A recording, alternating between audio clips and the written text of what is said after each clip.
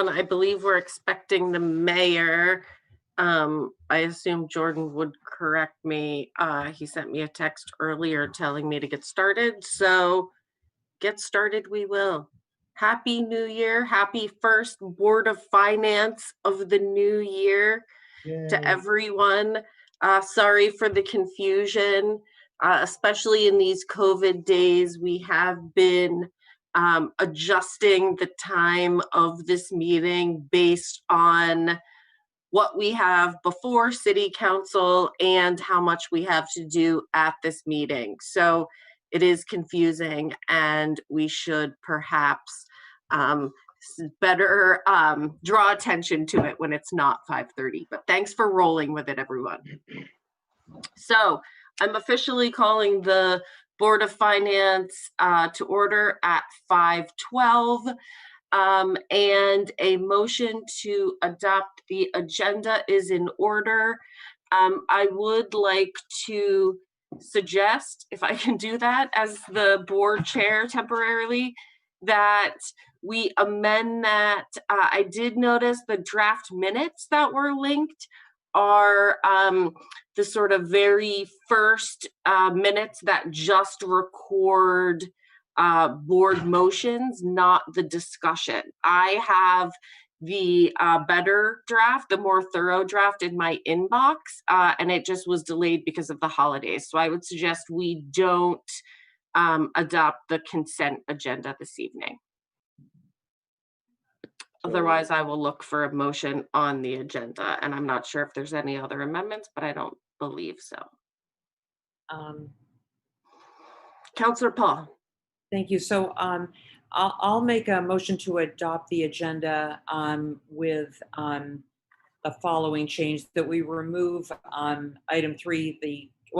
There is only one item on the consent agenda that we remove item 3, 3.01, 3.02, and put those on for our next agenda. We have posted draft minutes, so we've met the open meeting law. We just simply haven't voted on them. So with that change, I'll make a motion to move the agenda.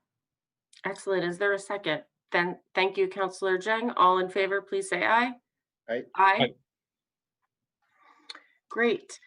And with that, I am pleased to turn it over to perhaps Dr. Spencer, well, maybe Director Spencer, and Assistant Director Megan Moore, who are going to give us a presentation regarding water resources and the rate restructuring that was put on hold after COVID. I also want to acknowledge there was a little bit of a last minute snafu regarding whether we were going to be able to proceed with this. And I just want to thank you and hopefully our consultant, who's hopefully on the line, for flexibility regarding that. And with that, I will turn it over to Team DPW for that presentation. Just have a quick point of order. Just wanted to say the public forum. I skipped the public forum. I'm so sorry, because you told me. I always want to do that anyway. Don't worry. President Tracy.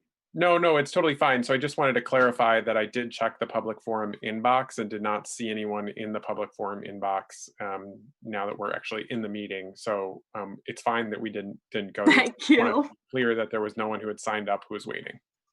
Thank you. I'm Also, just always getting ahead of myself. Yes, Councillor Paul. This is another point of order. When I did make the motion to adopt the agenda, it appears as though item 5.04, even though there are items on there, it says that it would be on the 119 agenda. Yes. But we are voting on this now. I mean, I just want to make sure that and what exactly is going on. Was it supposed to be concurrent? No, so this is just confusing. We've been doing so many things concurrent. That's become sort of our normal operation. And because this was just something we thought may need a little bit more time, we didn't make this one concurrent. So this was just a note from Lori of, we're doing this here tonight, but you aren't going to see it on the city council agenda tonight. Okay. And so that's what the asterisk is, but it is a little confusing. Thanks for asking, Okay. Counselor. Forgive the interruption. I'll let you get on to item 4. No, no problem. Anybody else? I am moving fast as I do. Okay, good. Thank you, Megan. That's right. I'm going to just calm down and learn about the water restructuring and really turn it over to you now. Great. Thank you, so Team much. Water. We're going to turn it over to the Women of Water. We've got a great team today and our consultant from Raftellus.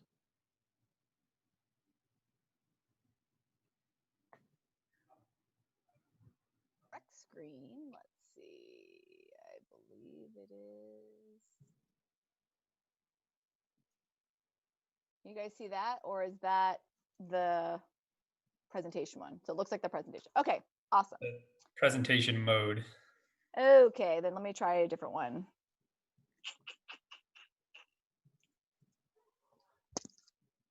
Stand by. If not, we'll just make that one work. I think it's this one then.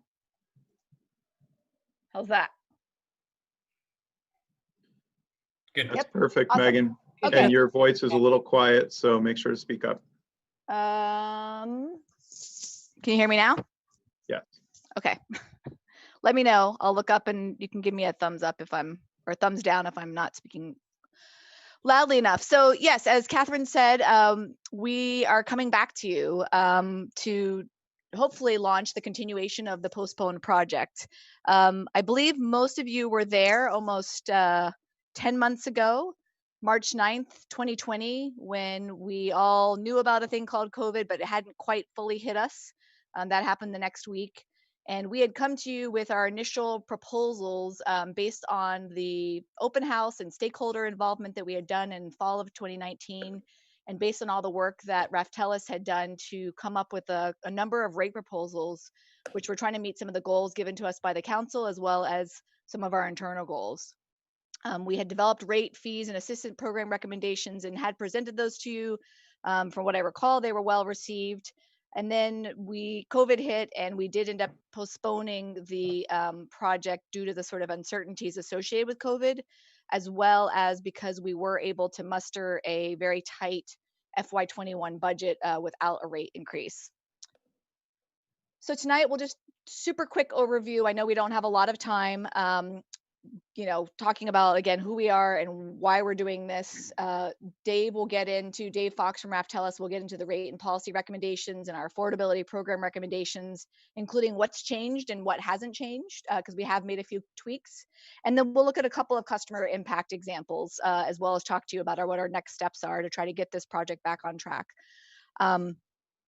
One of the things, because we don't have a lot of time, we're certainly welcome any questions with the time that we do have, but we strongly encourage you to reach out to me or Chapin with any specific questions you have, because the devil is sort of in the details, and we want to have the ability to and the time to talk to you about those specific details, because there's a lot of data involved, and it really depends on which customer you're talking about and how their their usage may have changed over the course of since last time we looked at the data.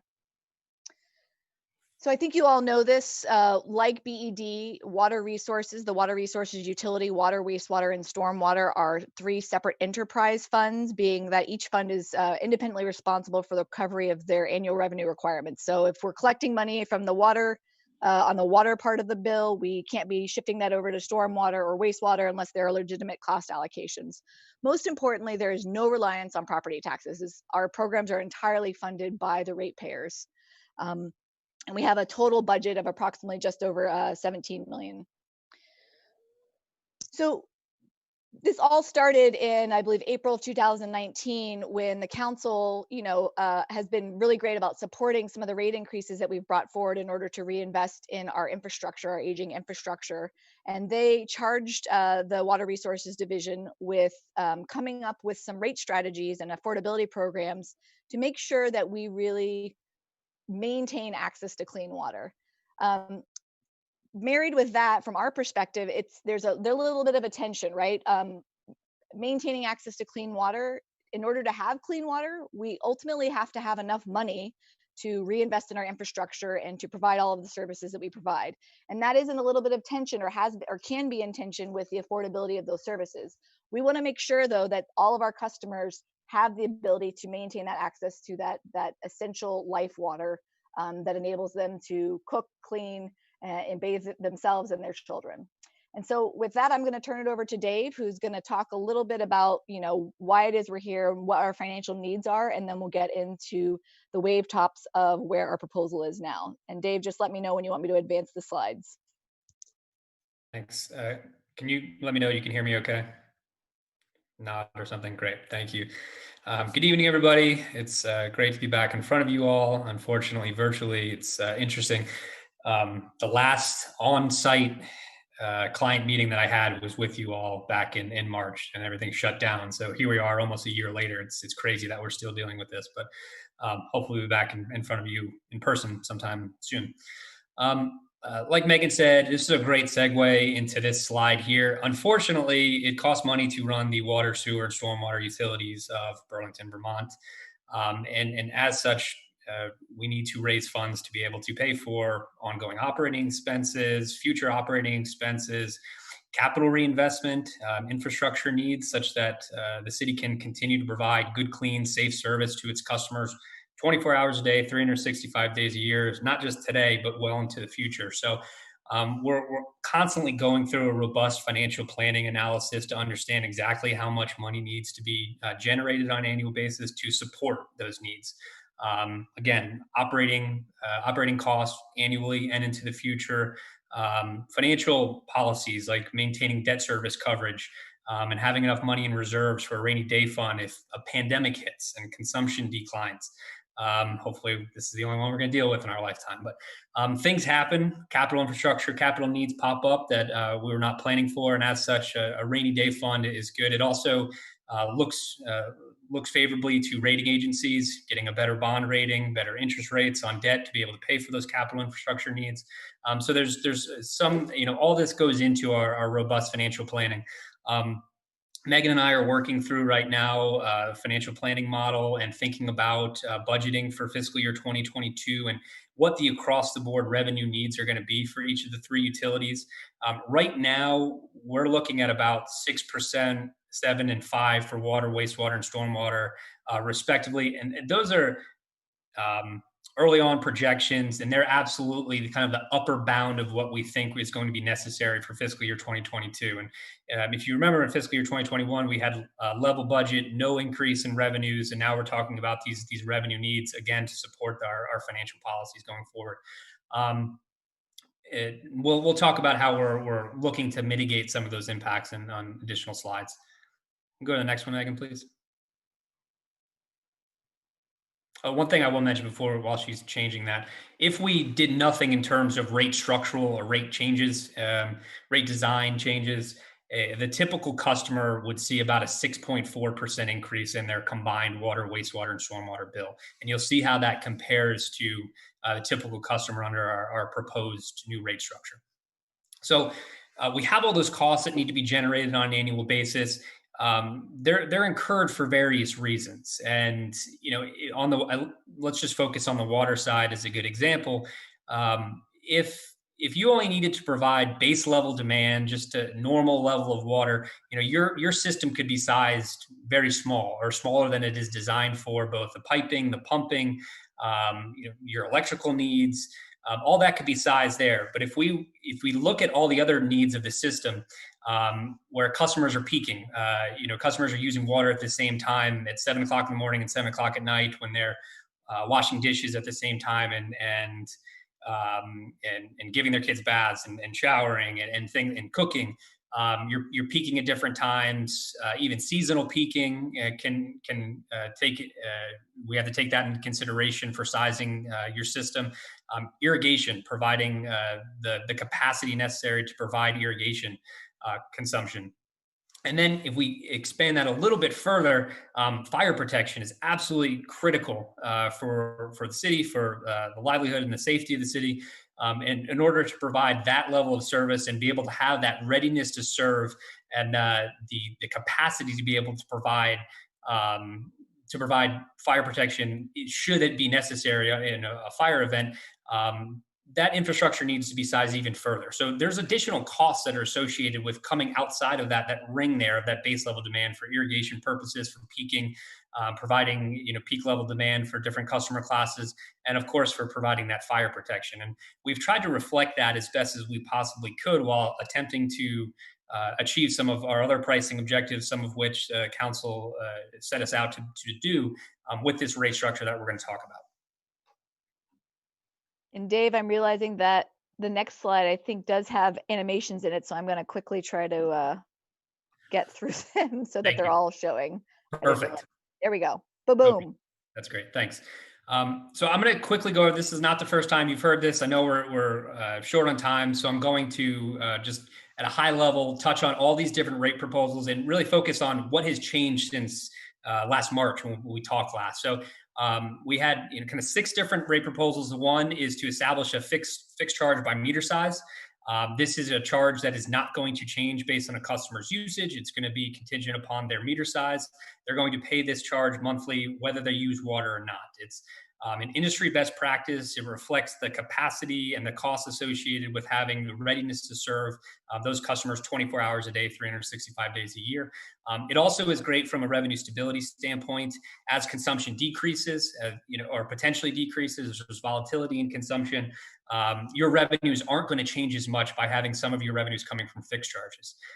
It's encouraged by your bond rating agencies, again, for that revenue stability purposes. Bond rating agencies love stable revenue streams. One thing that has changed since the last time we came to you is we've done a little tinkering of that fixed charge by changing the percentage of revenues coming from fixed charges and also the differentials between the different meter sizes to try to alleviate some of the concerns. Really, just all these are.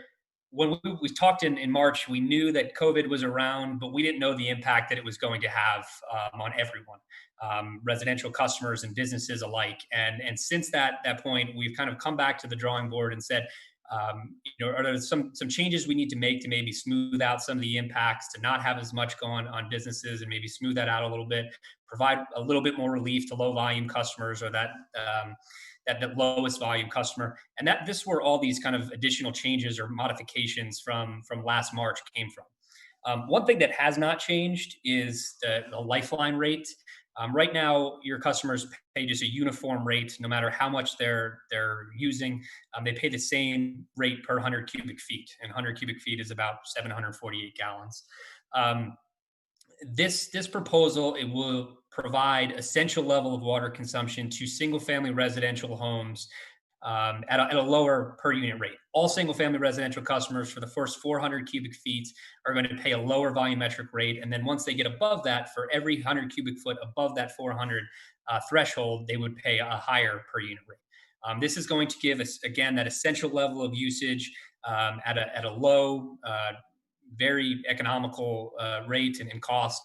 And it also, it incentivizes the efficient use of water, was something that was important to the city as well, as recognizing that, by setting that pricing signal, customers can have that incentive to cut back and not be as wasteful with water usage.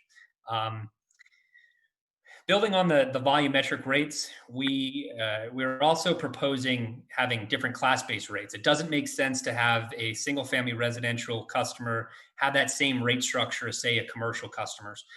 It doesn't make sense for 2 reasons. One, those different customers place different demands on the system, like I talked about on the prior slide about that cost of service and different costs of providing service to customers. It also doesn't make sense because many of your commercial customers would automatically fall into that tier 2 just by the amount of water they're using, and it does not make sense. It would be unfairly penalizing them, putting them in that highest tier when that really is not applicable to them. So we're going to have class-based, or we're proposing to have class-based rates.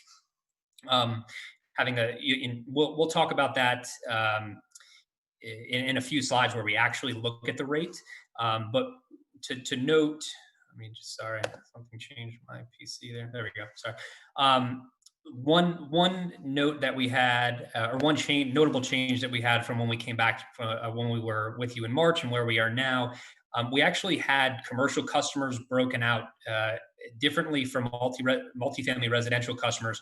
And one of the things we try to do along the way, recognizing that commercial customers and some businesses were being negatively affected, maybe more so than residential customers over the course of the pandemic, we said let's maybe back off of that a little bit. And now we're kind of smoothing out those rates and having commercial properties charge the same as multifamily residential properties. Again, just having your single family residential and then non-single family residential, and irrigation rates, which is a nice segue into our other rate proposal, having a separate higher volumetric rate for customers using water for irrigation purposes, or putting good, clean, safe drinking water on dirt. We recognize that there are some customers, like the community gardening initiatives, where they will be exempt from this higher irrigation rate. This higher irrigation rate is going to, again, send a good pricing signal, pricing incentive to use the city's resources wisely, and also reflect the additional cost, like I talked about on the prior slide, of that additional cost associated with providing those customers with the peaking and the additional level of service. Fire protection charges. The city does not currently assess fire protection charges. It's a very common practice in the water industry. There's absolutely a cost associated with having the ability to provide fire protection to private customers and businesses, and having the ability to address if there is a fire event. And as such, we're proposing to have a standalone fixed monthly charge for fire protection. This is going to be based on the size of the connection. One thing we talked about back in March, we were going to go to the full cost of service. So we go through a robust analysis to determine of all those revenue requirements that we talked about earlier, how many of them are associated with providing fire protection, and specifically private fire protection. Our proposal back in March was to recover 100% of the costs associated with the fire protection, private fire protection. Because though that resulted in some instances significant impacts for commercial customers, and recognizing again some of the negative impacts associated with COVID-19 to businesses, we decided to, with our proposal, to smooth those impacts out and to phase in. We still think that we are absolutely justified in proposing private fire protection charges, and justified charging them at the 100% of cost of service. But we decided, trying to limit the rate shock associated with that, especially now when a lot of businesses are struggling, we're deciding to phase that in over 5 years. And you'll see the impacts of that in the next couple slides. And then one thing I'm super excited about is the customer assistance program, which the water ladies, as Chapin put it, came up with. The WRAP program. I think it's great. It's a wonderful name. We're going to wrap up those customers, those economically disadvantaged customers that need it most, and provide assistance to them. So right now, that program is going to, if adopted, would provide, under the system that we have, it would provide a waiving of the fixed monthly charge for both the water and the wastewater bill for customers at 185% or lower of the federal poverty level. And we have an entire slide dedicated to this, so I'm going to just leave it at that for now, and we can talk about that in the next couple slides. Dave, I'm just going to give you a time check. We are at 22 minutes, so we'll probably need to go a little faster. I don't know what the total amount of time allotted for us is, but probably have to get through the other ones. And again, any questions on any of the material on this or the memo, please just contact us and we'll set up a whole meeting for you. Yeah. Could we wrap this up in the next, how many slides do we have left here? I think the data sort of speaks for Yeah, itself. can we wrap this up in the next 2 minutes, Megan? Dave? I'll wrap up quickly. Okay. Here are you've seen these before. The structure is no different. We've made some modifications since last March. The structure is exactly the same. The rates are just different based on the changes that we've made since March. Go to the next slide. Megan, please. Our customer assistance program that we're proposing, we've expanded this to also include nonprofit, affordable, and senior housing, not just single-family residential customers. I think that's the biggest change. You've heard all this before. It's going to be a great program that provides relief to those customers that absolutely need it most. Who are going to see lower bills? Customers who are using less water are going to see lower bills. Customers who conserve are going to see lower bills. Customers right about that median level. And here we go. So we look at that third row down, the median volume for CCF customer. That's your typical single family residential customer. They're going to see almost no change to their bill at all between what they're paying now and what they would be paying now, paying in fiscal year 2022 with all these changes, recognizing that we're getting about 6.4% total more revenue. And that customer is not going to see any change to their bill. And if that customer were to be eligible for the RAP program, the customer assistance program, that customer is actually going to see close to a 16% decrease in their bill. You can look up at that low volume customer, that 2 CCF. You don't have many of those customers. I know that 15.2% sounds scary, but if you look at that, that's a $52 change over the course of an entire year. It's pretty negligible. And for those low volume customers that really are economically disadvantaged and can take advantage of the great RAP program, that customer is going to see a reduction of $44 in their total water and sewer stormwater bill. And if you look down to some of the multifamily residential, both of those, low-income housing example and a senior housing example, are either negative or below our across-the-board 6.4% increase.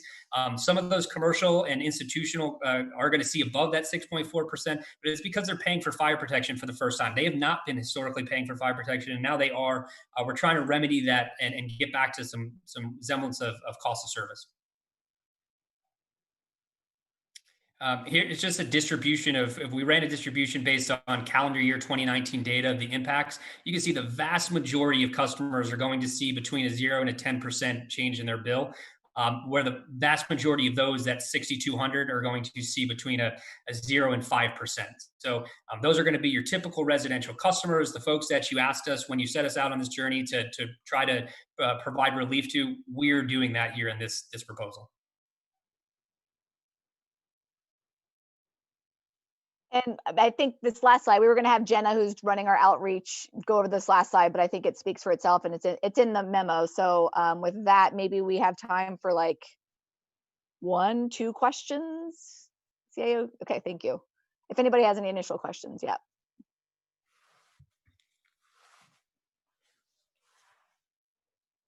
Does Max run the selection of the people raising their hands, I assume? Nope, sorry, it is me and I cannot find my unmute. Yes, Counselor Tracy, President Tracy, excuse me. Thank you. I appreciate that. And thank you for this presentation. Really appreciate all your hard work. The outreach was incredible that we got to see. I saw you at numerous different places, on Church Street, at our MPA. So really appreciate you doing all that stakeholder outreach. That's been really exciting to see.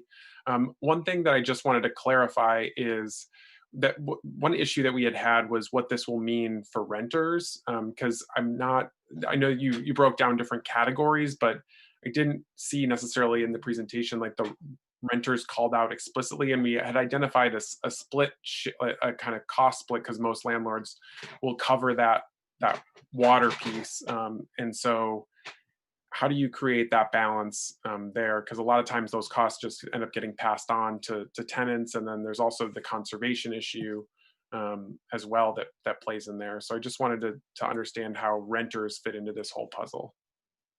I think, and David speak to this, but the renters are still the tricky wicket across the entire nation when it comes to affordability programs, because it's hard to ensure. And I think when our response is largely what it was when we spoke to you last time, which is it is still on our radar. And I think some of the tweaks we've made, certainly with trying to decrease the overall bill for affordable multifamily units, we're kind of cracking into how we may be able to get some of those costs to pass on to renters. But I don't think we or Raftellus or anybody in the country actually has a specific answer, unless you're going to get into rent control type situations. I think New York is the only one who may be going that direction. Maybe Dave can just validate. Validated. Yeah, you hit the nail on the head there. Yeah, that it's the hard problem of affordability programs, is providing relief to renters. And I think we've taken a small step towards there, providing relief to the nonprofit affordables. I think that's great. We're going to continue to research this and try to come up with something, but it's not just you, it's across the country. And Megan's right. New York City is the only one that I know of that is getting into rent control. And I'm not sure that's something we want to get into here, but we're going to keep analyzing it. And, the RAP program hopefully is going to continue to expand, and we can get more and more customers involved in that. This is the best we can do right now, though, with the information that we have. Okay, great. Thank you.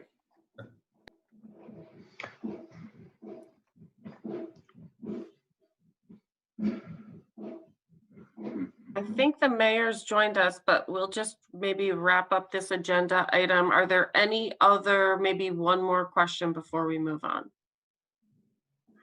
I can't see everyone actually, which is a problem. Okay, it doesn't look like it though. There's Councilor Pine and Councilor Carpenter, which I am also happy to spend so much time with you to answer all of your questions, and I appreciate your engagement. Yes, I can't see everyone. I'm so sorry, Councilor Carpenter. I am going to prioritize Councilor Pine because he's on the Board of Finance, and that's going to be the final question.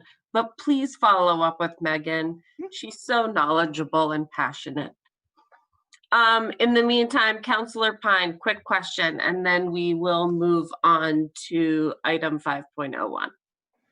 I just wanted to put the idea into the public realm that I mentioned to staff today, was to shift away from poverty as the guideline and instead use the HUD median income. And if you look at the chart, 50% of HUD median is for certain households is pretty close to this number, but what it does is for single person households, it'll expand the number of households that benefit. And I think we ought to be using that as poverty is a horrible indicator. It hasn't been adjusted in 58 years. It's a terrible way to define benefits. So I'd rather go with the HUD median. It's a much more real, vibrant piece of data. So hopefully we can do that. Thanks.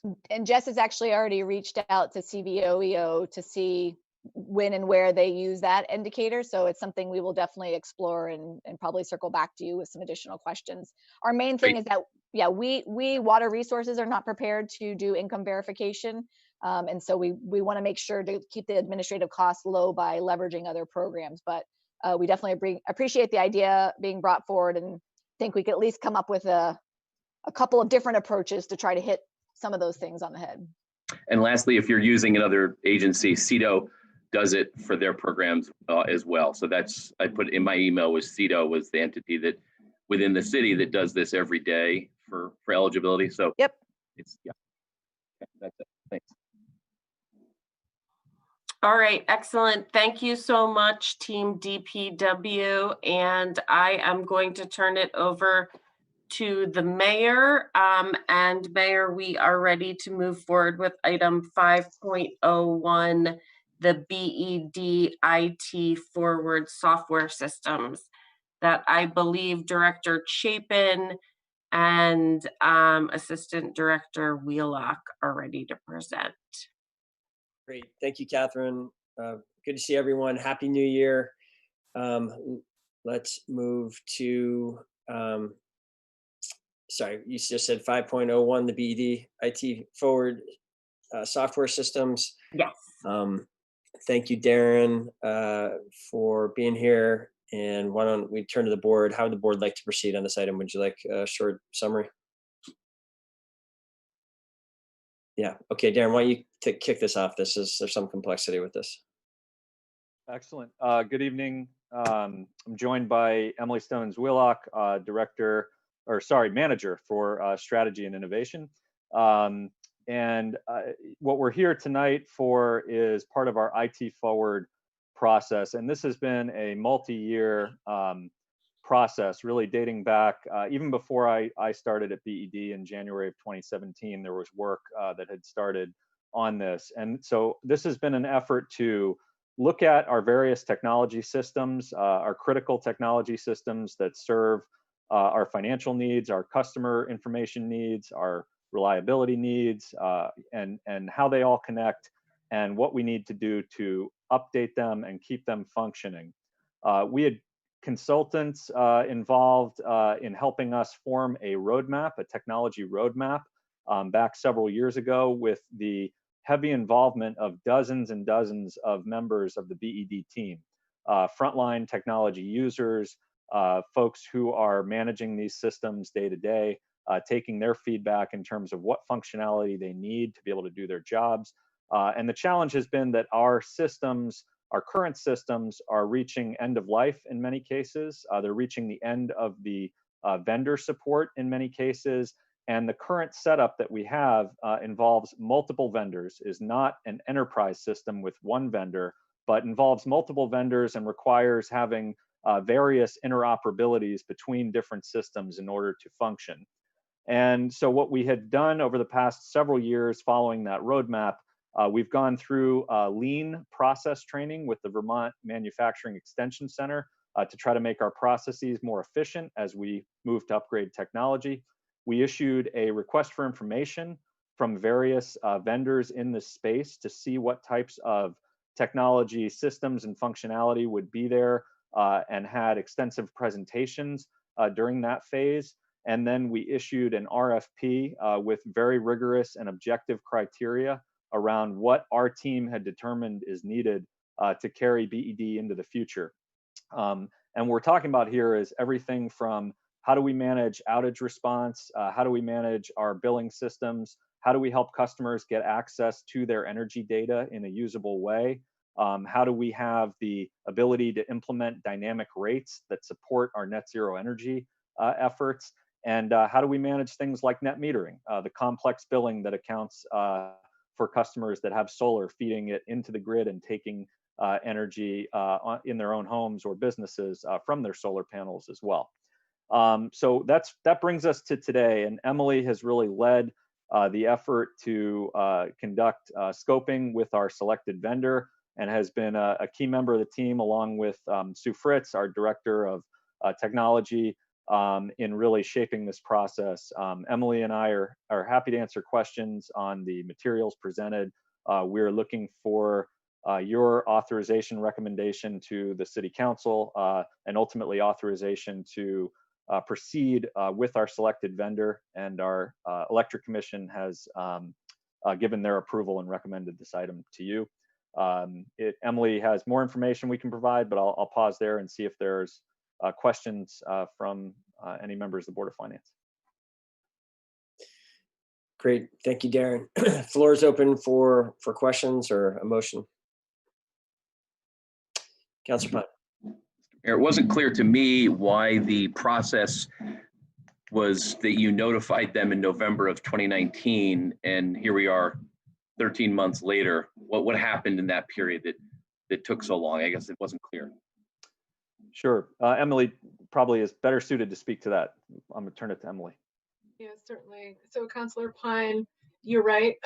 Negotiations did take a year. Part of that was due to the interruptions of COVID, and both our team and the selected vendors team adjusting to that.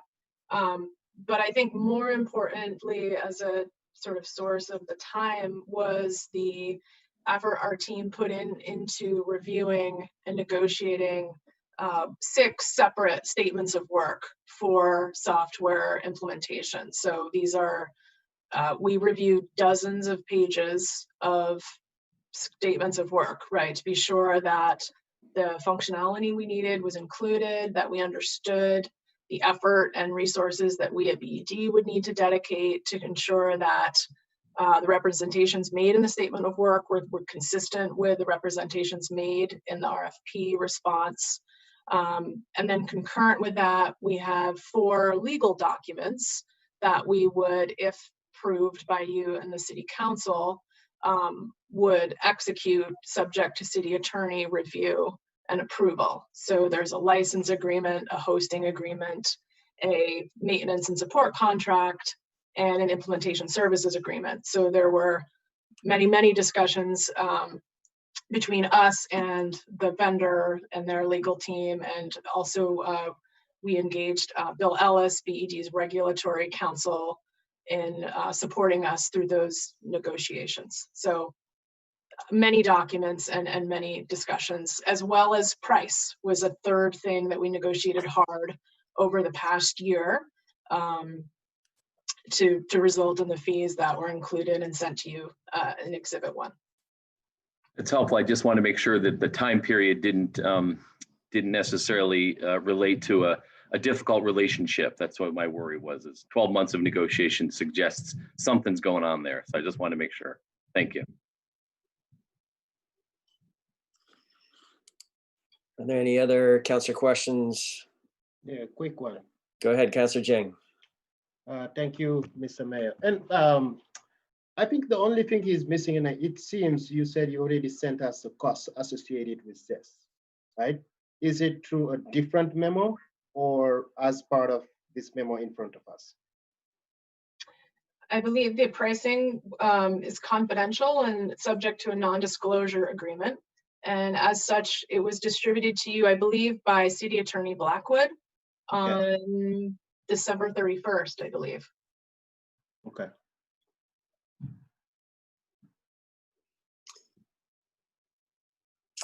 Okay, are there further questions, or are we ready for a motion on this item? Councilor Pine. I would move to recommend the City Council authorize General Manager of BED to execute with N. Harris Computer Corporation a software license agreement, a software implementation services agreement, a master support and maintenance agreement, and a hosting service agreement that grant BED the option to purchase and receive associated services for software systems at fixed prices good through June 30, 2023, subject to review and approval by the City Attorney's Office and to appropriations for each relevant fiscal year. Okay, thank you. Seconded by Councilor Paul. Further discussion, questions? All right, seeing none, we will go to a vote. All those in favor of the motion, please say aye.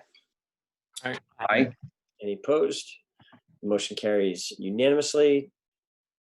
Darren, Emily, thank you, and good luck with this. Thank you. Great. This brings us to 5.02, which is a presentation from Superintendent Tom Flanagan and the rest of the BSD team. It's good to see you all here. Good to see you, Nate and Joe. Welcome. This is regarding the approval of financing guarantee for construction loan for Burlington High School move to the Macy's building. And Marty, nice to see you as well. And why don't this is a somewhat unusual item. Let's make sure we kind of lay it out, what's going on here. I'm pleased we're at this point and we're able to, the city's able to play a productive role helping move towards addressing this terrible community challenge of having no high school right now. So that's what this is about. And I turn it over to you all to take it from here. Thank you very much, Mayor. This is Joe McNeil. I served as counsel to the district during this transaction. So I'll take the first part. Tom had an unavoidable conflict and had to not be available, but Nathan is available on financing aspects, and Marty is available on the technical aspects. As you know, surprising to the BSD. We'll never complain, Joe, about getting to hear a presentation straight from you. We don't get to hear from you enough these days. So although we miss the superintendent, we welcome having you here. It's nice to have you back with us. Thank you very much. So as I'm sure you know, it came as quite a surprise to the school district and to the students when the first day of school in September, we learned that as a result of PCB, as a result of testing for the $70 million bond issue, PCBs were discovered first at the exterior and then on air quality testing on the interior, and the Department of Health recommendation was that the building be closed for in-student education.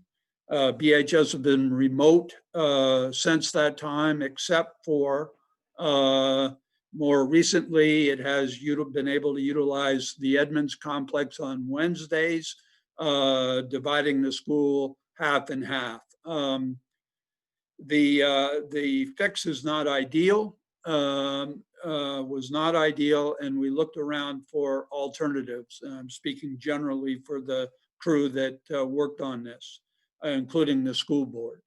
It came down to two alternatives. Number one alternative was the placement of custom designed trailers, if you will, on the BHS campus, mostly utilizing the athletic fields.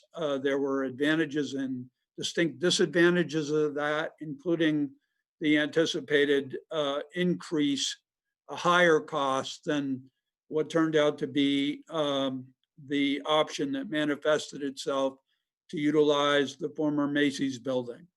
When we identified that as a location, potentially, we commenced a significant negotiation with the owners of the Macy's building, which are Don Sinex, Al Senecal, the Ireland company, and Farrington Construction. To make a long story short, we were able to reach an agreement that involved BSD being responsible for the initial fit up of the space, which is estimated at $3.5 million. And that's what this evening relates to. And also the rental for 3.5 years at $100,000 a month. So it's somewhere around a $10 million project over the 3.5 years. The anticipation is that the fit up will be completed in mid-February to allow the move-in during the February break and the commencement of educational services to begin at the Macy's location downtown right after the February break. Northfield Savings Bank is providing financing to Farrington Construction, and the school department has agreed to cover that cost. It can cover it upfront, or it can cover it through a financing. Nathan can go into greater detail, but the school district has been working with the governor's administration to hopefully receive a significant contribution towards the fit up cost, the $3.5 million, but that will be dependent upon legislative action and the governor's budget adjustment recommendation, which will come out shortly. So that's not firm and fixed at this point, but we're hopeful. Northfield Savings Bank indicated that it would like, it would insist upon the guarantee from the city of Burlington of the school department's financial obligation to pay for the fit up. Not the 10 million, but the 3.5 million. The school department in turn indicated that it was prepared to back up any commitment that the city would have to make, so that at the end of the day, the school department will own the entirety of this obligation and hold the city entirely harmless. In talking with the mayor and with Attorney Blackwood, we also agreed that because of the requirement of separation of municipal and educational finances, that it was important to receive a determination from the State Agency of Education Secretary Dan French that this agreement, this guarantee, would not cause a violation of those standards. We received that today, positive declaration. So what we're hoping for is a motion to approve a backup guarantee of the fit up cost, and subject to the city attorney's review of the entire document flow, the guarantee agreement, and subject to the school department's commitment that any dollar you all expend, we will make up for. With that as a quick backdrop of a long story, I would turn it over to Nathan and or Marty. Marty is available to answer any sort of fit up question as to what's happening, how quickly it's happening, where it's happening, et cetera. And Nathan on the financial opportunities here and alternatives. So the Mayor, that would be the opening statement. Great. Okay, excellent. Why don't we, why don't we pause there and see how much more detail the board would like. Councilor Pine, and then President Tracy. You want a motion now, Mr. Mayor, or do you want to wait on that? I think let's get a motion on the floor if you're ready Yeah. to do that. Sounds good. And then I'd like the floor back. I'd recommend the city council approve the attached resolution. Excellent. Is there a sorry, Councilor President Tracy seconded it, I think. Or no, you just were looking to be recognized. Okay. I can be a second. That's cool. Okay. Sorry. Okay, go ahead. Back to you, Councilor Pine. Thank you, President Tracy. My question is really, it's blunt. I don't mean to be rude, but it's a bit like having your uncle guarantee your mortgage, but your uncle is it's like this family thing. So we're guaranteeing the school district's ability to pay the debt service, and yet the school district saying, oh, but if you have to pay it, we'll cover it. Is that really what is being proposed, Joe? Is that? That is a good summary, Brian, Councilor Pine, and it's accurate, except that the reason the bank is looking for this guarantee is because the school district, although an independent Vermont school district, is also a department of the city of Burlington, and because of that, as it was making its loan commitment, it wanted this backup. The city, in turn, the city attorney's office and the mayor's office wanted to make sure that if that was called upon, that ultimately this would be an educational expense. So it is indeed sort of like a closed loop, Brian, but the end result, I think, is protection to the city and exposure to the school district. I see. So if there were ever an instance where the school district was unable to make those debt service payments, the city would essentially front the money and recoup it perhaps in installment payments over time or something of that sort. Yes, and the hope would be that the city would not even have an upfront dollar outlay. That and Nathan, you might want to come in and just speak a little bit about the financing plan of the school department, if indeed that was required. Yeah, so we are, first of all, we've been doing some outreach and having great communication with the governor's office, and we are optimistic that we will be, that an allocation and appropriation in the budget adjustment bill that will be forthcoming in the next couple of weeks will go a long way toward covering the fit up costs. So that is, that's like our plan A in this whole thing. And, but of course we need a plan B for obvious reasons. And we are already incorporating into our budget consideration of what it would take if we were to pay these costs over the term of the lease. So we are not going to be in a position where we have to come up with $3.5 million at one time to pay this down. If we have the money, such as via state support, we would probably do that, and that would reduce our ongoing monthly costs. But in the absence of that, the financing would be pretty straightforward in that it would be folded into our monthly rent, and we would pay it on a monthly basis. So we shouldn't have a problem. Frankly, in either case, we shouldn't have a problem, but we should be able to manage. We'll have plenty of time. Obviously, we're not going to be paying the whole $3.5 million up front, so we would be able to pay it on a monthly basis and make necessary adjustments in our budget to ensure that we could continue to make the full payment each month.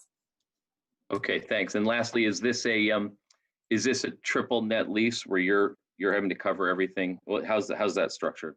It's a hybrid, Brian. It's not a pure triple net. For example, in addition to structural and roof responsibilities, they have continuing responsibilities to make sure that we have functionality of like the elevators and the escalators and the basic systems in the building.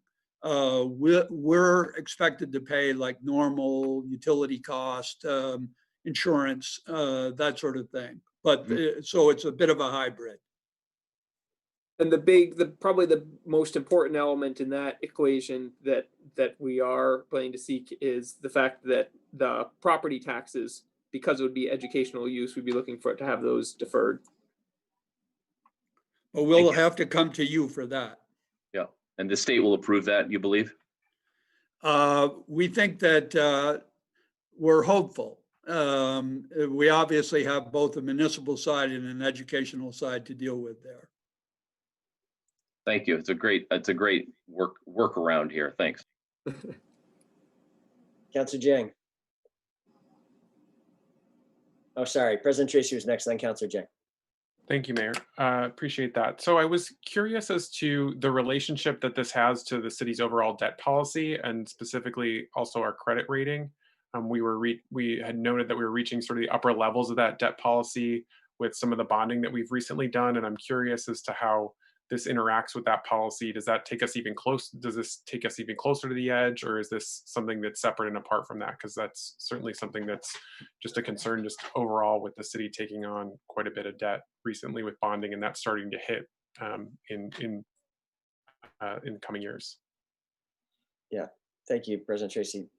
Catherine, did you, were you looking to speak to that, or would you like me to? Go for it. So the debt policy is certainly a critical policy that we have to be mindful about when we're taking on major obligations. I do think this whole episode may well create challenges that the district and the city are going to have to talk about in the future. You know, this whole need to utilize, this was not part of the plan that went to the voters to have to spend millions of dollars on this interim site. I think our fingers are crossed that the plan that Nate laid out there does succeed here, and that this doesn't sort of end up dramatically impacting the already approved high school rebuilding project in some way. I think it's too soon to know exactly what the implications of this temporary space and the PCBs that were found will ultimately mean. Certainly, you're correct, President Tracy. We, with the bonding approved for the high school, combined, with bonding approved for the high school, combined with the bonding that we plan to do in our sort of 10-year plan, if you will. The last time we looked at the debt policy, assuming another round of significant infrastructure spending investment, as well as investment in Memorial Auditorium, that would take us up near the limits of the debt policy. We are currently tens of millions of dollars below that. And certainly there's nothing about taking this action. I mean, first of all, there's a bunch of belts and suspenders here, as we've heard, that should keep this from impacting the city's debt and hopefully even the school's debt situation. That said, even if some kind of worst case scenario happened here, we would still be well within our debt policy is my sense of it. Okay, thank you for that. And is there a protection, and how might this impact the city's credit rating? I think this will have okay. I don't believe this. Catherine, Rich, if you see this differently, please weigh in. You guys know I'm a total hawk on the credit rating. I don't think this will have any material impact on the credit rating. Certainly with all the indemnification from the district, which is really, at the end of the day, I see it as this kind of an indemnification from the state. The state ultimately has responsibility for school finances. So I think this is a tiny risk financially for the city. And I don't know that we've talked directly to Moody's about it. It's come up quickly. I don't think we've had that opportunity, but I would be shocked if they had any significant negative reaction to this. And I would just point out that one of the reasons why the Secretary of Education approved the transaction in their deliberation and declaration today is that it would not represent a cushioning of the state's educational funding obligation by the city, which actually is their concern is the reverse, but the mayor's observation is correct. Okay, thank you for that. Two other questions were, how was the $100,000 a month figure arrived at? Given that this is a building that wasn't in use, how did that figure get negotiated? And then the other piece was just the time frame for reimbursement, because that's not entirely clear in the resolution, like an absolute end date by which the city would be, if the city had been extending funds, when they would ultimately and finally be at the very least, or at the very most, kind of extended on a time frame. Good questions, both, President Tracy. It was an intense negotiation. I would just say that our starting point was 0 on rent. Their starting point was quite a bit higher. And I won't go into the precise amount, but it was substantially higher. This was less than the halfway point between where we were starting and where they were starting. And on the basis of, we checked with commercial realtors in the area of some experience to get a feel for where we should end up. And the $8 a square foot was where we were able to land. That was tolerable to the school board and acceptable to the owners. Just say that it was that was probably where most of the time was spent in negotiations. But the guarantee, I would point out, President Tracy, again, the guarantee does not apply to the rent. It only applies to the fit up.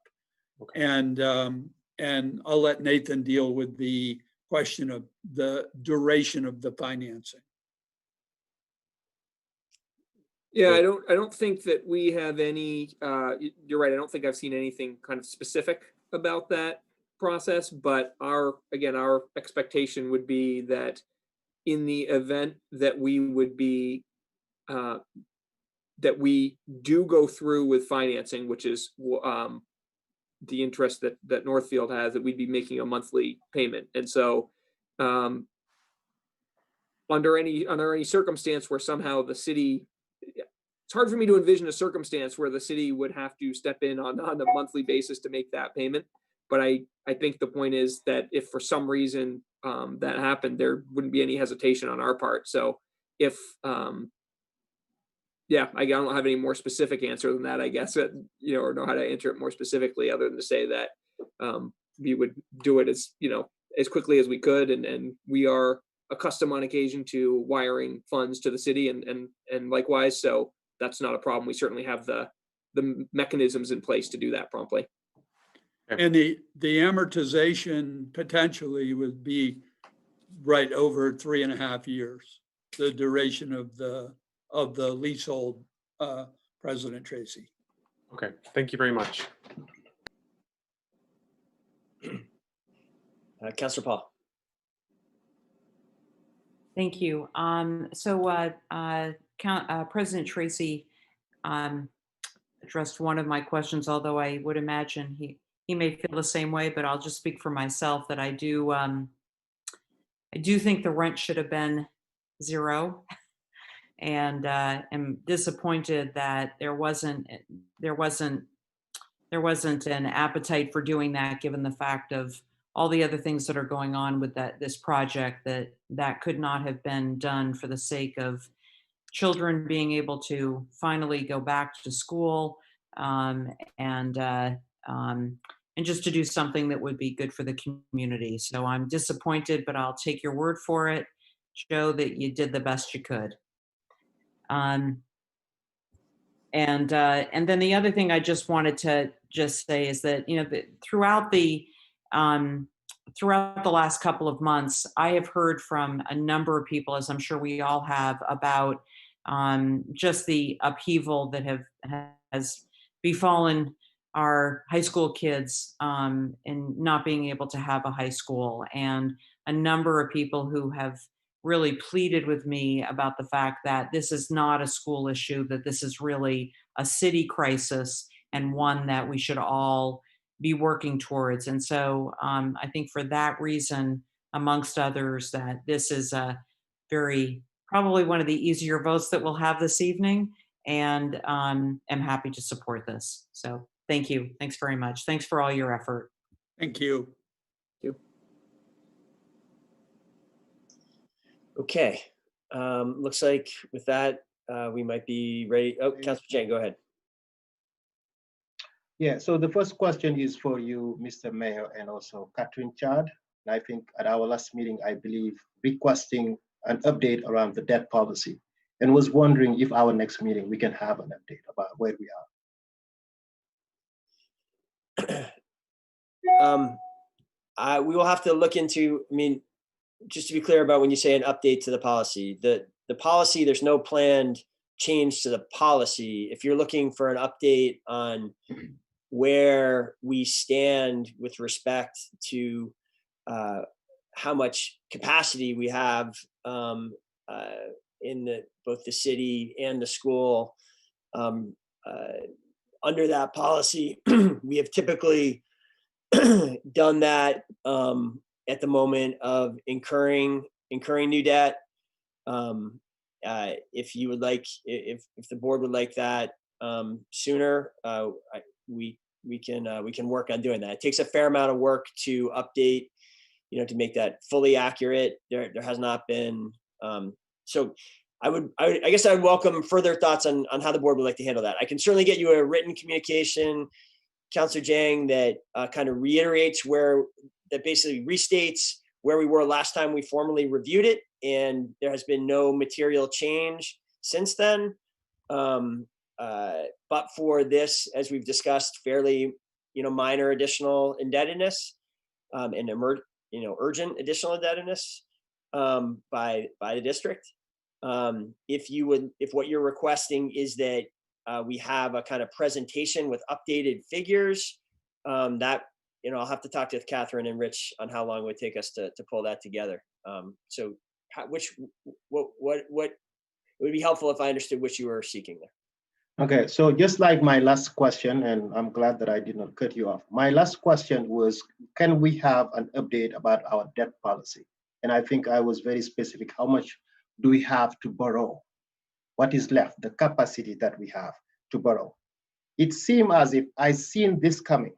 The reason why I asked it before, I knew that this conversation will occur, and it's occurring in front of us with no details. But no problem. Looking forward to anything you can provide on that. Okay, I am happy. We will update the figures. The last time we reviewed this, I believe we had something in the neighborhood of $30 to $40 million of capacity. So I think you can act, and there has been no material change to that. You can act on this with great confidence that that we are, you know, that we are in no way really cutting into that. Especially given that the district has, you know, something approaching $70 million of capacity that it, you know, because of the uncertainty with the renovations project, you know, it's unclear that when and how that's going to be drawn down. So if that's the question, I would say the city has in excess of $30 million. Go ahead, Catherine. If desired, I know that Rich has been working on this in recent weeks, and I don't personally have an update, but I would like to invite him to give a very brief update. So thank you very much. I can absolutely provide an update on our debt capacity, and I can do that for our next Board of Finance meeting that is scheduled And I do confirm with what the mayor had stated in my quick glance at the debt is that we have significant capacity for debt without having any impact on our credit rating. And we will provide a memo and projection on the debt as you requested with our next BOF. Thank you. Thank you so much. That's good. The other question that I have, maybe Mr. Superintendent Tom Flanagan is here? No? No, the superintendent was unable, had a conflict. Okay.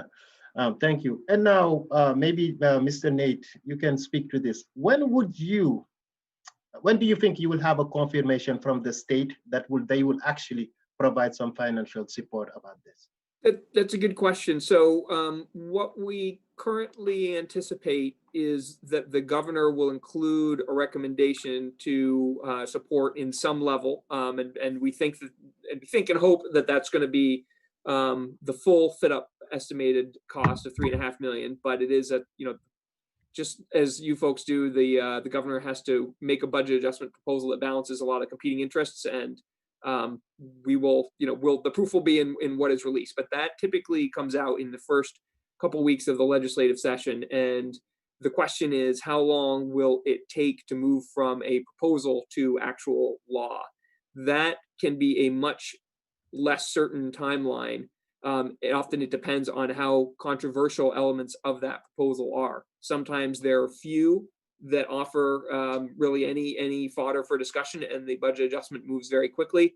That I saw that when I worked for the legislative staff, and other times there are more items that are more closely resemble major policy changes that the legislature wants to debate more fully. So it's not clear. We won't know the answer definitively, but I think that we will have a good sense of whether that issue is being viewed with skepticism from the legislative branch pretty quickly after it is released, because I imagine it will be one of the most high-profile elements of what is often a relatively low-profile budget adjustment bill.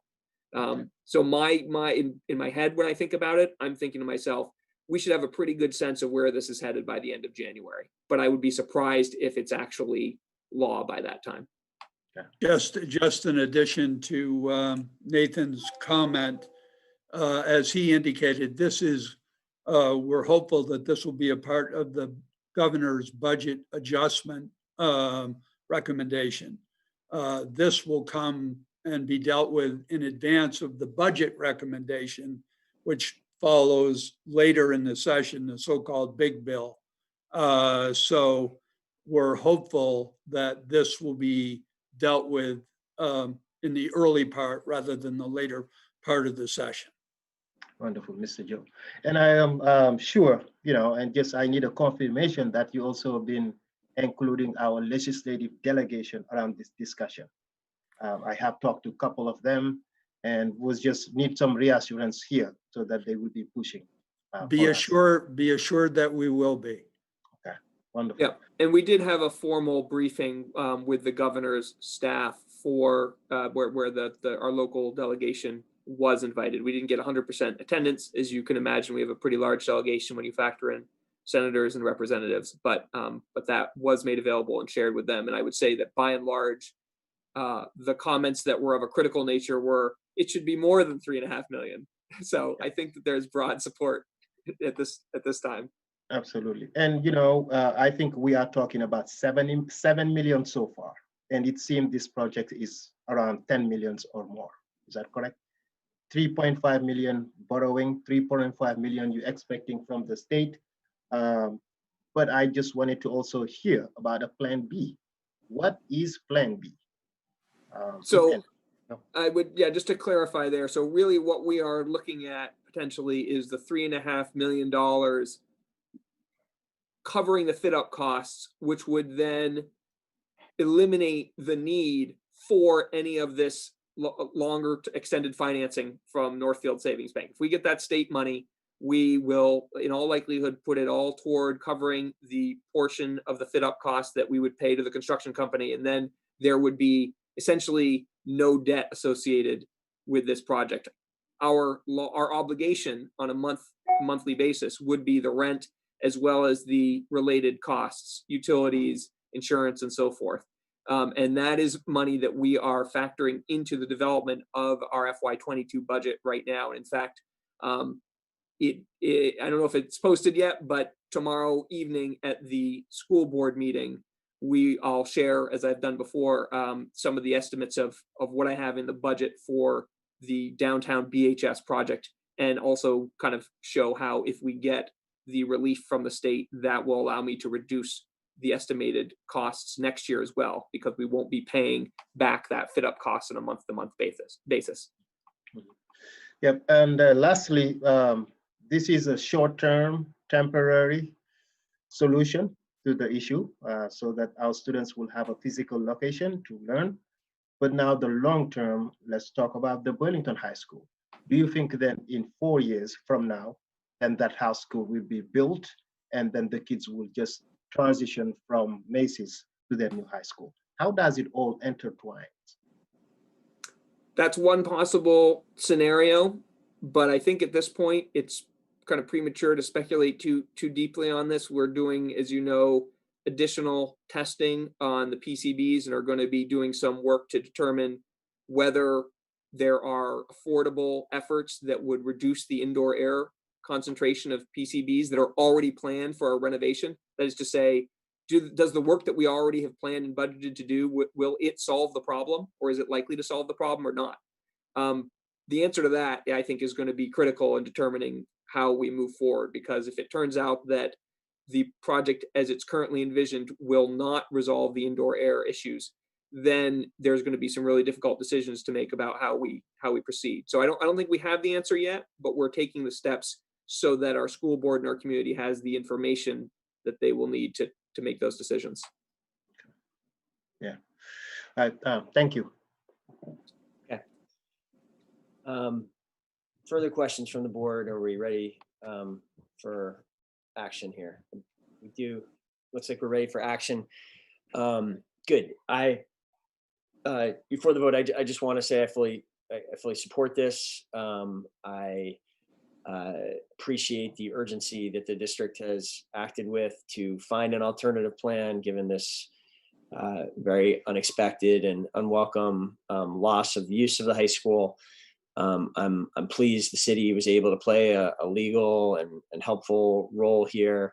I appreciate that the team working on this from the district. Appreciate, Joe, that when there was some confusion in the negotiations where suddenly it seemed that even, something that I think would have been very challenging for the city to do was being requested, that you were able to resolve that and keep it here. So thank you for your negotiation and getting it to this point. And I fully support it. And with that, all those in favor of the motion, please say aye. Aye. Any opposed? The motion carries unanimously, I believe. And thank you all for your input on this. Good to see you all again. Thank you very much. Very much appreciated it, and forgot to your remarks reminded me, Mayor, to thank Eileen significantly, because she was a great help to us getting through these challenges. Here on the Board of Finance, we know that is a given for virtually every item, and we appreciate her too. So thank you for saying that, Joe. We'll see you all again soon. Take care. Thank you. Thank you. Okay, we are down now to 5.04. Airport revenue bonds. Sorry, has this been? I'm confused. Yes. Sorry, this is for action tonight, but we are, as we used to in the old days, do things more regularly. This is not a concurrent item. This is on for the board's review tonight. It would be acted on. The plan is on the 21st, assuming that we can get to a place where the board can be supportive. So welcome, Jean. We got a big team from the airport here tonight. Why don't, how would the board like to proceed? Would it be, well, you know what, let's tee this up. Just again, this is a pretty significant item with some complexity to it. Jean or Rich, who would like to just summarize what we are proposing to do here? Rich can go ahead and summarize that, and then I'll answer any questions. Okay, great. Thank you, Gene. What I'd like to do is very similar to what Joe McNeil did, is I'd like Thomas Maloney to just give a quick overview of the legalities of this refunding, and then based on his overview, I will provide some insight to the actual financing. Excellent. Due to the impacts of COVID-19 on air travel. Thomas, we're having a little trouble. At least I'm having a little trouble hearing you. Could try to get a little closer to my microphone. Okay. I hope that's an improvement. It's slightly better. It's still a little faint, but if you could just project, we can all turn up our volumes, I guess. Okay. Go ahead. We'll try now. That's better. Due to the impacts of COVID-19 on air travel and the financial impact on Burlington Airport in specifically, the airport has been looking at ways to restructure some of its outstanding revenue bonds that have principal payments coming due within the next few years. So with PFM, the city's financial advisor, the city solicited proposals from different underwriting firms qualified to underwrite bonds. The structure is looking at some of the 2012 and 2014 bonds that are coming due within the next few years and pushing out those debt service payments out until the future. Under the city charter and under the general bond resolution for all airport general revenue bonds, the city does, without additional voter approval, City Council does have the authority to issue these revenue refunding bonds. They do not constitute a general debt of the city, but are payable solely from airport revenues. The process of doing it is to adopt a supplemental resolution under the general bond resolution that is applicable and constitutes a pledge of all airport revenues for the indebtedness. So what is being presented for consideration by the Board of Finance and ultimately for the City Council authorizes the issuance of up to $32 million of these revenue refunding bonds. As I said, they won't constitute a general indebtedness of the city, but are payable solely from the revenues of the airport. The resolution also authorizes and delegates certain duties to the Chief Administrative Officer and the Director for Financial Operations of the city to complete and authorize the ultimate terms and provisions for this financing. The ultimate goal is to give breathing room for the airport. To wait for, with COVID-19 and improvement in the travel industry, for it then to be able to service its debt.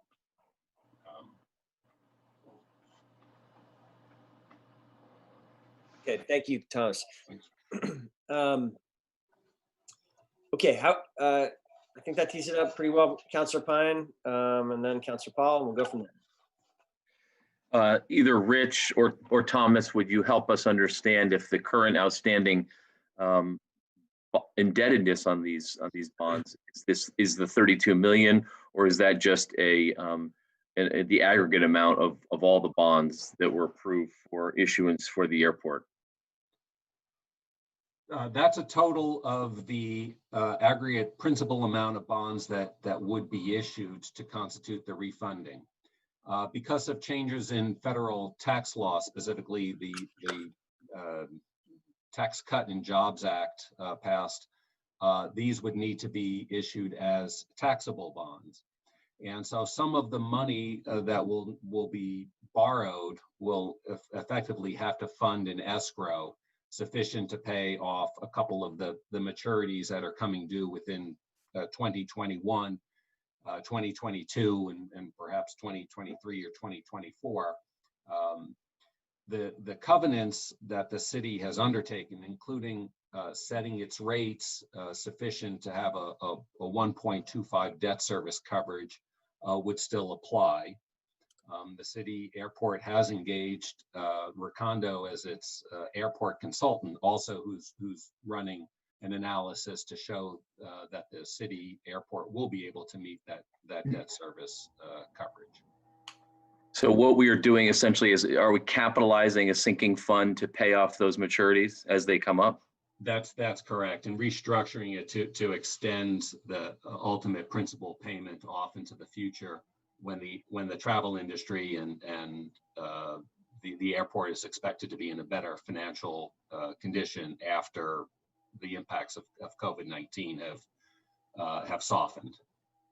And then lastly, are we projecting a cost of this capital, Rich? Do you have a way of, did PFM give you an idea of how to forecast that? Because I didn't see anything in there about what you project to be the interest rate. Yeah, so we've done some preliminary numbers on what that interest rate would be. The biggest challenge that we have is that we are going to go into this deal looking at what's going to make sense for the airport. So we're looking at all the debt, and we wanted to be very careful that we didn't cap what we would potentially refund. Ultimately, our goal is that, as Thomas had stated, is in the financial world, this is called it's called a scoop, and it's called a dump. And you're scooping out debt that you won't pay over the next 2 years, and you will pay that at a later date. And this provides us, the airport being more proactive, provides us, the flexibility that's needed with the unknown of COVID, improves liquidity of the airport, and it basically ensures us that our debt coverage ratios that need to be obtained are achievable. So again, the strategy is to, based on the market conditions at the time, we're going to look at the existing debt, and we're going to make a decision on what we will refund.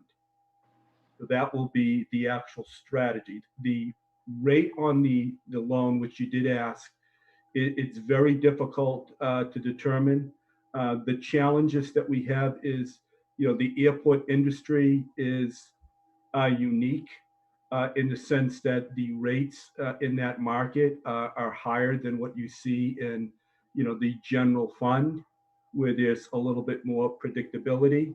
I would also like to add real quickly that, we had a review from Moody's citywide credit that took place December 18th. We shared the idea on this refunding. It was well received.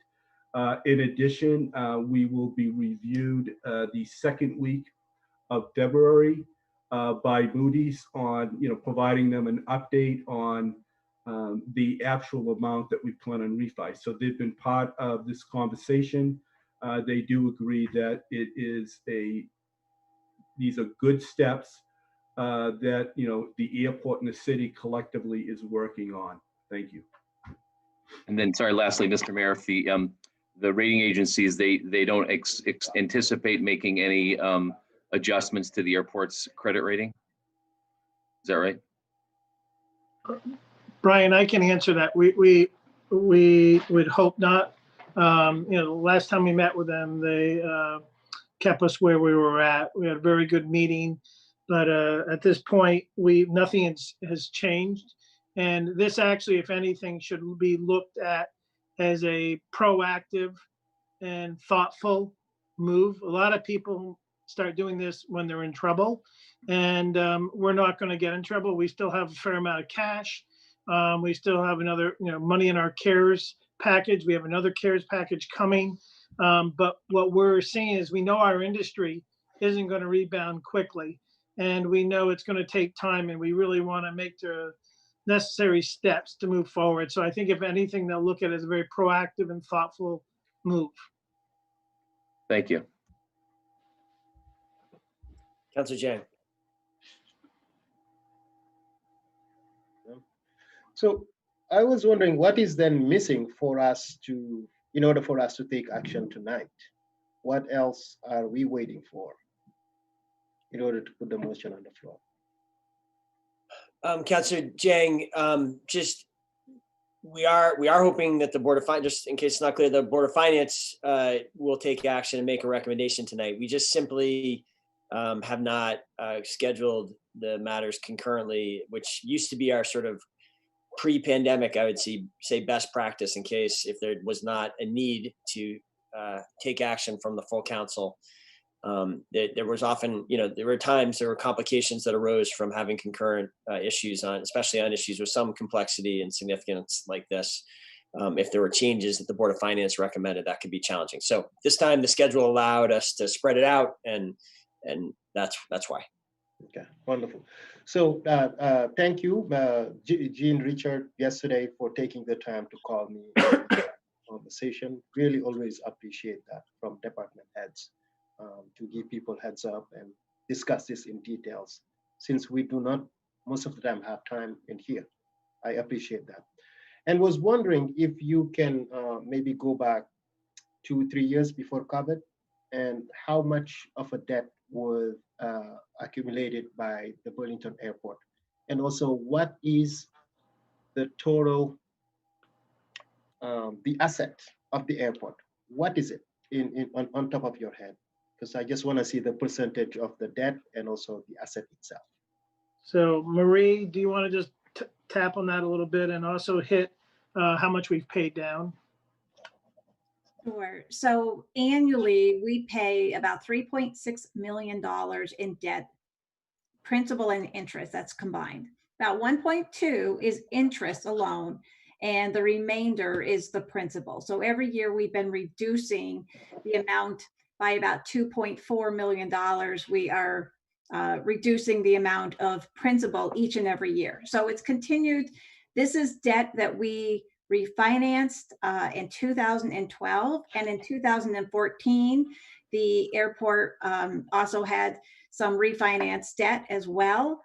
And this is, so we've been making very good progress reducing that each and every year. Marie, can you also just talk about days of cash on hand, that what we started and what we had? Yeah, would you like me to talk a little historically as well? Just really, really quick, because I know they're out of time. Okay. So historically, from, we'll say back in 2011, 2012, the airport had 0 days cash on hand, effectively. They didn't have any cash. As of the end of June of this current year, fiscal year 2020, we had about 450 days cash on hand. That did include the RAND, the Revenue Anticipation Note. The airport has been very prudent and thoughtful in increasing those days cash on hand. Okay, Nick, what's the value of the airport? Yep. So we did a recent study back in May 2019 associated with our master planning study, which valued the airport assets as you requested, Councillor Jiang, and that came in at about $600 million on the asset value of the airport, including depreciation. It also went into some details of the economic impact of the airport as well, but the asset value came in at about that much. Wonderful, guys. Thank you so much. Thank you. Further questions? Sorry. Go ahead, Councilor Pine. I have one more. I just want to clarify this debt is not general obligation debt. This is revenue bond debt, and does not pledge the full faith and credit of the city in issuance, or does it? It does. I'll answer that if I may. Yeah, thanks, Thomas. It does not. This is revenue debt. This is payable solely from the revenues of the airport after payment of operating expenses. So it does not pledge the full faith and credit of the city. Thank you. Just wanted to clarify. Thanks a lot. Thank you all. Okay. I'm not seeing further questions, so we will go to a vote. All those in favor of the motion, please say aye. Aye. Any opposed? The motion, sorry. We have a motion on the floor. Anybody moved it? No motion. No motion. Motion. Okay, thank you, Councilor Jiang. Councilor Paul, you'd like to move it? Yeah, sure. I'm happy to I'll take the in the interest of time, to move the recommended action.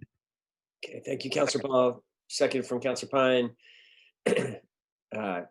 Again, any further debate? If not, we'll go to a vote. All those in favor of the motion that is now properly on the floor, please say aye. Aye. Any opposed? Motion carries unanimously. Thank you, airport team. Thank you for joining us, Thomas. It's been a while since we've had you. Good to see you. Okay. Thank you all. Have a good night. You too. Thank you. All right, that brings us to 5.05. Increase in the calendar year 19 street reconstruction project budget. We have Laura Wheelock here, and how would the board like to proceed on this one?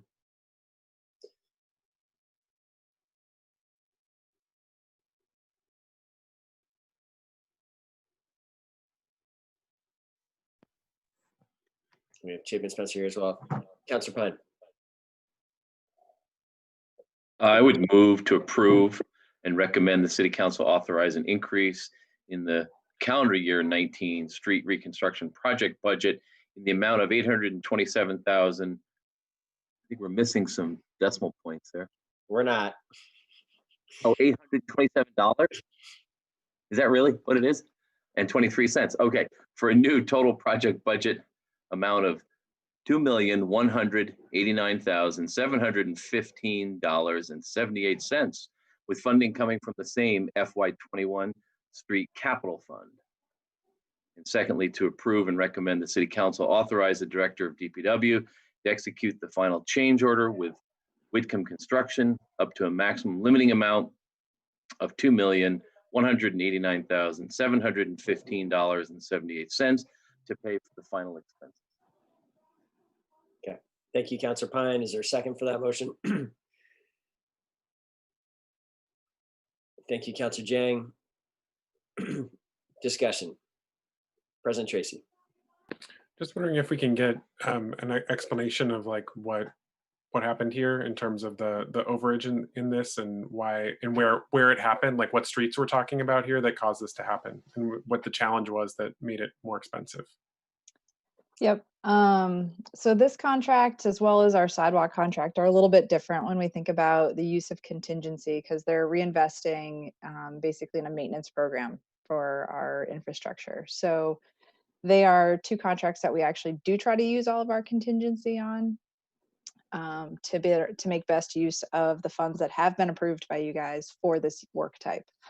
So for the calendar year 19 contract, late in the season, we chose to use some of the contingency towards Batch Elder and the intersection of Maple Street and Union Street to fix some of the profiles, the grades, and some drainage in that area.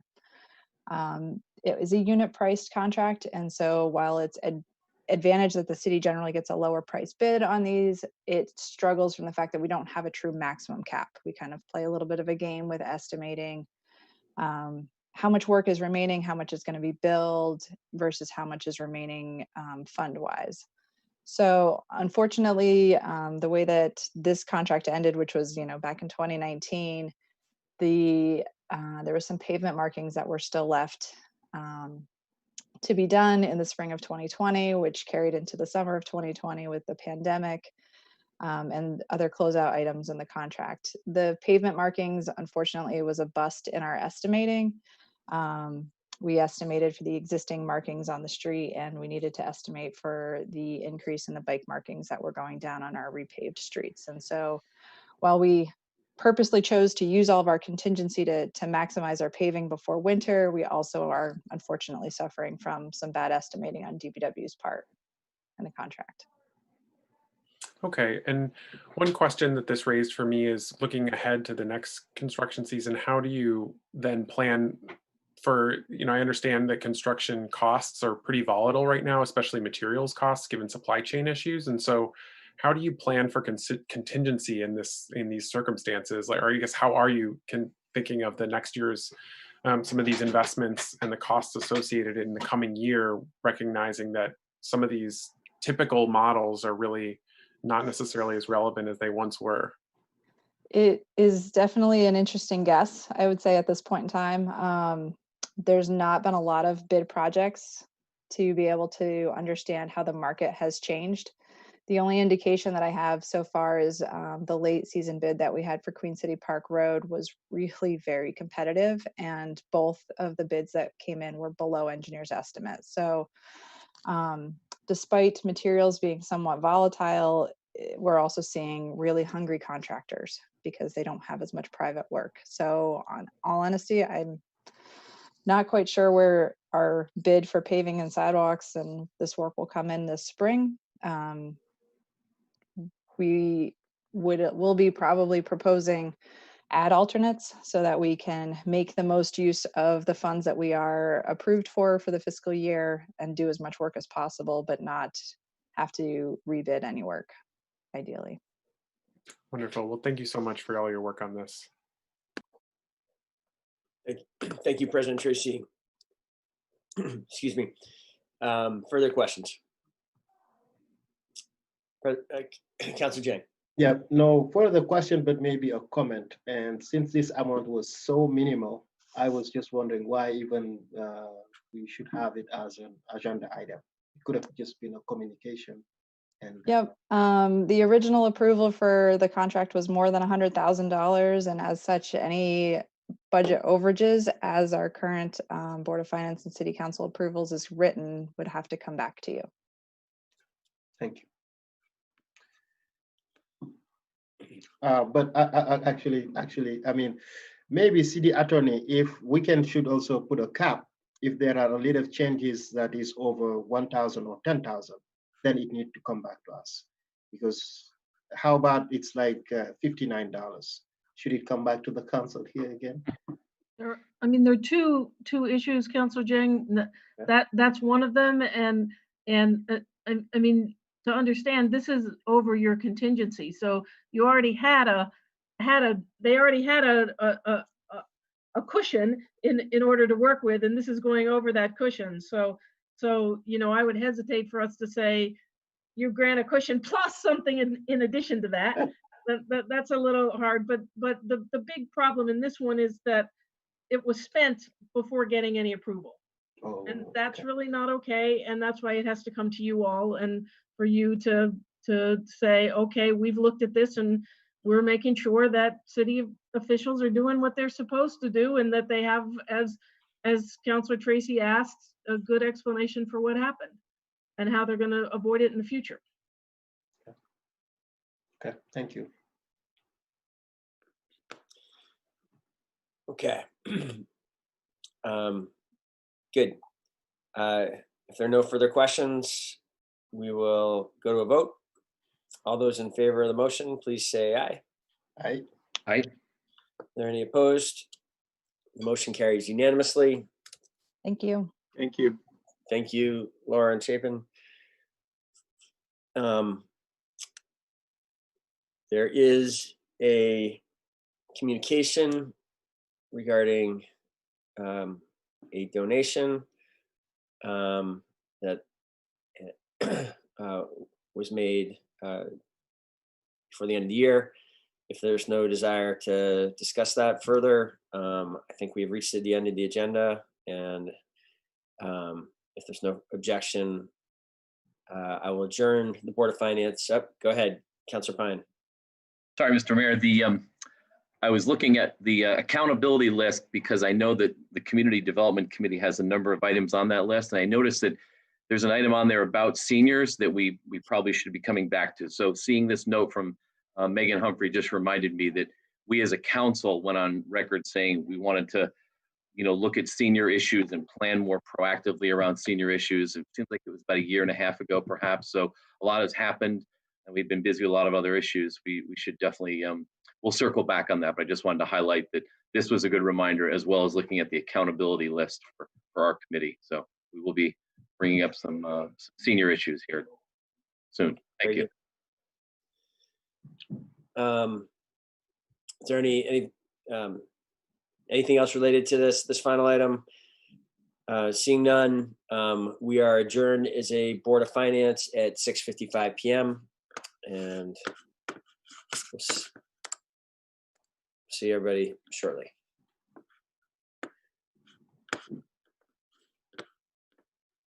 And if I could just please be made host, just so that I can, when we get to public forum, enable folks' mics, that would be awesome. And for members of the public who have already signed on, I see quite a few people.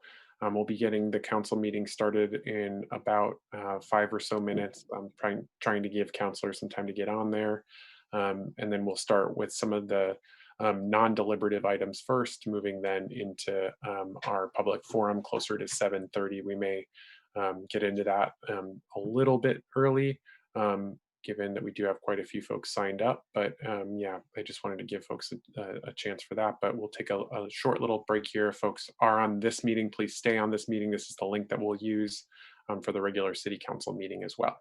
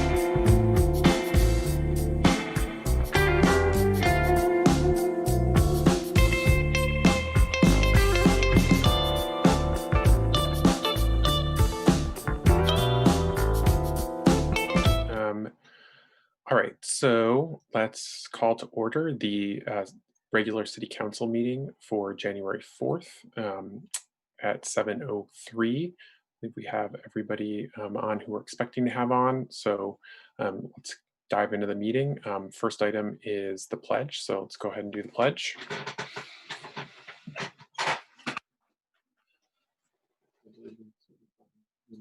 America, one nation.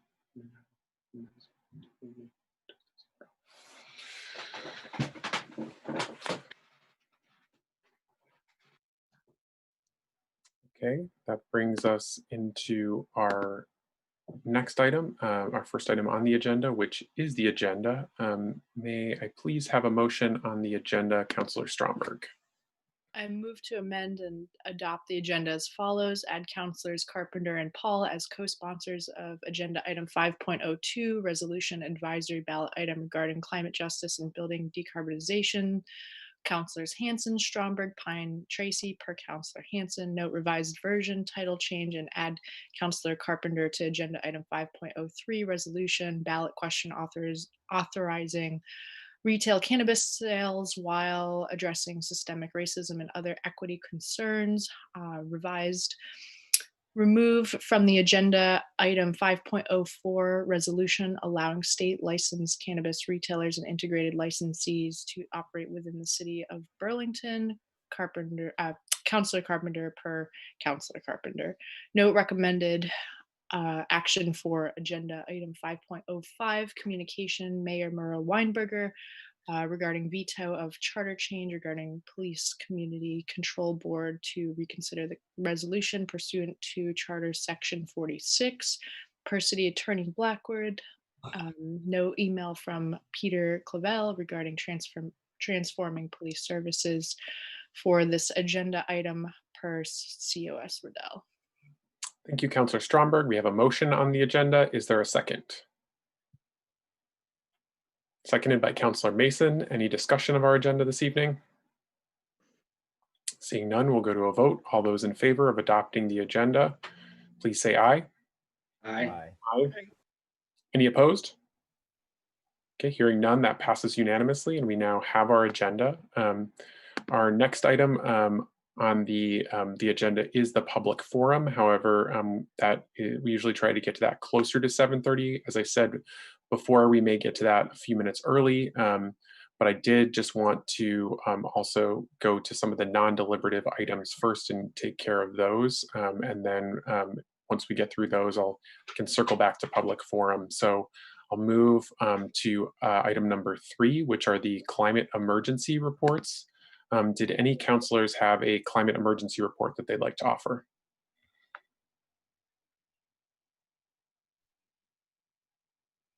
Okay, seeing none, I will move past that item and then move down to our item number 6, which is committee reports.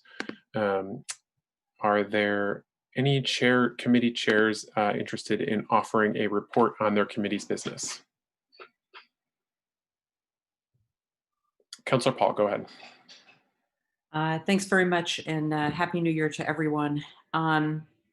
Just wanted to update the council on the fact the Parks, Art, and Culture Committee has not had a meeting in a couple of months, mostly due to the tremendous amount of workload that has befallen a couple of the committee members. But we will be scheduling a meeting in mid-January. Don't have the date quite yet, but we'll be able to pass that along at the next council meeting when we'll be reviewing highlight and also do have a further update on the mural going into the spring. So be able to give that further information in a couple of weeks. Thanks so much. Excellent. Any other committee chairs interested in giving a committee report? Okay. Oh, Councillor Pine, go ahead. Sure, I just wanted to mention that I was looking through our to-do list as Lori Olberg keeps us on task with the accountability list that's on our agenda. And notice that our community development, neighborhood revitalization has several items that have been on there for some time. And so we'll be tackling them. One of them I just wanted to call your attention to is about a year ago, a group of citizens, including some counselors and some folks from senior organizations that serve seniors, got together and suggested that the city place greater emphasis on the needs of our aging population in Burlington. So it's an issue that there's not a lot of detail or specificity to what we should do, although it did say we should create a senior advisory council. I'm not sure if that's the path we'll take, but I just want to at least let you all know that that wasn't forgotten. It was merely off the list for a little while, but not due to it not being important, just because we had other business we were attending to, and we'll be bringing that back after the committee gets a chance to talk about that. Thank you. Great, thank you very much, Councilor Pine. Any additional committee reports? Okay, seeing none, let's drop down to City Council General City Affairs. Anyone interested in commenting on General City Affairs? Councilor Hanson, go ahead. Great, thanks. I maybe could have done this one in committee reports too. It's a little bit Ward 1 specific perhaps, but there is going to be a meeting regarding potential changes on Colchester Avenue. That's going to be next Monday, 6:30 to 8:30 p.m. over Zoom. It's the Colchester Ave bikeways, parking, and intersection safety group that's going to be meeting, and I'm the council representative on that group, and Councilor Hightower is the councilor alternate on that, and we're working with some public works commissioners and residents on that, if anyone's interested. Thanks. Thank you, Councilor Hanson. Anyone else wishing to speak to General City Affairs?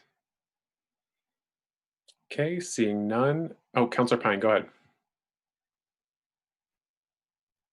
Thank you. I was going to wait and see if either any of the councilors who organized the food distribution event last week were going to speak up, but I would just say thank you very much to councilors Paul and Mason, and I don't know if Shannon was involved, but I would say everybody who was involved, I know I saw a number of you there.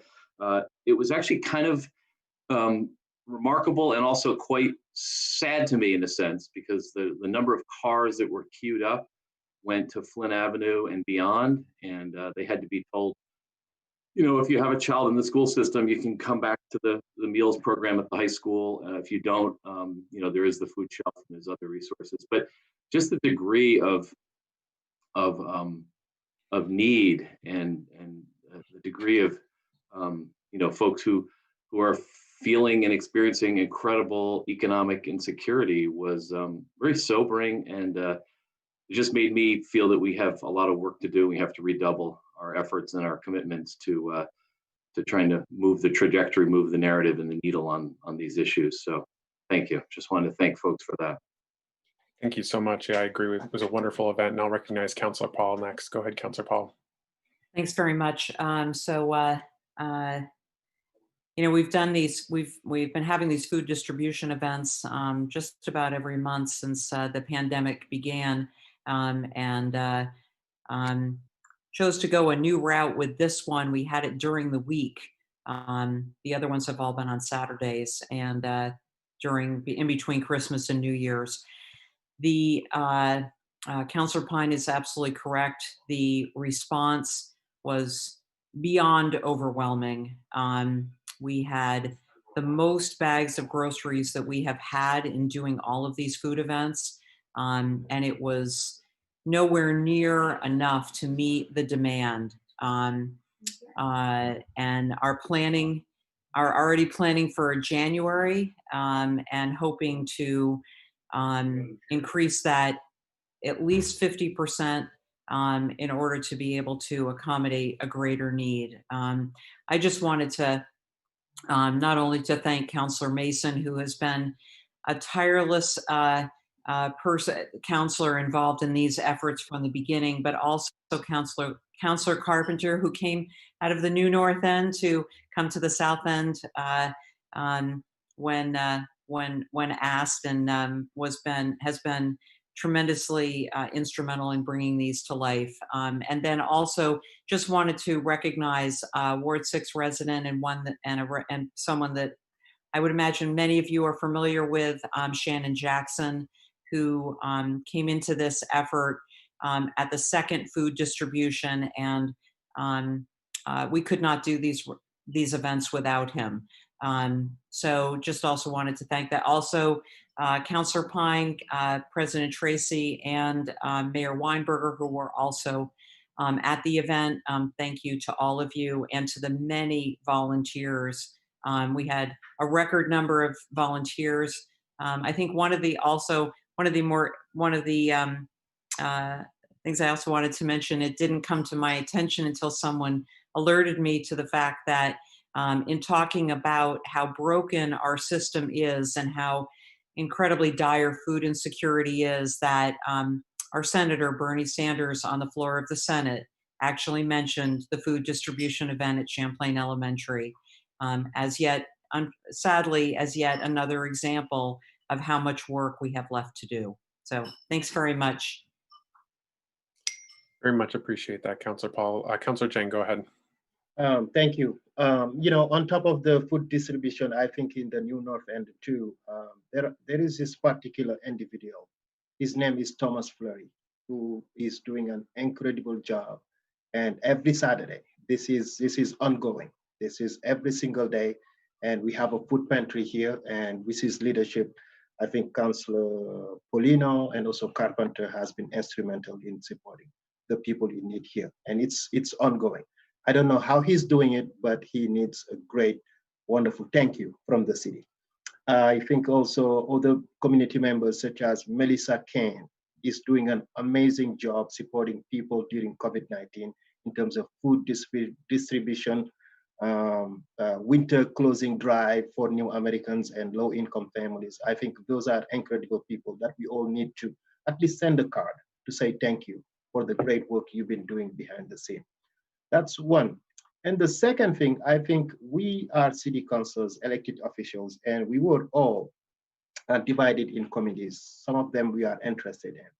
And I think what Councillor Paul was talking about, the PAC has not met for months now, and highlight has passed, and we have no idea. I think we need to be really mindful for these committees to keep on going. Doesn't matter what, we all stay from home, we can meet from home, get regular updates from department heads about what's going on.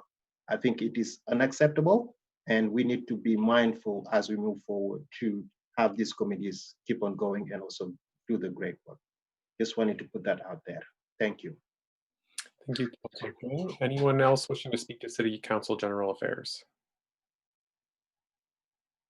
Okay, seeing none, we'll move on to City Council President update. One thing that I did want to just cover and remind folks about, because I do see some confusion around the public forum email that we use sometimes. So if folks are interested in signing up for public forum, that's not the way you do it. You sign up for public forum by going to burlingtonvt.gov/citycouncil/public forum, and both city council and public forum are one word. And that will take you to a form that you fill out that feeds into a Google Sheet that I then use to organize and call off the public forum. So that's how you sign up for public forum itself.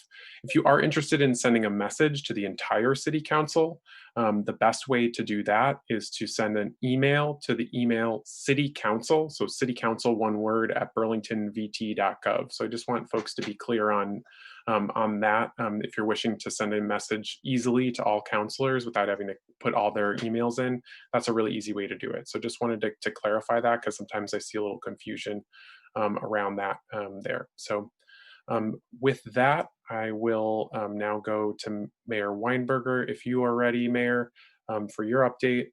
Otherwise, if you'd like to give it later on in the meeting, you're welcome to do that as well. Looks like, okay, you're ready. Go ahead. Yes, thank you, President Tracy. I just really would like to speak to two items at this point. One, I want to congratulate the Burlington City Arts team and the many hundreds of partners really that they worked with to arrange a New Year's Eve unlike any other. From everything I've heard and witnessed myself, Highlight was a resounding success. In fact, I've had some constituent requests suggesting that we should do something like this every Friday night, and that it really created a real sense of community and an ability to see many other Burlingtonians and Vermonters in action in their element in a really unique way. It was a treat for me to see some of my 14-year-old daughter's one of her friends performing in front of hundreds of people. It was great. So thank you to everyone who worked on that. If the council or the public does have any feedback, further feedback on it as we kind of debrief from this and figure out where to go from here with Highlight, that would be it'd be awesome to get that. I should have started by saying Happy New Year to you all and to everyone who's tuned in with us tonight. It's this 2021, I'm certainly hopeful will be a much better year than the one we are closing. And I started with a lot of optimism about where we're headed. That said, right now, I think we really can't miss any opportunity but to remind ourselves and to be clear with each other that we are still in what is probably going to be the toughest month of this pandemic from a public health perspective. Virus cases continue to be rising or at a very high level, maybe slightly plateauing nationally. We've seen we continue to be doing far better than just about any other community as a city, but we have infection levels at higher rates than we experienced until the beginning of November. And looming out there is this new strain of the virus, which we are all still trying to figure out its implications and understand the science of it. But we are back in a period of some uncertainty of not really having good science on this new strain and its dangers and what it exactly means. So I raise that, and I will be speaking more later in the week on this to say that it is just a further indication that even as tired as we all are of these COVID provisions, we got to stay vigilant in the month of January. Continue to be mindful of all of the steps we have talked about for so many months. Any death at this point is particularly tragic, given that the imminent arrival of the vaccine really means that in a real way, in a way that wasn't the case earlier in the pandemic, all deaths are potentially preventable now. But to prevent as many as we can, we've got to continue to do the hard work, stay strong, and until the vaccine arrives. Hopefully, we'll have more positive news on the vaccine front soon, and my office will continue to have COVID updates in the weeks ahead. Thank you, President Tracy. Thank you so much, Mayor. Appreciate the updates from you and other councilors on general city affairs, committee reports, and all of that. We are a little ahead of 7:30, but I was just checking. We do have a lot of our first speakers already signed on to the meeting, so I am going to just start public forum a little bit early. If someone isn't on or we're not able to locate them, I will certainly go back to them. With this public forum, as has been our practice, I've prioritized BIPOC community members as well as Burlington residents. So if you're a non-Burlington resident, we are prioritizing Burlington residents first in this public forum.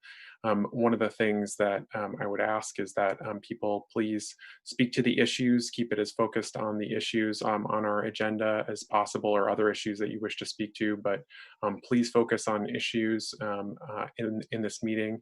And that we're going to give 2 minutes as the time limit for folks. I do let folks finish their thoughts, but we do have quite a few people signed up for public forum tonight. So please just be mindful of that, wanting to make sure that we give as many people as possible the opportunity to comment this evening. So please just be mindful of that as you're speaking tonight. But again, I will let you finish your thought, but just please try and stay as close to that 2 minutes as you can. With that, I'll ask if we could please get the timer up. I'll go into our public forum really quick, and thank you to Holly Bushnell, who's going to be operating our timer this evening. Very much appreciate that. Let me get into the sheet really quickly just to read off the first 10 or so commenters, just so that folks know who is coming up. So our first speaker will be Ashley Laporte, to be followed by Jessica Laporte, Jada Bearden, CD Madison, Katarina Campbell, Infinite Colcleisure, Brian Chena, Deirdre Graham, Rhiannon, and Alyssa Chen. So I'm going to locate Ashley Laporte. I have found Ashley. Ashley, I'm going to be, it's not, okay, I've enabled your microphone, so you should be able to speak. Hello, President Tracy and the rest of City Council. My name is Ashley Laporte. I live in the South End in Ward 5 in Burlington. I'm calling tonight once again to ask this council to uphold your vote to pass community control of police and to push back against the mayor's most recent veto. At the core of it, we have hundreds of residents across Burlington who are engaging with our democracy and are looking to build a system of police accountability. And we're being kept from bringing this new system of accountability to a vote in March. It's really that simple. I thought it might be helpful to remind people of the facts, which is that over the summer, this council voted 9-3 to pass the racial justice resolution, and in the fall passed a protesting and public safety resolution, both of which called for a revision to the city charter relating to police discipline. Over the past few months, some of us got to work on this.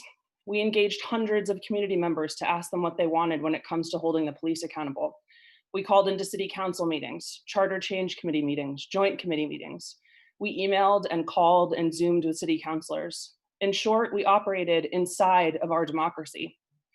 After a summer where we were all actually safely making good trouble out in the streets, as inspired by John Lewis and others, we then turned and followed the other half of his example and got to work inside of the system. And many of us hadn't done that much before. We did it in good faith, hoping that the democracy would work for us. We talked to lawyers, to the ACLU of Vermont. We did our own research on other models of community oversight of police in cities like Chicago and Madison, Wisconsin. And then we handed off the work to all of you, our elected officials, trusting you to take the next step in the process so that all of the residents of Burlington could vote on the policy this spring. But that's honestly when things started going off the rails. It's when people started coming out of the woodworks, and I think we're honestly shocked that Black and Brown people had worked with elected officials to put a legal, viable solution on the table. A solution that both affords due process to police officers and puts the power of oversight and discipline into the hands of our community. And it's when the obstruction started. First, the rerouting of the policy that passed out of the Charter Change Committee to the Joint Committee. Then a resolution to get even more outside input from folks like NACOL. And then the misrepresentation of an opinion of a senior staff attorney at the ACLU. Then an unvetted memo from a couple of police commissioners attempting to speak on behalf of the entire Joint Committee. And even then, the community continued to show up and fight for the policy that we'd created with Councillor Freeman. We in fact got the backing from NACOL. Some brave members of the Police Commission publicly spoke out clarifying that they support community control of police. But most importantly, hundreds of us called into public forum and spoke through midnight to support the community control. And then this council passed the policy with a 7-5 vote. But even after all of this, we are now facing a veto because the mayor believes that what? He personally knows better? Because what, he doesn't believe that Burlington residents should be able to vote for what's best for us? That we should not be privy to participating in public panels to continue to discuss and revise a policy that will serve us? The massive tone shift coming from the mayor and the police chief as of late around public safety is so manipulative and it's so problematic. The people who should be afraid in this city are Black and Brown people. The data is telling us that we should be afraid of our own police department because the Burlington Police Department is harming us more. And the people who are experiencing houselessness and those with mental illness and other marginalized folks. If you're going to fearmonger, do it with the facts. The mayor and those who represent his office have continuously pushed back on a completely independent board with investigatory and disciplinary power, and specifically are calling for the police chief to be more involved. In the mayor's memo as published on New Year's Eve, he states the removal of the police chief from having a role in all serious disciplinary decisions is unique within all models we have reviewed, and it impacts the operations of the department. That to me states that he's interested in a policy that gives the chief more power than the one that was originally passed through this council. My conversations with the mayor's police transformation director have only further solidified this. How is it that the mayor thinks we would trust in the police chief, this one, or the 4 interim ones before him, or the social media harassing police chiefs before that? All the data shows us that these people, these policemen are the ones leading the department are the one disproportionately harming Black residents. This old system is decidedly not serving us. And in the memo, the mayor asks that he himself have more power in overseeing the police. He says, and I quote, "It is so problematic that the proposal does not increase the ability of the mayor to formally weigh in on disciplinary matters, despite the concerns about this that I raised repeatedly for a year." The mayor wants more power because why? He's done such a good job building trust in the community. He's pushed back on our efforts to reduce police funding. He brought his own guy to do police transformation work that has zero prior experience and is being paid by the police. And we know that now that the mayor had a really problematic role in the Del Pozo debacle. I know I am way over time, but I wanted to make sure that we're starting this conversation tonight with the facts clearly laid out. And these facts are as stated above. Not any of the political storytelling and propaganda during the mayoral election year will change the facts. The fact is that the people are speaking and the mayor is willing to silence us to defend the status quo. But I deserve better than the status quo. My community deserves better than the status quo. In the end, all we have is us. We know that. We feed each other via mutual aid. We hear each other and love each other with unconditional love. We inspire and nourish each other with our divine gifts of poetry and art. We're peaceful, we are brilliant, and we're resilient. So I hope you'll choose to be with us and stand up to this veto. Thank you, Councilor Freeman, for creating this with us and for always standing with us. To the councilors who already voted yes, Councilor Hightower, Tracy, Hanson, Strongberg, Pine, and Dang, thank you for taking part in our collective liberation. To the rest of you, I hope you choose to be in community with us. I promise you, it's much more fun and fulfilling and healthy than maintaining this current toxic status quo. We welcome you. Thank you. Thank you for that. And again, if folks can please really try and keep to the 2 minutes so that we can get to as many speakers as possible. Jess Laporte is our next speaker, to be followed by Jada Bearden. Jess, I've enabled your microphone. Hi, would you be able to put me after CD Madison or a couple down the list? Sure, yeah, I'm happy to do that. That's okay.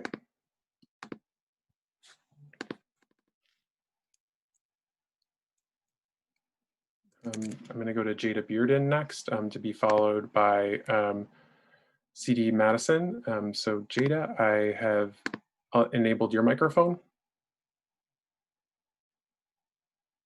Thank you, President Max. My name is Jada Bearden. I use they, them pronouns, excuse me. I would first like to share a quote from author Ajiamo Olua. When we identify where our privilege intersects with somebody else's oppression, we'll find our opportunities to make real change. To the 5 counselors who previously voted no, tonight is your opportunity. I see you.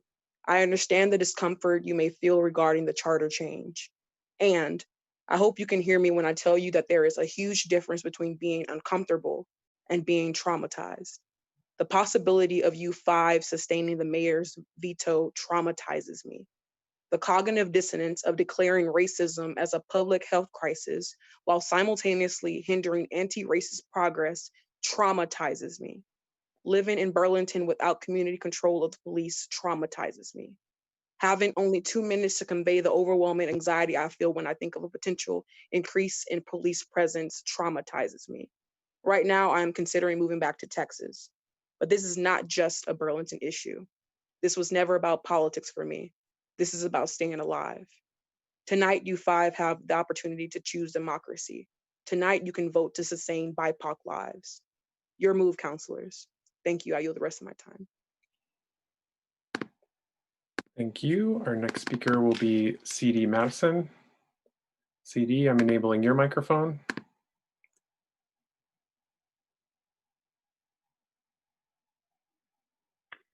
Good evening, everyone.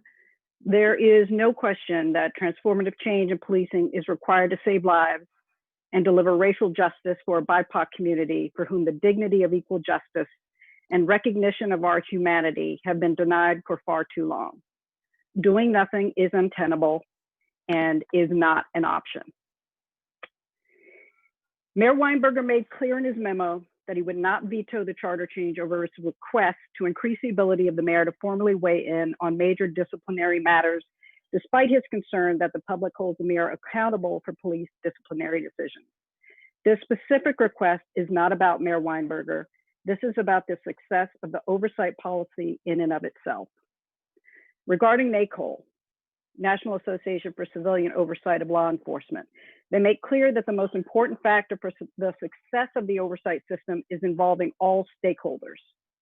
Specifically, the rapport between the chief players, oversight director, chief elected official, for example, the mayor, police chief or sheriff, and union president, can be far more important to the success of the oversight system than the system structure. My concern is that all stakeholders have not been invited to the table or heard. The charter change on the table is outside of NACOL's recommendations and model. From NACOL, within the current oversight landscape, few existing oversight agencies have the authority to make final determinations as to the outcome of an investigation. Excuse me for a second. My frustration and hope is that there's an opportunity to do right by the people and deliver a charter change framework for oversight with ordinances that allow policy to adjust as needed. Creating an overly detailed and flexible charter change will create unintended public safety consequences regarding the city's ability to be nimble and responsive as the policy impact plays out. Mayor Weinberger and city council members who voted against the charter change as it stands have reached out and initiated several opportunities to amend the proposed policy so that it can protect Black and brown people against disproportionate policing. Their asks promote an extensible, flexible framework that can respond and adjust as needed via ordinance changes, which, unlike a charter change, do not require a citywide vote. Every city council member and the mayor agree on this point. Doing nothing is not an option. Compromise is needed. Flexibility is needed. The gap in my reading of the mayor's memo is bridgeable between the mayor's ask regarding his policy concerns and the charter change as it now stands. My ask as a community member is that all parties recognize the shared position and find a way to get to yes. This charter change will be put to a citywide vote. I want it to deliver substantive change, and I want it to pass. Thank you very much. Thank you. Our next speaker will be Katarina Campbell, to be followed by Infinite Colcleisure. Katarina, I found you and have enabled your microphone. Good evening, beloved community. I am here to discuss the mayor's December 31st memo about his decision to veto the proposed charter change. I too noticed the statement that, quote, removal of the chief of police from having a role in all serious disciplinary decisions, end quote, is a cause for, quote, deep concern, end quote. While the charter change would require the chief of police to focus more on prevention, accountability, and culture change over force and discipline, to claim that this would entirely remove their role and power in the disciplinary process is unfounded. There's a framework for understanding within the anti-violence movement and advocacy that those who create harm tend to believe that they are powerless when denied unmitigated power explicitly on their terms. This is an emergent theme within the memo. It is important that we recognize the tactics used against us. I do not argue that the mayor is consciously malicious. First, the obvious, bait and switch. The mayor shares his difficulty to reach agreement on the, quote, remaining differences, end quote. He posits an alternative plan that could be enacted immediately through existing channels. In short, the memo communicates that the work up to this point could not bring forth an actionable proposal. The mayor's alternative plan manages to evade the core demands of our people and reinstates power and authority of those already with disproportionate control, who are key participants in past harm. So what are we talking about here? We are talking about putting the will of the people to ballot. I am so proud of our people for all the ways we show up and continue to build toward our freedom. The will of the people has been collaboratively captured in this charter change, and deserves to be put to vote within our community. I yield my time. Thank you. Thank you. Our next speaker is Infinite Colcleasure, to be followed by Representative Chena. Infinite, are you enabling your microphone? Thank you, Councilor Tracy. And thank you, Mayor Weinberger, for the second veto in just about 2 months and showing all the peasants who the boss is. It kind of reminds me of the all the signatures that were rejected by the city council when concerned voters came forward with a different proposal for City Park. You know, and so I really hope that this might be the signal for Burlington voters to move in the same direction of just about every other city or town in Vermont, where the voters have the power and authority to pass or reject referendums and increase civic participation across the city. You know, today, police accountability might be the central issue, right? But tomorrow and the next year and the next generation, the underlying issue will be a small number of people who are not representative of the larger community making decisions for everybody. We need another path to democracy that doesn't rest on one person's veto. Please check out propositionzero.org and sign our petition. We need 3,000 signatures in order to have referendums in the city of Burlington, like Winooski, like Essex, like Colchester, and a whole lot of other towns across Vermont. Thank you so much for your time. Thank you. Our next speaker will be Brian Chena, to be followed by Deirdre Graham. Brian, I've enabled your microphone and you should be able to speak. All right, I think it's working. So I would like to respond to the mayor's memo regarding the veto and ask the city council to override the veto. In the memo, the mayor says that in the short term, placing the charter change on the ballot is likely to accelerate the departures of sworn officers from the department. Well, this departure is already happening and it isn't going to stop unless we move forward with reimagining public safety. The police officers need to see how they fit into a system that truly takes care of the people instead of being used as pawns to protect the property and interest of those with the most money, property, and power in the city. And let's look at the numbers of what the police are actually doing. They're responding to overdoses and mental health crises, housing crisis. We don't need more police. We need mental health services, universal housing, economic opportunity for people. We need to take care of each other better, not to police each other more. And the mayor mentions that over the medium and long term, the charter change, if adopted, will have an even greater impact on the city's ability to field an effective police department.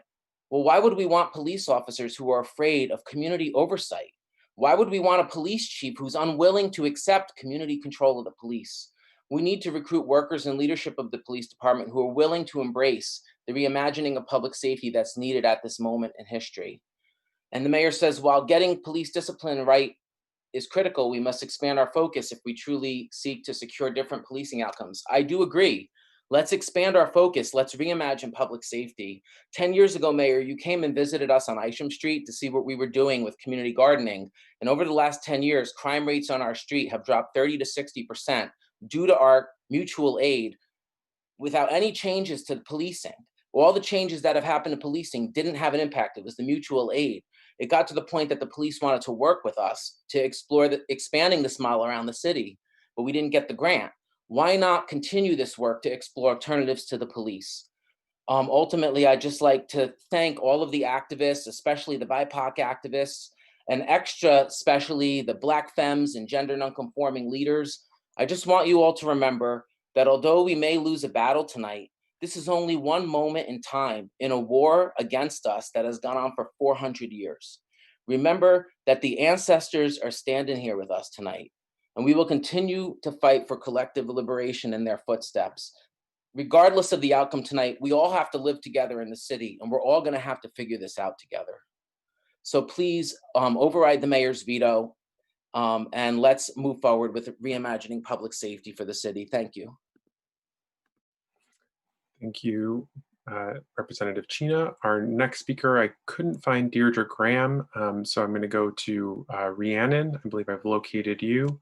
So I'm going to enable your mic, and Rhiannon is to be followed by Alyssa Chen. Hi, can you hear me? Yes, I can. Go ahead. Hi, I'm Rhiannon Wiley. I'm a resident of Ward 6, so I guess councilors Karen Paul and Joan Shannon pay special attention.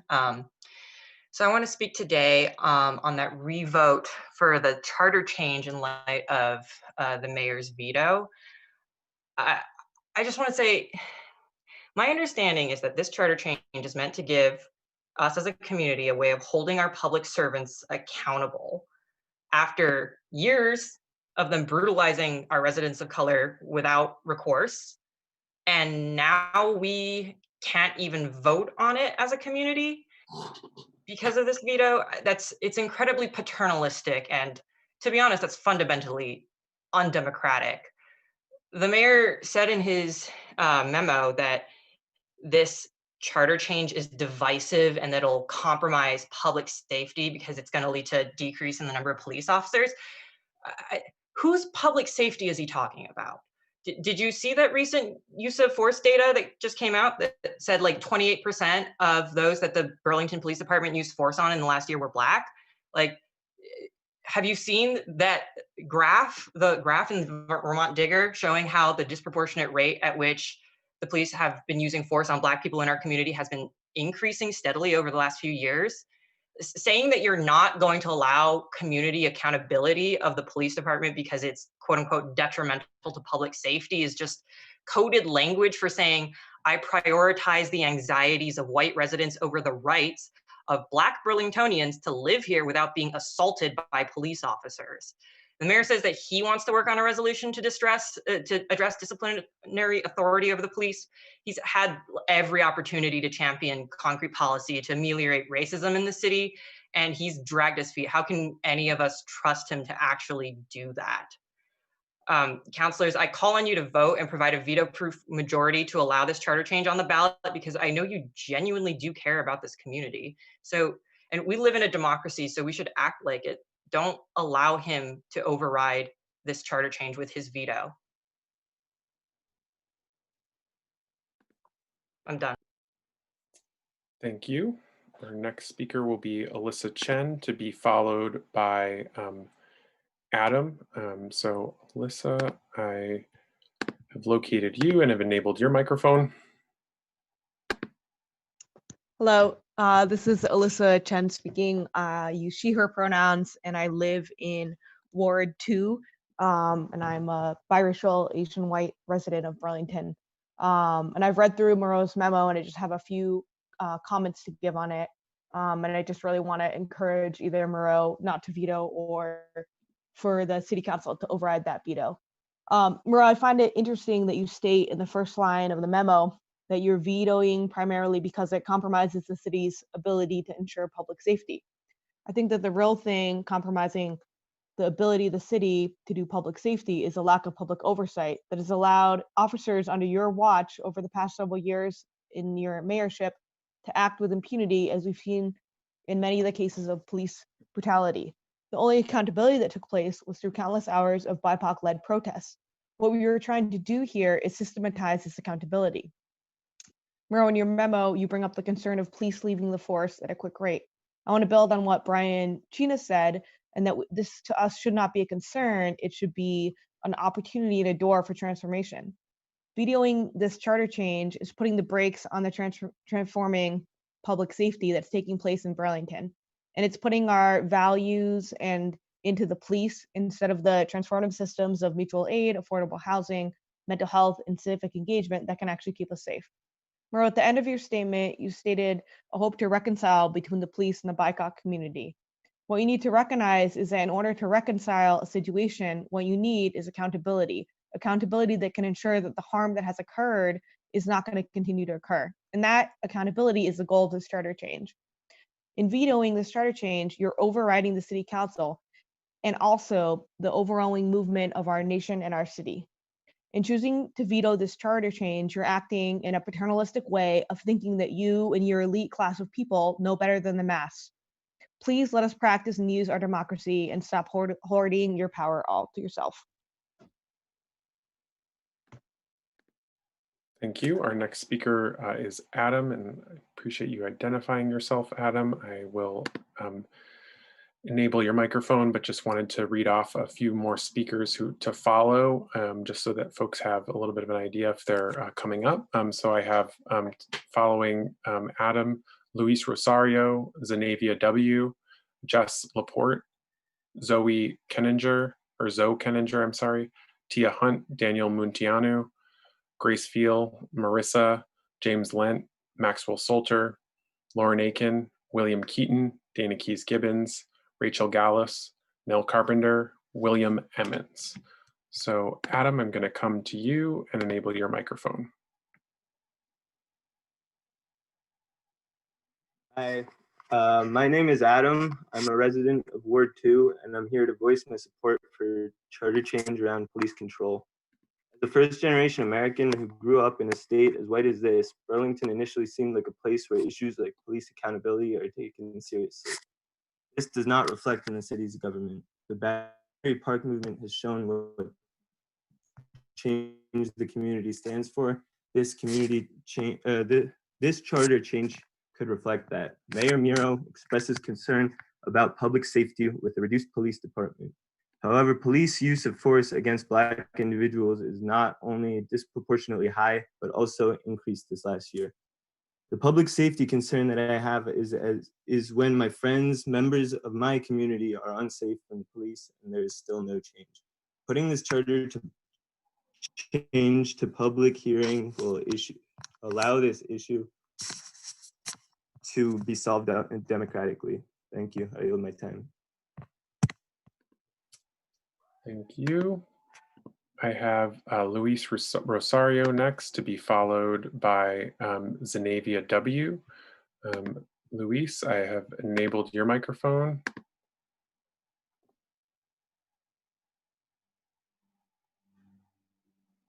Hello?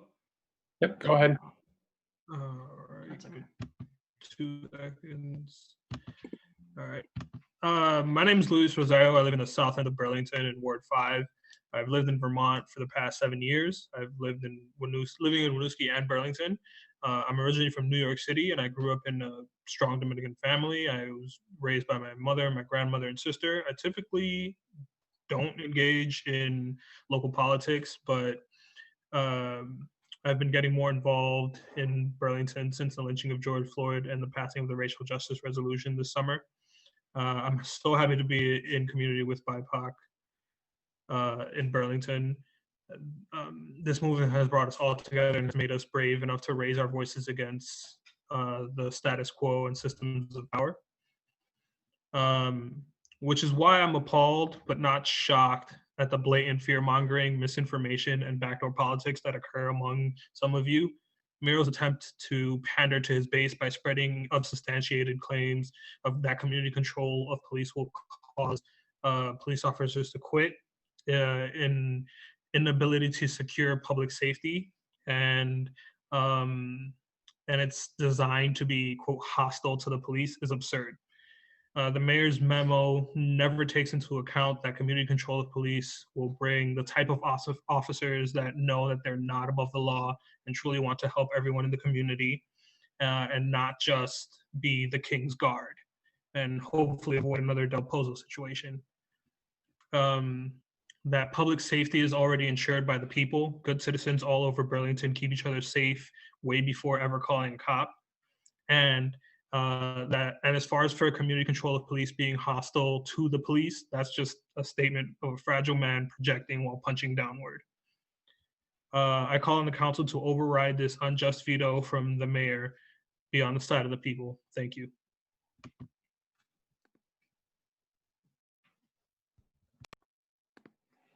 Okay, our next speaker will be Zenavia Wilcox, to be followed by Jess Laporte.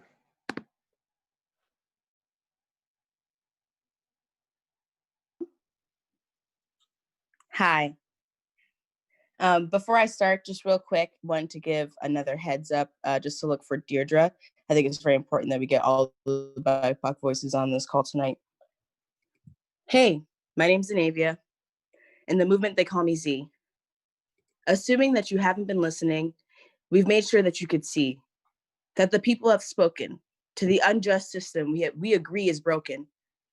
I talked to many of you, a clear opportunity to hear exactly what we need, what to do for this community to ensure Black life can exceed and proceed in an environment historically we were never meant to. This isn't a speech about police discipline, refuted by all the things that I've been through. You choose whether we get a seat at the table. Maybe I got to switch up my tone with police. I acknowledge I may speak with too much in my chest for Black bodies being hunted, a white hobby for white bodies in blue vests. This feeling is familiar, generational even, for centuries past. This idea that even your heroes were told no, fighting for what's right will obviously make you feel like an outcast. But like the Audre Lordes and Nikki Giovanni's, I have my community. If you keep looking for the perfect and good, your morale and intention will be left lonely. As far as the police chief, I just want to know, how do you sleep? With zero regard for your hypocrisy. Beating and collecting Black bodies, politics starts to feel like a game of Monopoly. Every day we lose trust, knowing you don't protect us like you do your property. Probably, I'm writing you all off. As Counselor Shannon says, we're in this together, whether we like it or not. We can agree to disagree, but when the city's shouting justice for Z, where will you be? Just sitting at the table doesn't make you a diner. And remember, you are what you eat. Veto this proposal, and you may lose our trust. But just know that you didn't believe in people power, the voice of majority on behalf of the minority. However tonight goes, however this unfolds, we define defeat. We've made our moves in public with no need to be discreet. Max, hold a chair with my name on it, because in 2021, I'm taking my seat. Tonight, we've spoken all we've needed to.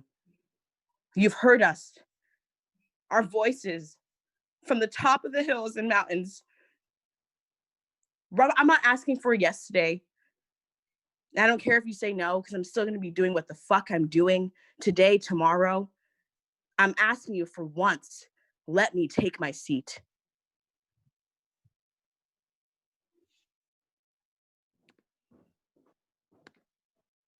Thank you. I do appreciate the location of Deirdre. I was able to find Deirdre. Deirdre, I'll come to you right after Jessica Laporte, who I also have in the queue. So to go back to, so Jessica, I'm going to come to you, and then I'll go to Deirdre Graham. So Jessica, I've enabled your microphone. Hi, my name is Jess Laporte, and I know all the city councilors are familiar with me. I use she, her pronouns. I'm a biracial Black femme that lives in Burlington. I recently moved back to Vermont. And I've been highly engaged in racial equity work in the city and informing myself at a statewide level since I returned. And honestly, before that, I remember being in Haiti, reading about the Bellavance case, and Bellavance and Coro and Campbell, actually each in their own turn. But I remember specifically the Bellavance case, reading about it from a distance and asking myself, like, who's fighting this, and wanting to know who the warriors were that were going to stand up to power and ask for change. And then I remember reading about Douglas Kilburn's murder. And I remember thinking, like, where is the accountability going to be? That this is my home city or my home state. And honestly, growing up here, I wasn't always aware of these dynamics. I wasn't educated to be. I wasn't socialized to be. I was told that Vermont is different and that these things don't happen here. And it took being an adult and following really history and current events to understand that these pervasive tenets of white supremacy are really everywhere. Even in a Black nation like Haiti, which I've called my second home for over 6 years. They're everywhere. They're so pervasive. They're a part of what makes it so hard to participate in the public process as somebody who is not white. So I know I'm going to go over my time, but I just want to address what the experience of bringing this proposal forward to the City Council and the hope of bringing it forward to the public has meant to me. When we were calling for the firing of these 3 officers time and time again, the mayor and the City Council came back to one thing, which was the city charter that gave sole hiring and firing power to the police chief. And now somehow we're having a conversation about how this should be solved in ordinances, changing the rules every single day and every single week. When we knew that it was the charter change that had to happen, many of us diligently worked to understand what that even meant. Many of us sent around a definition, first asked what it was, and then sent around a definition to our comrades, is this is what the city charter is. We've been informing ourselves and researching. One of our comrades put together a review of similar policies around the country that was strikingly similar to what Attorney Blackwood put together. It called from many of the same cities. It summarized many of the same parts. It was purely out of a desire to understand how we could create a better system. And then we engaged in a public process, in public forum. And yes, we dominated. Our movement in Burlington and our supporters across the city dominated the charter change meetings, participated in multiple committees, and came back to the City Council each and every meeting with our demands. What I didn't hear was overwhelming dissent for the position that we were bringing forward. There were always a few dissenting voices that would speak up, and they were honestly drowned out by the support for what we were proposing. And I asked myself, why weren't they there?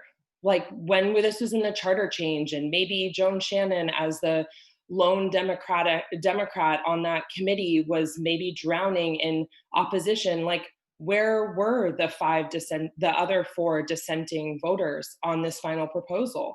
Why didn't they engage? Why weren't they involved? Why weren't they speaking up or maybe even supporting their own team member? I would hate to be as lonely as Councillor Shannon was. Then we move on and we go to the City Council for this to be voted on. And yet again, there were a couple of dissenting voices. And I asked myself, why weren't they there? And the answer is clear. They don't have to show up and put their names on public record. They don't have to waste their Monday evenings and their Tuesdays and their Wednesdays and their Thursdays coming to these meetings, because they already have the ear of people in power. They're having offline conversations. They're texting, they're having phone calls. They already have access to the very ears that we are diligently raising our demands to. And so when I am faced over and over and over again with there isn't popular support for this, then where are they in the public process? The public process from here, from the passing vote in December, should be that we go to public hearings, which are another opportunity for any dissenting voice to show up. It's an opportunity to get educated and informed. Our movement held public webinars trying to inform people in the public of what a charter change was, of what community control of police meant, of why different tenets are important. We brought in experts and we shared the information widely. We have not done anything in hiding around this proposal. I just want to end by saying that I am particularly dismayed by the mayor's last minute interventions twice in the past month. One, on the very night that this proposal was intended to be voted on, when the public was ready to speak on this item, added his own memo and his own counter proposal for the public to somehow digest and react to live when we wouldn't have another opportunity before the actual vote. And second, on the 31st of December, with very limited ability to engage before this meeting on the 4th of January. That is not due public process. That is knowing that you want to circumvent the process and using whatever power you already have to get your way. Please allow this to be a public process. I would like to see this go to public hearing and then hopefully to the ballot after multiple revisions. Thank you. Okay, I'm going to go to Deirdre Graham next. Deirdre, I've enabled your microphone. Hi, can you hear me? Yep, go ahead. Hi, my name is Deirdre Graham. I use she, her pronouns. I'm a Ward 3 BIPOC resident. I've lived in Burlington for the past year and a half. I've been a Vermont resident for 8 years. I'm a frontline essential worker. To the councilors who opposed the community controlled police proposal the first time, Shannon, Paul, Polino, Mason, Carpenter, and Mayor Muro, my comments tonight are specifically for you. I was heartbroken and extremely frustrated when I heard about the mayor's plan to veto the proposal. And I can't say I was surprised, especially after the past couple of weeks of rhetoric describing walking back on details of the racial justice resolution passed this summer. And especially since this announcement also seemed deliberately hidden from public eye, conveniently slipped in the middle of the holidays, almost as if this process was knowingly and shamefully undemocratic. Needless to say, I was very upset. Based on what I've read in the mayor's memo, as well as responses from fellow councilors, it seems this proposal is far too radical for you to get behind.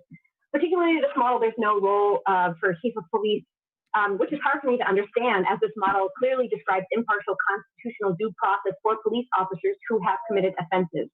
It's become clear that many people have forgotten why so many community members with support from credible organizations have been advocating for community-controlled police. Systemic violence against our community has been committed at the hands of BPD. People have died. People have been abused. People continue to suffer, especially Black people. And violent racist officers remain on the force in the streets. All this amidst the backdrop of new empirical evidence demonstrating that Black people continue to be disproportionately affected by use of force of BPD.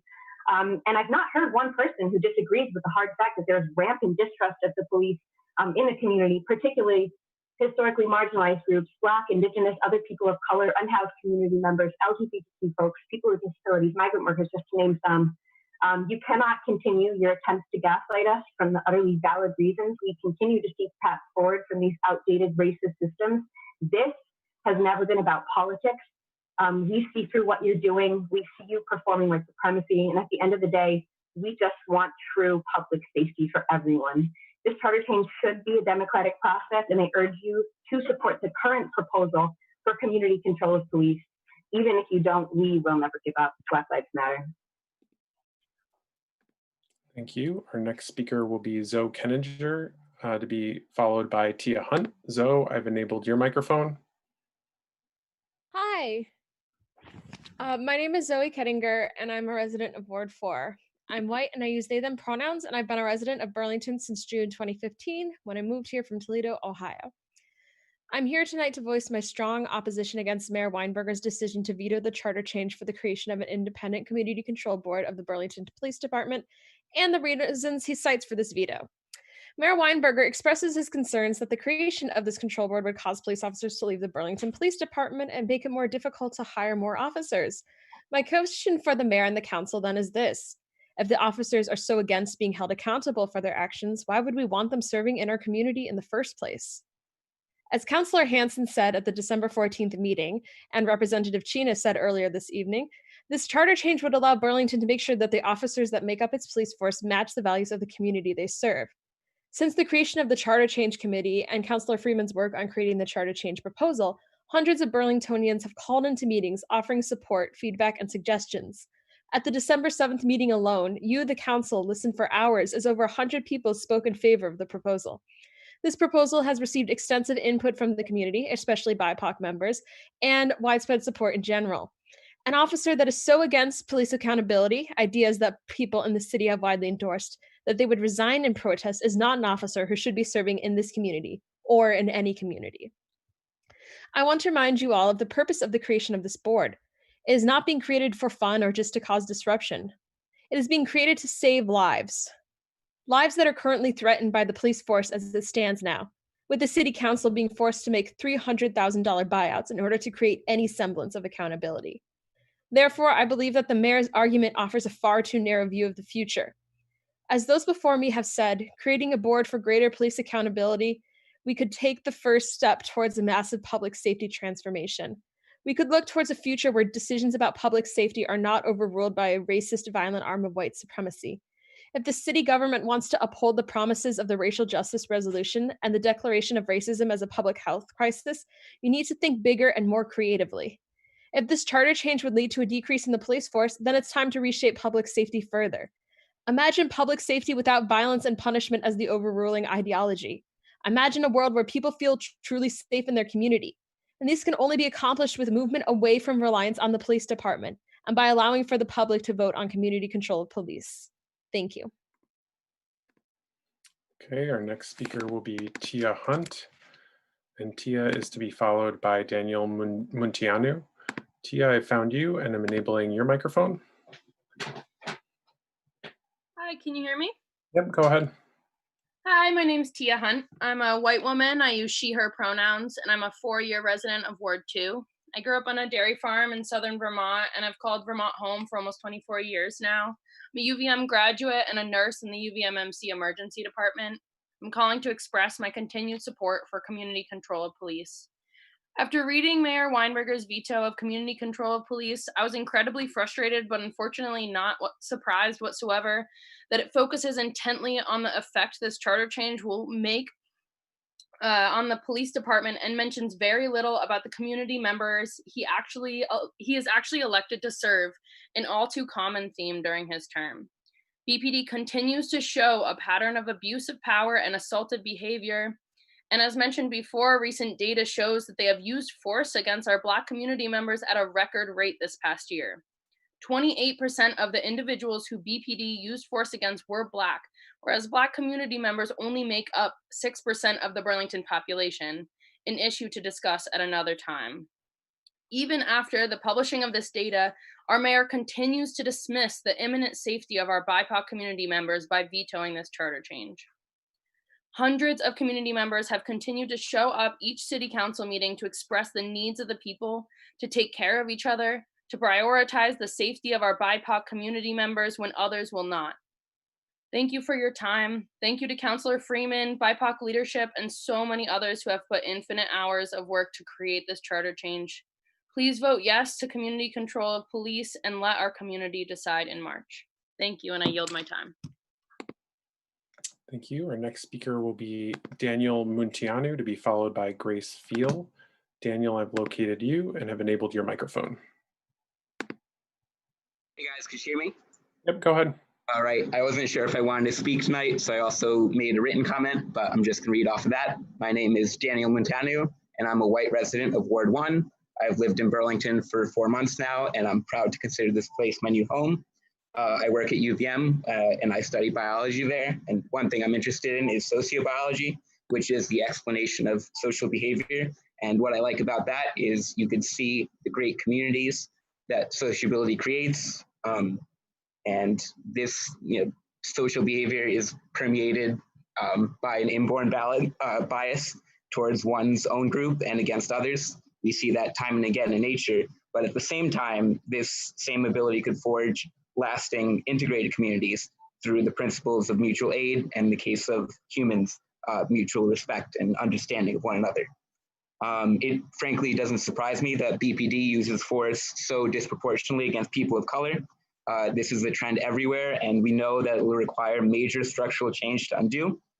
The city committed to just taking the first steps with July's Racial Justice Resolution, but it's obviously just the beginning. As it stands, the Burlington Police Department is not accountable to the citizens of Burlington. If this is passed, the community control of police would grant that meaningful disciplinary and investigatory authority to the people of Burlington and will be the vehicle for continued change within this city. We know incremental change isn't going to cut it, and I encourage you to vote yes to override the veto. We're all in this together, and I'm sure our community is going to prevail. Thank you. Thank you. Our next speaker is Grace Field, to be followed by Marissa. Grace, I've located you and have enabled your microphone. Hi, Max. Thanks. My name is Grace Vile. I was born in Randolph, and I've lived here for about 6 years. And I'm calling in once again to ask you to support this charter change and to override the mayor's veto of community control of police. I was just thinking about this memory I have from about 6 years ago, where I was standing in my kitchen with my roommate, and he walked in and told me that he got pulled over while he was walking down the street. And he's Black, and I didn't understand. I couldn't comprehend that something like that could happen. And that's a huge privilege to be able to realize that and to not have that be the material reality of your life all the time. We know that our friends and our neighbors and our siblings have these experiences, and you hear from BIPOC community members on this call every single time. And we also have 10 years of data that demonstrates that Black people in our city are targeted by BPD and disproportionately harmed by police. This charter change is the only proposal that has been shaped by and centers BIPOC folks in our community and is endorsed by the Vermont Racial Justice Alliance. This charter change proposal ensures that when violence occurs at the hands of police, it will be impartially investigated and that officers will be disciplined. And I just want to say, I think too, that's my written part. And now I'm just going to say, there are so many people who show up on these calls. There are so many of us who show up who have never been involved with local politics, who maybe haven't been civically engaged. And I think that is so beautiful and that is so wonderful. And I'm so grateful to be part of this community that continues to show up for each other every single day on and off these calls to care for each other and to dismantle white supremacy. And I'm here tonight with my community to ask you to join us and to take this opportunity once again to pass community control of police and let us vote on it in March. Thank you. Thank you. I was not able to locate the person who signed up as just Marissa, so I'm going to go to James Lent, to be followed by Max Salter, and I'll read off a couple other names just so that folks know that they're coming up. I have Lauren Aiken after Maxwell Salter, and then William Keaton, Dana Keys Gibbons, Rachel Gallus, Nell Carpenter, William Emmons, Phoebe Perrin, Jake Van Wolvlier, Maggie Chadwell, Alex Sturges, Rob Reeves, Sophie Castle, Sarah Brooks, Rachel Siegel. So I'm going to go to James Lent right now. James, I'm enabling your microphone.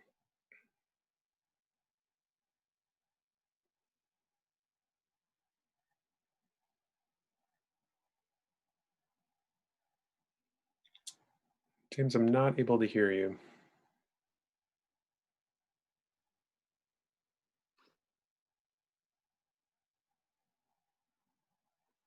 Still not hearing anything, James. Looks like you are unmuted on your end, so I'm not sure.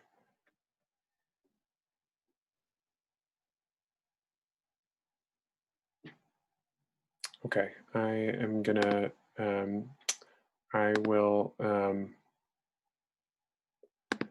we can come back to you and try it again at a different point. I'm gonna go to our next speaker, who will be Maxwell Salter, to be followed by Lauren Aiken.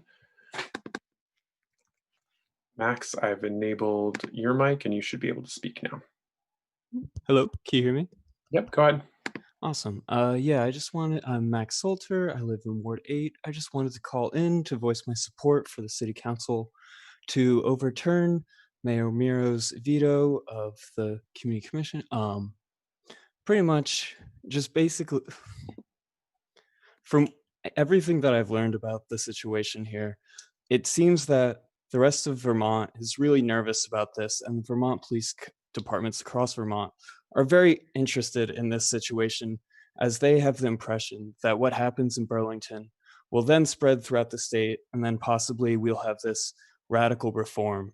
I strongly want to push against this idea, and the fact that we have all these eyes on us is just a bigger opportunity for the city itself to really address issues that have been going on for a very long time here in Vermont. We have years and years worth of data to show that what we are doing is not working.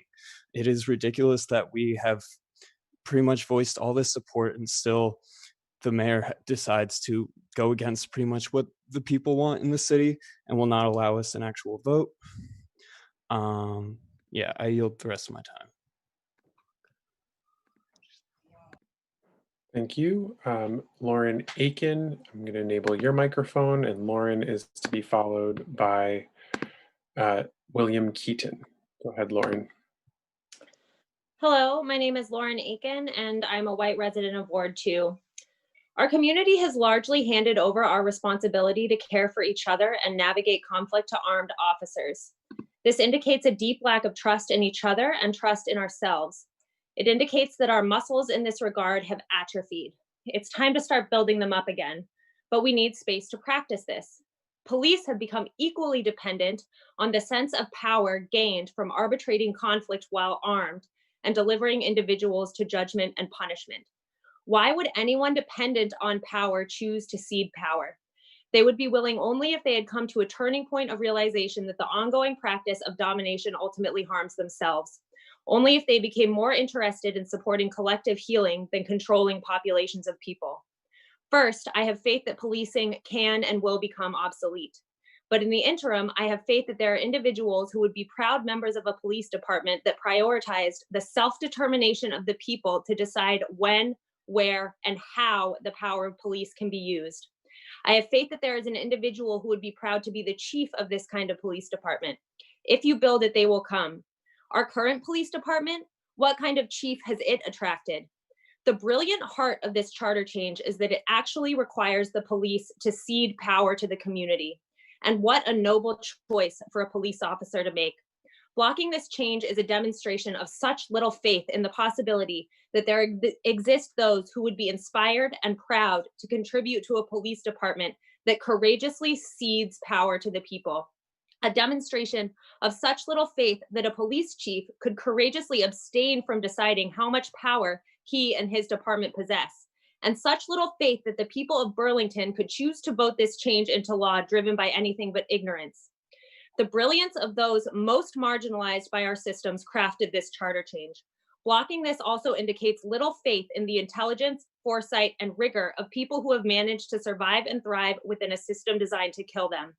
This doubt is blindness to the very intelligence, foresight, and rigor that our entire species will need in order to survive the next 100 years. What are we building and who might it attract? Courageously cede power to the people and let us vote on this. Only one of you has to change your mind, just one of you. Be the one person who changes their mind. Thank you.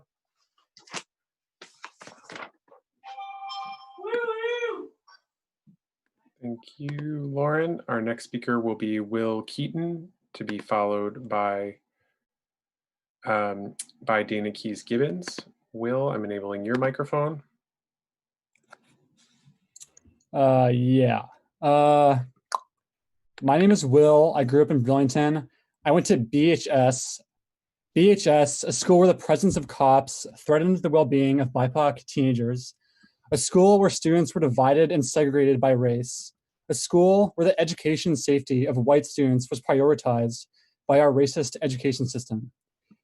BHS was one of the first high schools in Vermont to raise the Black Lives Matter flag, which only happened because BIPOC students organized the student body in support of anti-racist action.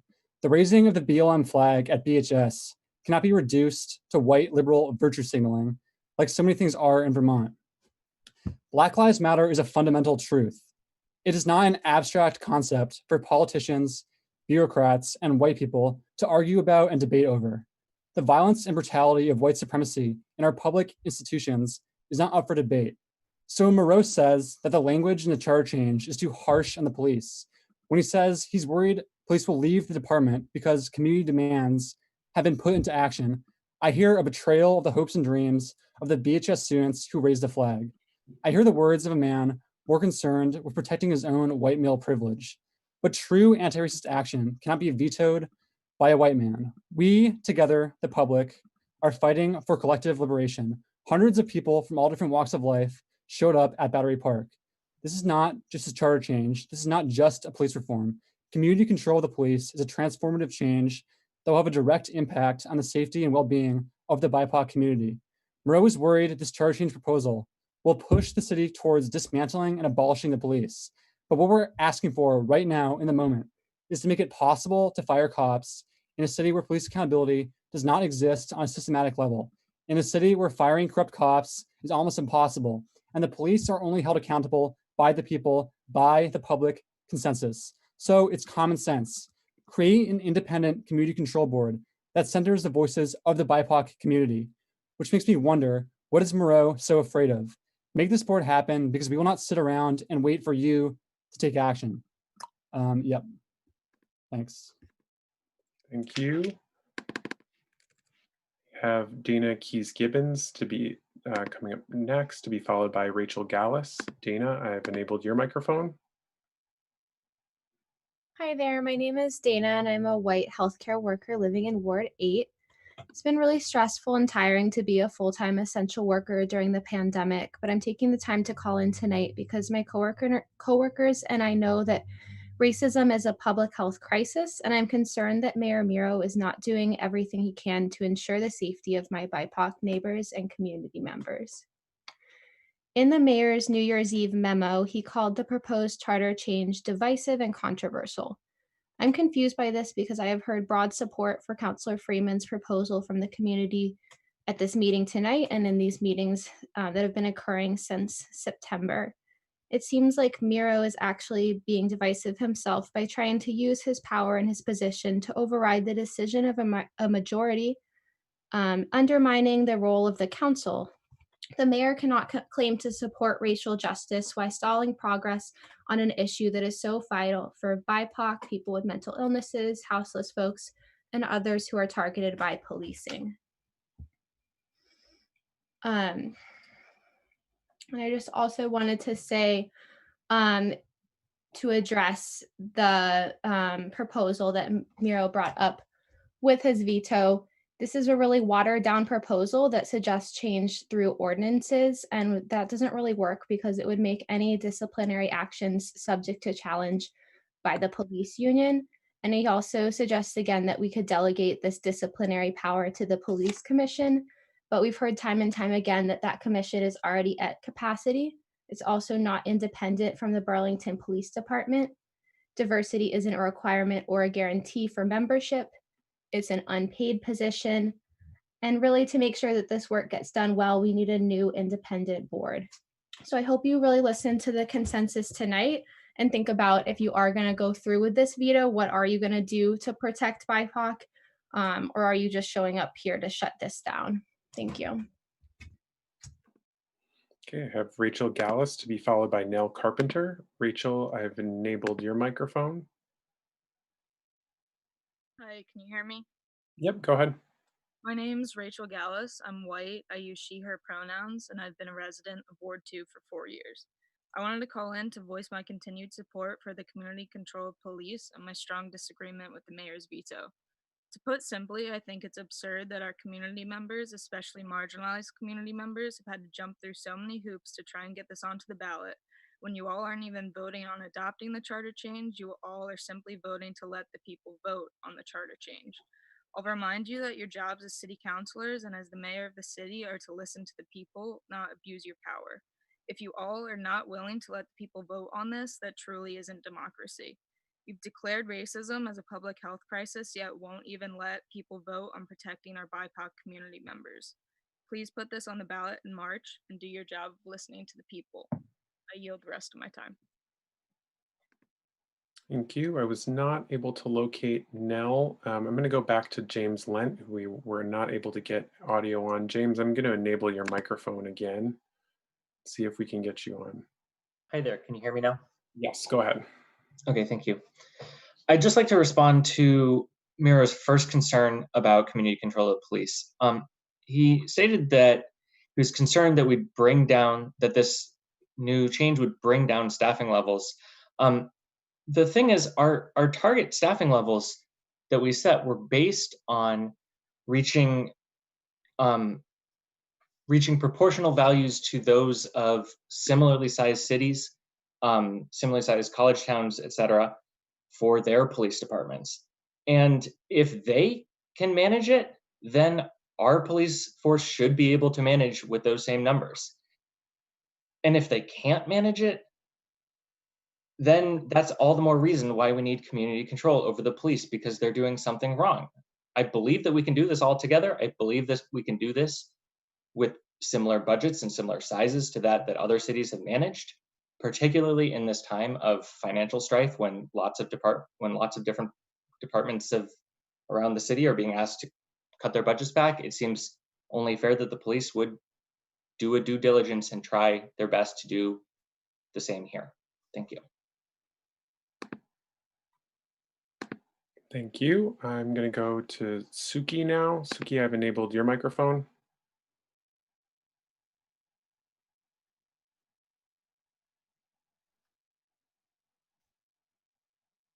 Suki. Oh, can you hear me now? Yep, go ahead. All right. This is Suki, a BIPOC who lived in Vermont all my life. Again, not a Burlington resident, but watching how everything has unfolded, it makes me want to move up there and become a resident just so that I can get more involved. I'm here about an hour away to urge you that we need this proposed community control board. It is reasonable, is compromisable, and is far from radical or hostile. It is a creative opportunity with the whole state watching. The mayor's sudden swivel on the racial justice resolution is a betrayal. His very action is divisive. All we want is to be given the chance to get this proposal on the ballot in March, just so that the community has a chance to even see their options on how to improve the overdue racial justice. This enables and engages the community. It gives them a voice, a choice, and the power to vote on whether or not they agree with our proposed community control board. For the mayor and a few of the councilors to connive within closed doors, excluding the community and withholding that power from the community is an obstruction to an impartial democratic process. I'm not as involved as I love to be, so I will leave the strategy, data, and quip to others, but I'll say this, a lot of this.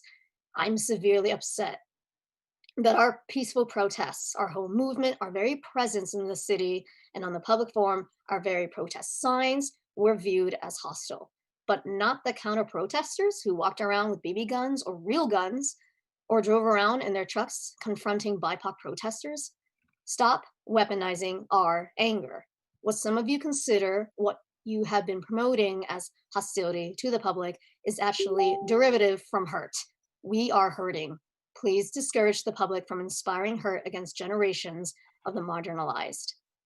And then the public scoffs us for trying to defend ourselves. When we fight back, we're suddenly seen as the bullies that started the fight or something. We appear to be a bunch of angry kids with nothing better to do, asking for attention, shouting at empty streets that just stare back silently. But the media doesn't portray our efforts behind the scenes. They don't see that we are educating ourselves in tandem via online crash courses, endless Zoom meetings, or in-person workshops. We are learning, not just on politics, but how to question, scrutinize, address, and reform an issue.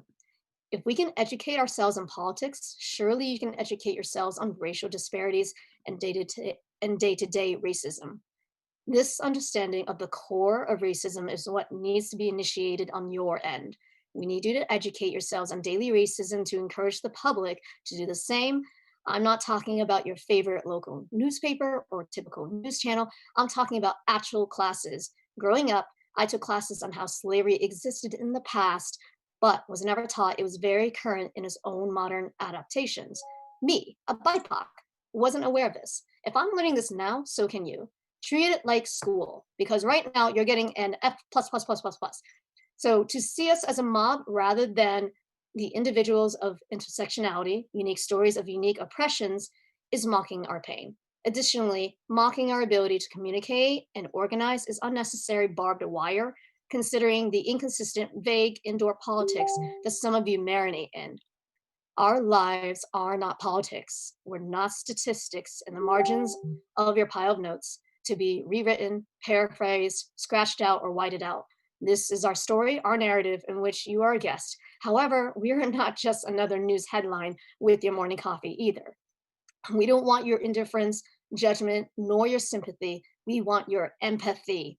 or else, win or lose, we'll be forced to make empathy a symphony until you can hear us. And I yield my time.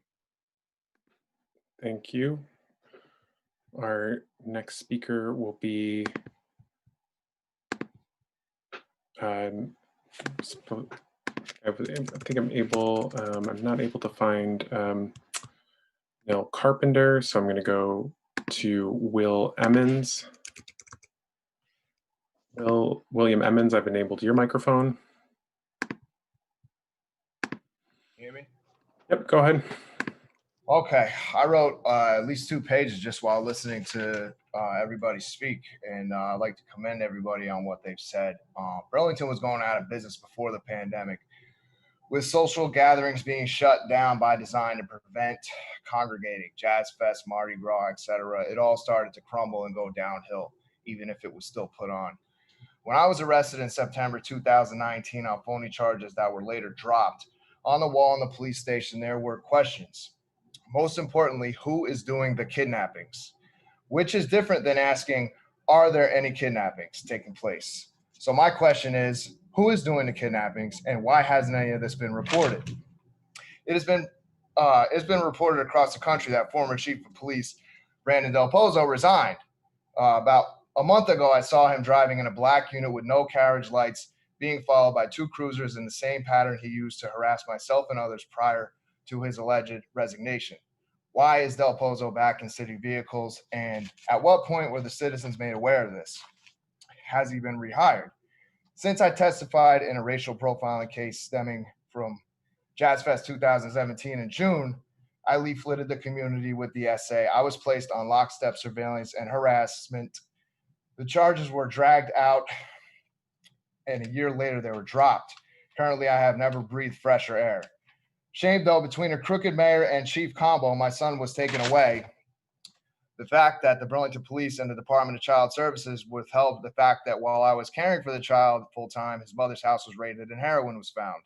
The Burlington Police instead made up a story that I claimed to the school's police officer Norris that I was a, quote, minister while I was coaching youth basketball and baseball. The principal of Champlain Elementary made up a story that I threatened his staff. And the school bullying psychologist, Mr. Rutter, accosted my son, who was over made-up accusations that he threatened to kill another 9-year-old student. We were out protesting in 2019, class warfare, racial discrimination, lockstep surveillance and harassment, whistleblower suppression.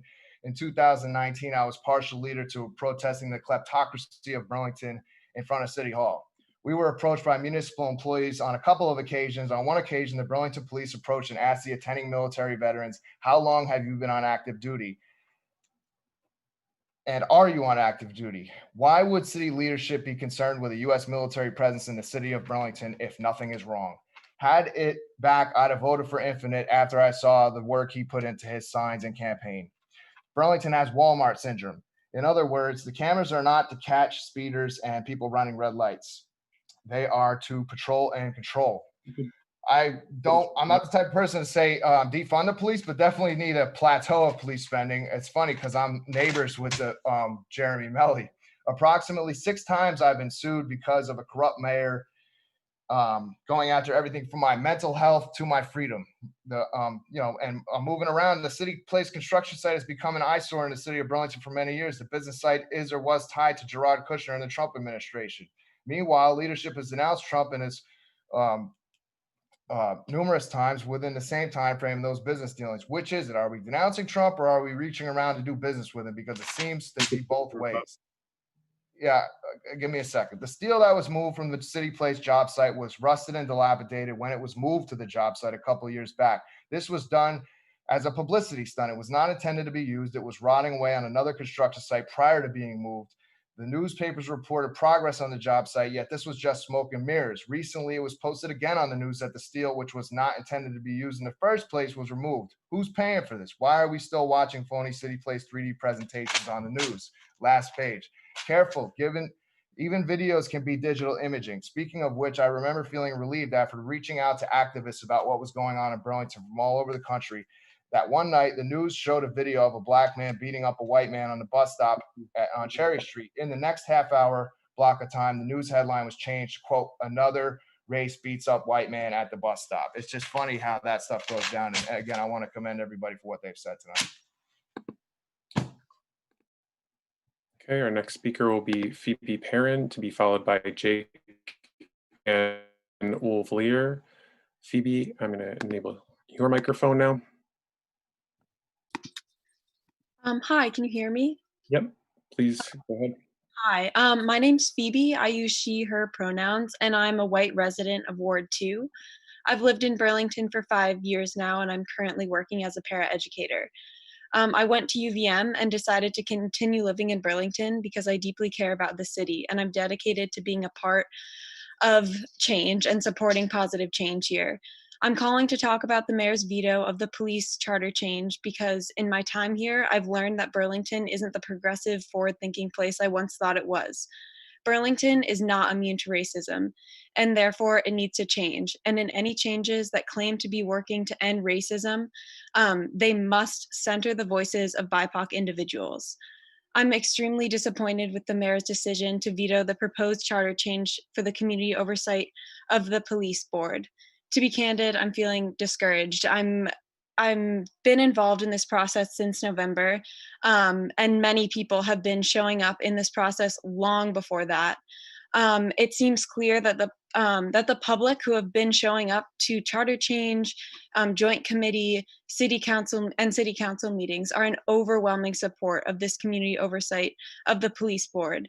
And because the city council is supposed to represent the people, it seems clear that this charter change should be supported and put on the ballot in March. I'm sure that there are councilors and citizens who do not support this proposal, but are they majority? If they're not, then why are the voices of the invisible dissenters being valued over these who are showing up to these meetings, engaging in the charter change process? Why are those who are paying attention and working towards changes, especially the voices of people who have been historically marginalized by the police, being ignored? This charter change has been in the making since September. As someone who values democracy and has been a part of this democratic process a little bit, it's scary that after all this time and opportunity that was offered for deliberation and collaboration, that this charter change has been vetoed by one person only a few days ago. A few days is not enough time to compromise on such a complex issue, and it does not invite opportunity to create the change we need in Burlington. I would also like to highlight that shifting the disciplinary power to the police commission, as the mayor suggested, is inherently changing this proposal because it would keep the power within the police department, which is not finding common ground. Finally, to the white city councilors, please look outside of your own perspective and not only listen to, but center the voices of people who are historically marginalized by the police, because their right to safety in their own city is more important than our own comfort with the matter. So please, please, please listen to and center the experiences of individuals who have been marginalized by the police and vote to override this veto. Thank you. Thank you. So before I go to the next speaker, just really want to encourage folks to please stick within the as close as you can within the 2 minutes. I'm really trying to make sure that we get to as many people as possible. So staying to that timeline allows us to get to more people. So just please be mindful of that and try and speak within that time frame. So our next speaker will be Jake Van Wolfleer, to be followed by Maggie Chadwell. Jake, I'm enabling your microphone. Hello, my name is Jake Van Wolfelier. I'm a white resident of Ward 2. First off, I want to recognize that every member on this council recognizes the reality of systemic racism. This council unanimously agreeing to paint the words Black Lives Matter on Main Street outside City Hall tells me that each of you believe we have work to be done in dismantling the festering evil of white supremacy that has oppressed Black Americans from the founding of this country. So we aren't in disagreement about the need to address systemic racism. Clearly, there is a great deal of disagreement about how to actually do that. Personally, I firmly believe the charter change proposal that has been passed by a majority of council members last month, the result of months of incredible organizing, activism, research, and hard work from local BIPOC leaders, is the most meaningful step we as a city can take in alleviating racist violence stemming from the Burlington Police Department. However, I recognize that Councilors Shannon, Mason, Paul, Paulino, and Carpenter disagree. You all have a right to believe this proposal isn't what's best for the city and for our BIPOC neighbors, and that there are better solutions to address the problem. That being said, even if you adamantly disagree with this charter change proposal and believe the majority of Burlington voters will agree with you and vote it down in March, you should still vote to override Moreau's veto. If voters side with you and vote no on the proposal, your position will be vindicated and democracy will have worked. If the majority of voters side with the 7 council members who passed the proposal and the hundreds of residents who've been consistently calling into these meetings, then our position will be vindicated. And again, democracy will have worked. Either way, we as a diverse array of residents of the city of Burlington deserve the right to democratically decide what we think is the best solution to addressing systemic racism. Allowing Moreau to take this right away from voters because he disagrees with the proposal is anti-democratic and unjust. Let the voters decide whether we want this charter change. Councilors Shannon, Mason, Paul, Paulino, and Carpenter, vote to override the mayor's veto. Thank you. Thank you. Our next speaker will be Maggie Chadwell, to be followed by Alex Sturgis. Maggie, I've enabled your microphone. Hi, can you hear me? Yes. Hi, everyone. My name is Maggie, and I'm a white resident of Ward 2. In mid-December, a report was released showing once again that Burlington police use force against Black people at a disproportionate rate, and in 2020, it reached a record high. The report showed that in the first 10 months of 2020, of the 149 people who were subjected to police force, 42 people, or 28%, were Black, while Black people only make up about 6% of the Burlington population. Action needs to be taken to change the current system that perpetuates violence against Black people. To make meaningful change, the system needs to be reimagined. This starts with community control of police. In order to hold officers accountable, the power to investigate and discipline police misconduct must be put in the hands of the community through creating a community control board that operates independently from the police department. It is critical that this board be made up of members of our community who are most impacted by policing, centering BIPOC, LGBTQ folks, those who've experienced houselessness, and other historically marginalized groups. Councilor Freeman's proposal has not only received resounding support and input from Burlington residents, many of whom are here tonight, but has also been publicly supported by the ACLU Vermont and NACOL. I am speaking today to urge Councilors Paul, Carpenter, Mason, Shannon, and Paulino to reconsider their vote against the charter change back in December in order to override the mayor's disappointing yet predictable decision to veto it. This veto is a continuation of his efforts to obstruct necessary change in this community for the safety of BIPOC and other historically marginalized groups. Councilors, please do not follow the mayor's lead. The time for community control of police is now. Please let the people vote on this in March. Thank you. I yield the rest of my time. Thank you. I was able to locate Nell Carpenter. So Nell, I'm going to come to you and enable your microphone. And if my name is showing up as my employer, I'll just say that my views don't reflect those of my employer or whatever. Good evening, council. My name is Nell Carpenter, and I'm a white resident of Ward 4. Can you hear me? Yep, go ahead. Cool. I'll talk a little louder. I've been closely engaged with the issue of community control of police for over a month now, and in doing so have heard countless stories from my BIPOC neighbors and friends about the impact of the police on their lives. At best, there's a complete lack of trust in police, and at worst, there are lives, disproportionately Black and brown lives, being lost at the hands of police. I'm hearing this loud and clear, and you should too if you are listening. This is urgent. This is the citywide election in March, not a special election next year or 2022. Tonight, I urge you all, especially the white councilors, to de-self and to decenter the politics of this and earnestly center the lives of BIPOC and others who are particularly vulnerable to police violence. There have been tons of sidetracking throughout this process of this proposal being introduced and deliberated on, which is unacceptable because there are lives on the line. To remind you, of the 149 people who were subjected to police force in 2020, more than 28% were Black. Black residents make up only 6% of Burlington's population. Additionally, this past year, about 37% of incidents where an officer drew their gun, it was directed at a Black individual. The police will survive accountability, but not everyone will survive an encounter with the police as long as they're not being held accountable. A system that has police policing themselves,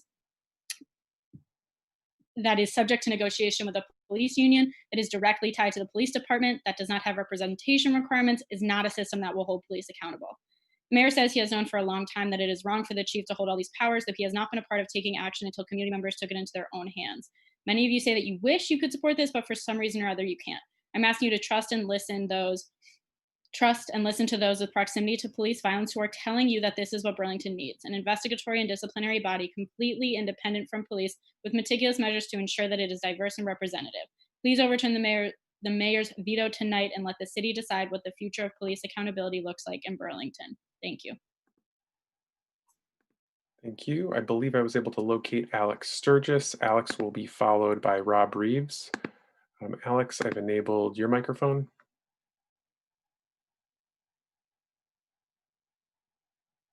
Hi, can you hear me? Yeah.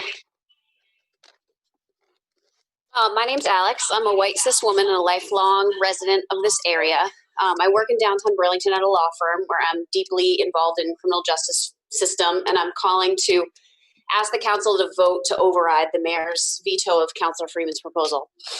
In the work, I hear the folks say that the system is broken, which really makes it sound like we used to have an equitable and fair system that has since disintegrated. But this couldn't be further from the truth. The system that us white folks love to talk about and point to and shrug at is working exactly as it was designed to.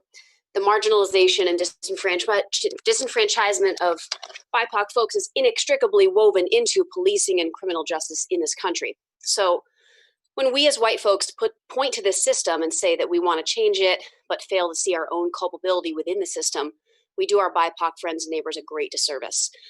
White counselors and Mayor Moreau, you are the system. We as white folks are the system. Look in the mirror and confront yourself before you open your mouth to oppose this, and ask yourself why you continue to hold your hands over your ears when the people are speaking. I look around and I can see the data is telling me that Black folks in Burlington are far more likely to be harmed by the police. I hear my BIPOC friends and neighbors tell me that they feel unsafe in their own community. Enshrined in the opposition that I've heard, including the mayor's veto to Councilor Freeman's draft, is an inherent assertion that the lives and safety of wealthy white Burlingtonians are more important than the lives and safety of BIPOC folks. And this assertion reflects a deeply problematic reality in this city, and the people of Burlington have spoken up to say that they want the system cracked wide open with community control. They want this changed, and you've received countless hours of input in support of this proposal, including the priceless input and perspective of BIPOC femmes and gender nonconforming folks. This draft is the only proposal that centers BIPOC life and safety. And while it's not perfect, it's better than the echoing chasm of the white apathy that you uphold every time you oppose this policy without proposing any negotiable alternatives. Counselors, we are involved. The people are involved. We are engaged. We're telling you what you want. We're telling you what we want. Isn't that what you want? Join us. Don't let the perfect be the enemy of the good. Black Lives Matter. Our next speaker will be Rob Reeves, to be followed by Sophie Castle. Enabled your microphone. Hello, can you? You just cut out for a second. Try again. Can you hear me now? Yep, go ahead. Great, thank you. Hi, everyone. My name is Rob Reeves. I'm a Burlington resident of Ward 1, and I'm not the greatest speaker in the world, so I don't have much to add to what has been said by the much more talented writers and speakers who came before me tonight, but I do echo their call to override this veto and allow the approved charter change to be on the ballot in March. I think we would all very much like to vote on it. Thank you. I yield the rest of my time. Thank you. Our next speaker will be Sophie Castle, to be followed by Sarah Brooks. Sophie, I've enabled your microphone. Can you hear me? Yes, go ahead. Hi, my name is Sophie. I'm a 10-year resident of Ward 2. I continue to stand in support of the creation of the Community Control Board, despite Mayor Moreau's veto, and I urge all city councilors to stand together on this. When we talk about creating equal seats at the table and the importance of community building in regard to police reform and citizen safety, we have to understand that as long as the police chief and the police union are part of the sole body that addresses police force in our community, that their discretion and opinion will always have outsized influence. An independent body passed through charter change is crucial because that is how we actually get to equality of influence that cannot be undone the way that a city ordinance can. The mayor's counterproposal does not bring in more community voices or engagement. It simply punts the ball back into bureaucracy and continues to stall the need for real accountability and change in our community. I respect the tremendous amount of work and thought that Councilor Freeman, the Charter Change Committee, and community members put into creating this charter change language specifically for our Burlington Community Control Board. And I recognize the approval of organizations such as ACLU of Vermont, NACOL, Migrant Justice, the Racial Justice Alliance, and so many others. Those who are most affected by structurally racist policing practices have spoken, and we need to listen to them over the police union, whose sole goal is to maintain as much of their power and status quo as possible, and who view any oversight that is transferred from the police chief to the citizens as, quote, hostile. I recall a specific incident at a former meeting where someone was concerned about language regarding the ability of them to hire and fire, and it was simply language that used to be given to the police chief that had just been transferred over. It was not different language. It was not hostile language. Thank you to all counselors for your work, and know that there is much more to do in 2021. Thank you. Thank you. I see a number, I don't see a Sarah Brooks, and I see a number of people as just Sarah. So if you are Sarah Brooks, if you could just use the raise hand function so that I can just identify you. And okay, there you go. Thank you so much. I will promote you to panelist, or I mean to enable your microphone. So you should be able to speak, and Sarah will be followed by Rachel Siegel. Go ahead, Sarah. Can you hear me? Yes, I can. Go ahead. My name is Sarah Brooks, and I'm a Burlington resident in Ward 2, and I'm also a social worker, and I am a member of the Party for Socialism and Liberation. I want to urge city councilors to allow your constituents to vote on this issue of charter change towards the creation of a police oversight committee. The mayor's veto of this change is a baseless attack on the working people and people of color of Burlington, and is also a slap in the face to the history of progressive politics in Vermont. The mayor's message is very clear to me. He doesn't want citizens to be able to vote on this issue. The mayor very clearly does not have faith that the citizens of Burlington know what's best for ourselves and our communities. The people of Burlington have kept the city running through a global pandemic and through the beginning phases of an economic crisis.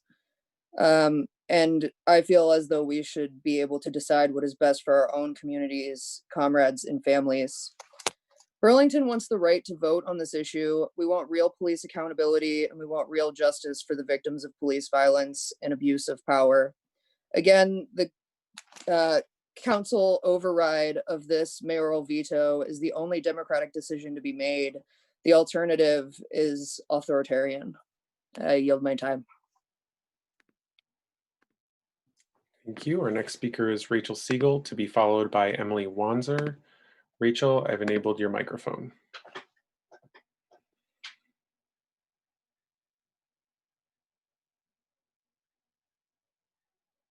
Hi, can you hear me? Yes, I can. Go ahead. Great, thanks. Hi, everybody. I'm Rachel Siegel. I use she, her pronouns. I'm a white cis woman. I live in Ward 3. I grew up in Burlington, right down the street from where Moreau lives now. And I now live in the Old North End, raising my kids, who are both in marginalized groups that are at higher risk of police violence.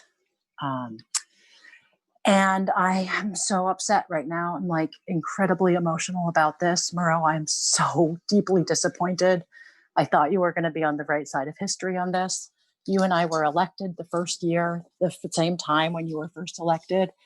And you have obstructed police reform work before. When I was on the council 7 years ago, you just are coming across as being in the pocket of the police at this point. Like, you could do the right thing. You could let the voters vote on the matter, regardless of how you feel about it. I will share that a past police chief told me in confidence that he knew there were officers that were problematic that he wanted to fire, and he knew that if he fired them or took hard lines with them disciplinarily, he would lose the faith of the rest of his force and not be able to rule them. You know, that he couldn't do it, that he wanted to do it and he didn't. He felt like it would create so much I'm losing my words, that, you know, I mean, it's just exactly what everyone's saying. Like, the police can't police themselves. This guy even wanted to do more and felt like his hands were tied. Also, I'll speak to you again, Moreau. We worked together, you and I, on charter changes that lots of people were saying, you know, they didn't want those charter changes to go through, but you and I at that point were in agreement that the people should get to weigh in. It shouldn't just be the council or you deciding. Like, the city of Burlington, the people of Burlington want to vote on this. I also want to speak to the counselors who I served with years ago who are still there, because one of you told me that you don't care what people say at public forum. And God, I hope you have changed your way. This is so upsetting tonight. I hate that you're vetoing this so much. I hope you change your mind. I hope the counselors are listening and might change their minds, and that there's a prayer that we can still override the veto. Thank you. Thank you. And I just want to remind folks, please direct your comments to the chair and focus on the issue. The issues on our agenda, I'm sorry. Our next speaker will be Emily Wanzer, to be followed by Lila Fortunoff. Emily, I've enabled your microphone. Hi, everyone. Thanks so much for everybody who spoke before, and thanks, Rachel, for those powerful words. My name is Emily. I'm a white resident of Ward 2. I also am speaking tonight in opposition to the mayor's veto, and I'm urging my city councilors to override this. I mostly want to emphasize the speakers who've come before me, all of whom spoke really beautifully and powerfully, especially our BIPOC friends, neighbors, and siblings. Those are the voices that are pointing us towards a more beautiful future, and we need to include and center them, as well as others marginalized by the police, in models for community oversight and control of police, which is exactly what this proposal does. I also want to say that it's really hard to speak on these calls. It's really nerve-wracking and like time-consuming, and it's not particularly fun, which makes it all the more amazing that supporters of this charter change have continued to show up in huge numbers for these public forums and devote incredible amounts of time to this process during these calls and also behind the scenes. Know that we are here and we are listening, and behind every one single speaker are many more friends and neighbors with the same energy and really similar views who just might not be able to participate.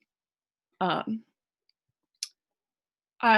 want to locate myself in this fight for justice, safety, and the lives of our neighbors, while also holding a knowledge that as a white person is not the place to center myself. It's the time to work thoughtfully to understand my power as a white person, especially that which I have to work to understand, and also actively dismantle the systems that uphold it. This charter change would do that. I really urge you to really thoughtfully uphold it, and I'm really disappointed by the veto. Thanks so much.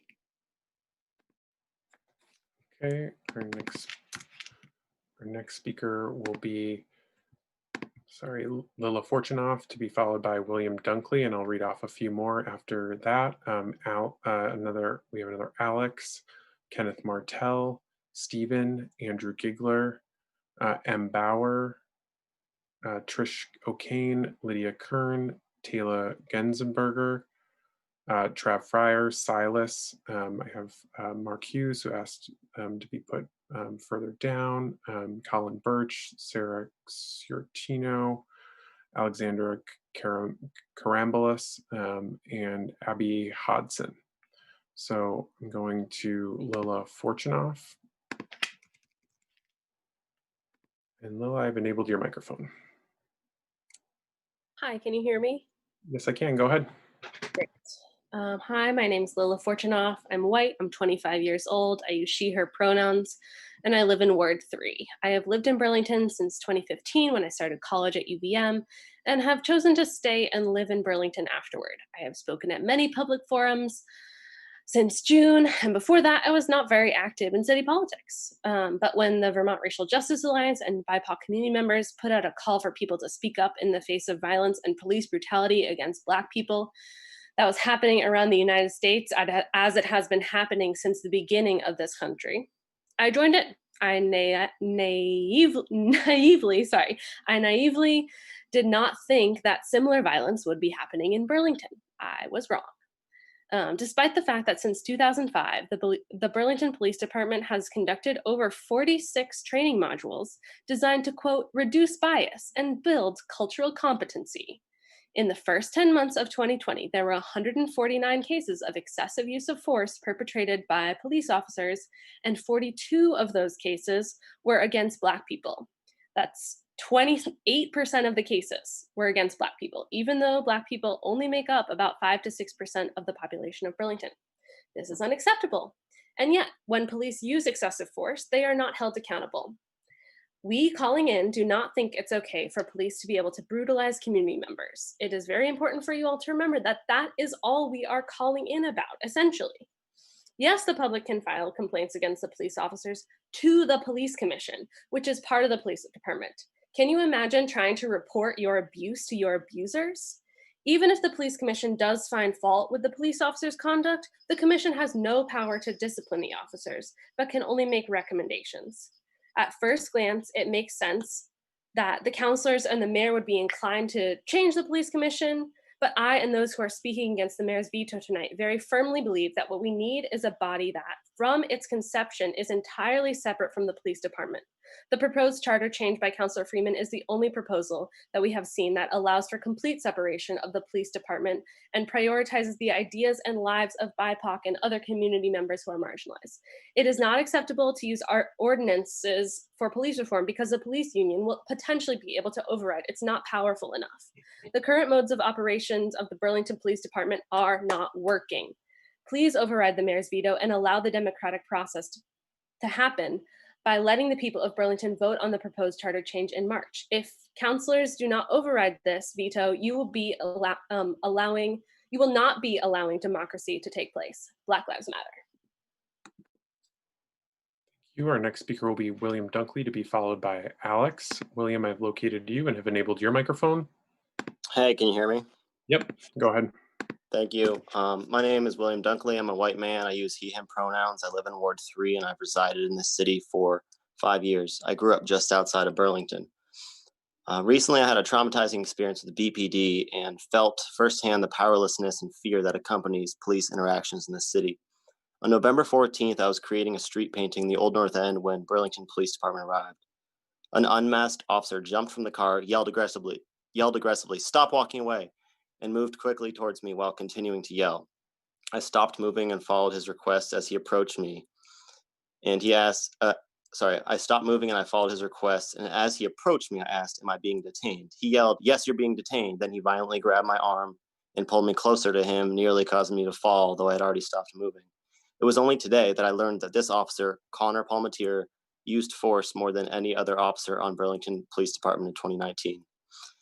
Aware of my rights during this incident, I respectfully remained silent to some of his questions, wanting to cooperate but not giving away personal information. At this point, he said, I was just going to give you a $100 fine for vandalism, but since you're being rude, I'm going to arrest you." While patting me down, he dehumanized me, making rude and hurtful comments in front of the people I was with.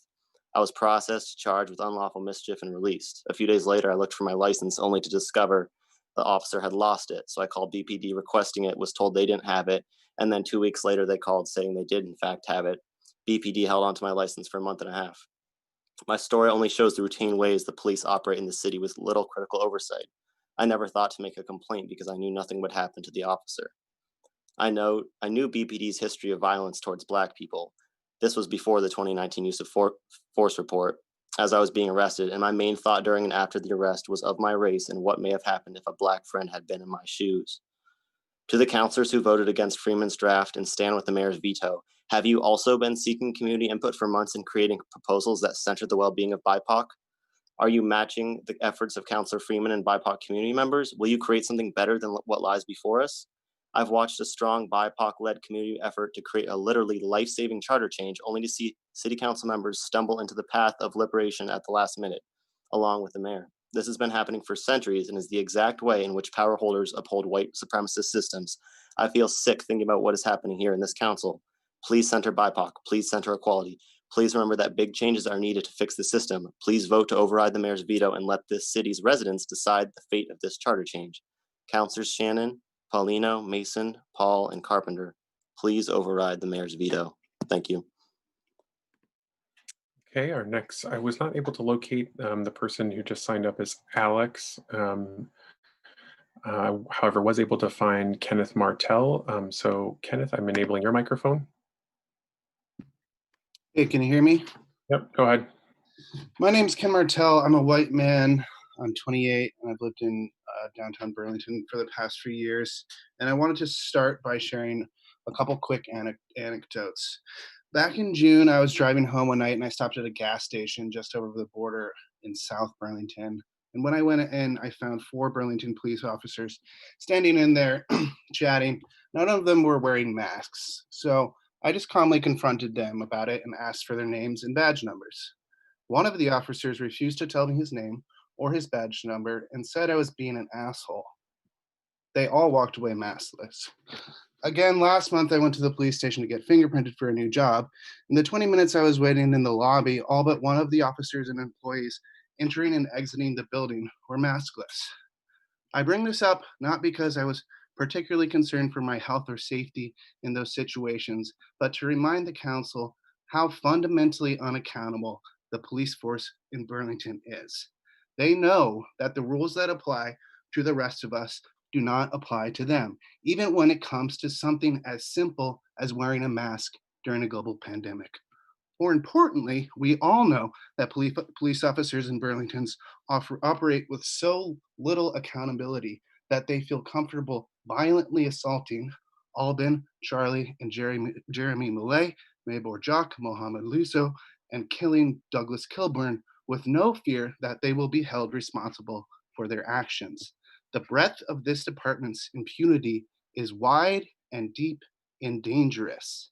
If Councilor Paul, if Councilor Carpenter, if Councilor Mason, if Councilor Paulino, if Councilor Shannon, and if the mayor truly understand how fearlessly reckless this department is, and if they truly believe that racism is a public health crisis, then I urge them to treat it as such by taking the action that meets the magnitude of this crisis of accountability and to move this charter change forward. If they do not, then the voters of Burlington will know how they truly feel. Thank you. Thank you. Our next speaker, I was able to locate Alex. So Alex, I'm going to enable your microphone. Thank you. Hey, can you hear me? Yep, go ahead. All right. Thanks for letting me speak tonight. My name is Alex Ferdin. I use he, him pronouns. I'm a cisgendered white male. I have lived in Burlington for a decade. This is for those of you who are on the fence tonight. I want to read a couple of lines that I stumbled upon about a month ago. This really struck a chord with me. And if you listen to the words I'm reading, maybe they'll resonate with you as well. Nurses and licensed doctors are insured because even though they've attended years of intense training, they can still ruin your life. And we want to make sure that if they are consistently bad at their job, they won't be able to stay employed. Now, why wouldn't we do that for a profession that involves exercising deadly force and enforcing complex laws? A police officer doesn't have to shoot you to ruin your life. All they have to do is arrest the wrong person and you've got a record. We see it all the time. You can lose your kids, your job, your standing in your community, all because someone who was trained on average 21 weeks got it wrong. 21 weeks. How are we okay with letting the police investigate themselves? How are we okay with letting them get rehired when they are let go? We have such a great opportunity to build a board with diverse and representative board membership, with criteria and a selection process ensuring the historically marginalized have a seat at the table. We just want to make this city safer for all. Let's do what we all know is the right thing. Let's be the leader and get this on the ballot in March. Thank you. Thank you. Our next speaker will be Stephen Marr, to be followed by Andrew Gigler. Stephen, I have located you and have enabled your microphone. Hi, can you hear me? Yep, go ahead. Hi, yeah, tonight I'd like to propose the argument for why this charter change should be supported and the veto should be rejected. And I'd like to start by framing it at the national level. We've seen unprecedented movements against racial violence and towards equity this past year. And if that's not large enough, let's talk about how this charter change falls in line with those we've seen in Madison, Wisconsin. If that's still too large, let's get even more local. The ACLU of Vermont also supports this. And I mean, if you disagree with the ACLU, you're basically on the wrong side of history. But perhaps Vermont's a bit too large, so let's dive in closer. Burlington. This charter change has been voted by the BIPOC community in Burlington and those who represent the Battery Park movement, and contains the best interests of our citizens in it. If that doesn't get to you, let's get even smaller. Let's talk about the city council. The fact that you allow the mayor to just veto, to walk all over the power that you're supposed to hold. If you care about the civic duty that you elected for, that you ran and hold so dearly, then you should not allow the mayor to veto this decision. And finally, I'd like to address you personally on a human-to-human level if everything else is a bit too large. Racism hurts the oppressor.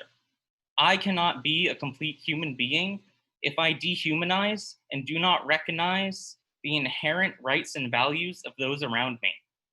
So I ask you tonight, stop the mayor's veto and become the best human being you can be. Thank you. Thank you. Our next speaker will be Andrew Gigler, to be followed by M. Bauer. Andrew, I've enabled your microphone. Hello, my name is Andrew Gigler. I am a white cisgender man, use he, him pronouns, and a resident of Ward 1. I am a student at UVM, have lived in Burlington for over 3 years, and currently work as a peer mentor at UVM. I am calling in to voice my support for the proposed charter change on community control of police. This is not a political issue. This is a racial justice issue. This is not something that should be able to be voted down by one person. The truth is that the charter change could save lives simply by giving real power to BIPOC and other historically marginalized people. The longer that real police reform initiatives are pushed back, the longer that BIPOC will continue to live in a city with officers that are known to target people that look like them. There is a strong and indisputable trend of BPD officers targeting black people at a disproportionate rate, and some of you do not want citizens to hold these cops accountable. To Mayor Weinberger and the councilors who have voted against the charter change, this is not about your opinions. It is necessary to center the concerns of Black community members in your decision because it is about their safety. In addition, are you going to put your opinion over the hundreds of people spoken up at city council meetings over the past few months? Do you want to take away the voices of Burlington residents and prevent them from voting on the proposed charter change? For the sake of the democracy, Burlington residents should be able to vote on the charter change in March. Councilors, please listen to the people this time and vote to override the veto. Thank you. Thank you. Our next speaker will be M. Bauer, to be followed by Trish O'Kane. I'll read off some others just so that folks know who's coming up. Lydia Kern, Talia Gensberger, Trav Fryer, Silas, and Mark Hughes. I will go to M now. Hi, my name is M. Bauer. I use they, he pronouns. I'm a white resident of Ward 2, and I'm a lifelong Vermonter. Over the past few months, you've all heard many arguments in favor of community control of police. Many of us have come to multiple of these meetings to state why we believe in this policy. In addition to these important remarks, I'd like to emphasize that this isn't a matter of politics. This is about protecting the members of our community who would be harmed by business as usual. I'm here because such folks are members of my community, and they are members of your community as well. They're the people that you are sworn to serve. If you, like me, are able to choose to look the other way because this issue does not impact your daily life, I ask you to consider those in your community who cannot choose to walk away from this. If you choose to look the other way, you are part of the problem. We cannot look the other way. We must work with those who are impacted to work toward a solution. This policy has been formed in a way that centers those who are most impacted by our current systems of public safety. The data and our community are saying that BIPOC are disproportionately harmed by the police, which means that we must center them in forming policy, which is the case with this charter change. The community has come together over the past months to put forward this charter change, and now the people have a right to vote on it and have their voices heard. The incredible public support that you have seen at these meetings and the endorsement of the proposed charter change language by many local groups and expert organizations indicates that this is a policy that the people believe in. Burlington voters have a right to express our opinion on this policy at the polls in March. Please vote to override the mayor's veto so that Burlington voters can decide for ourselves whether to implement community control police. Thank you very much. Thank you. Our next speaker will be Trish O'Kane. Trish, I've enabled your microphone. Can you hear me? Yes, go ahead. Okay. Yes, my name is Trish O'Kane. I live in the New North End in Ward 7. I support putting charter change for the control of police on the ballot. Please override the mayor's veto. Do not delay taking action any longer. This is an urgent issue. For too many people, our streets feel like a war zone. Just since your December 7th vote on this resolution, over a dozen people have been shot and killed by police across the country. These are just a few of the cases.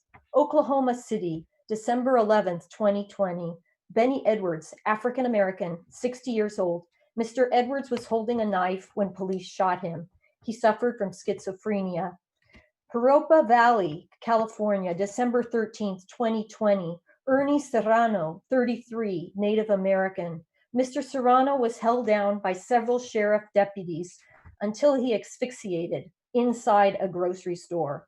Columbus, Ohio, December 22nd, 2020.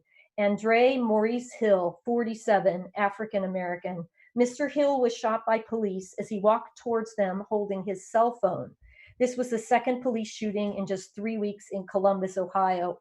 Earlier in December, police shot and killed Casey Goodson, 23, an African American, in front of his grandmother. He was holding a sandwich. Police thought it was a gun. Minneapolis, Minnesota, December 31st, 2020. Dalal Id, 23, Somalian. Police shot and killed Mr. Id in his car in a gas station parking lot.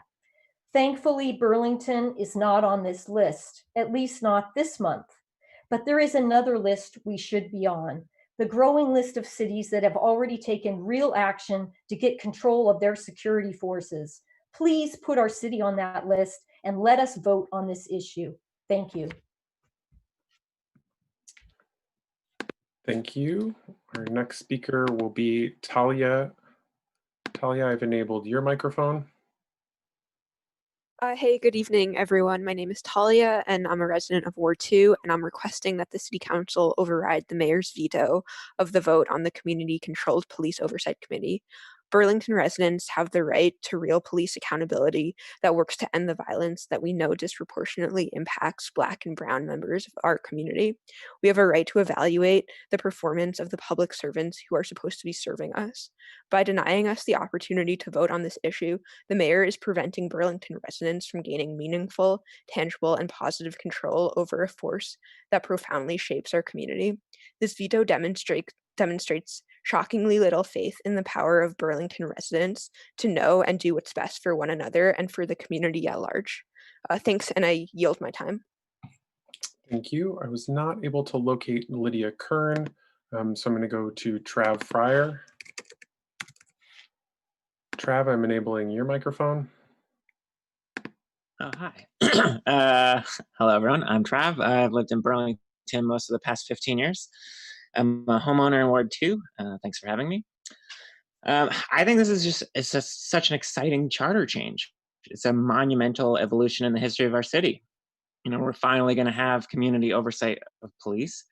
This is real progress. It's so awesome. And I'm really proud of the huge amount of work that we've all put in as a city over the past number of months. I think the mayor was misguided in vetoing what has so far been an amazing democratic community engagement. Now is the time to reiterate the council's commitment to our democratic values. Listening to public comment tonight and so many other nights, it's clear the people are ready to vote on this. So I thank the council for all your hard work on this, and I hope you will vote to counter the mayor's veto. Thanks, and I yield my time. Thank you. I have Silas Goldman to be followed by Mark Hughes. Silas, I've enabled your microphone. Hello, can you hear me? Yep, go ahead. Hi, my name is Silas. I'm a white cis man living in Ward 2 and I use he, him pronouns. I'd like to use my time tonight to express support for an independent community control board that will control the Burlington Police Department. This charter change is about BIPOC lives, and far too often we lose sight of what is truly at the center of this work, which is the safety of BIPOC folks in Burlington. This is not a political game. I cannot fathom how someone whose passion in life is to be a leader can hear unanimous support for something and continue to push back in the way I've seen in these past months. As far as I can tell, the center of any opposition to Councillor Freeman's proposal is a perpetuation of the system that is functioning exactly as it was designed to, disenfranchising and further marginalizing BIPOC folks, which is directly beneficial to white folks. By putting money over lives, you are cementing your place as a cog in the machine of white supremacy and systemic oppression. There's no justification in my mind for that choice. The vibe I'm getting is that there's a sense of urgency felt by the community and this council to get something on the ballot quickly. Councillor Freeman's draft is the only one that currently centers BIPOC, and that is the goal. I don't know how else to make Black Lives Matter to you all. I care about this issue because I care about Black lives. As a white person, I'm also on a path to accountability. It's a long process, and I invite you all to join me on that process tonight by voting to override Mayor's veto. Voting to allow this issue on the ballot in March is a step toward necessary accountability. Thank you. Black Lives Matter. Thank you. Our next speaker will be Mark Hughes. Mark, I've enabled your microphone. Thanks, Mr. President. Override, just override it. Where do I start? So councilors, if you haven't made your decision by now, why are you wasting my time? We show up here consistently and we tell you, about the work that we've done. And just to be clear, this is not a fad, this is a movement. So it really doesn't make any difference what you do, we're still gonna be here. And just to be really clear, because I think I heard some crosstalk, we don't really care to be white. We just wanna make sure that we're safe and we just want our stuff. And it's our power that's gonna get that. So city councilors who voted for this, hold your ground. Union members, we don't need your endorsement. As far as what we're really looking at here, in history, from use of force data collection, the REIB office, the REIB committee, Operation Phoenix Rise, the reparations task force, the racism public health emergency, all of this stuff that we're working on at the same time, all of this stuff also hangs in the balance. Because if you don't have trust, if you don't have community trust, then none of that works, which is why I looked the mayor in the eye a couple weeks before the holiday and said, you've lost our trust. You are not a good faith partner in public safety restructuring. Hard stop. Moreau's veto of the charter change, what it does is it's basically undermining and circumventing the efforts to transform and transparently hold police accountable. He pushed back on the initial resolution to reduce funding.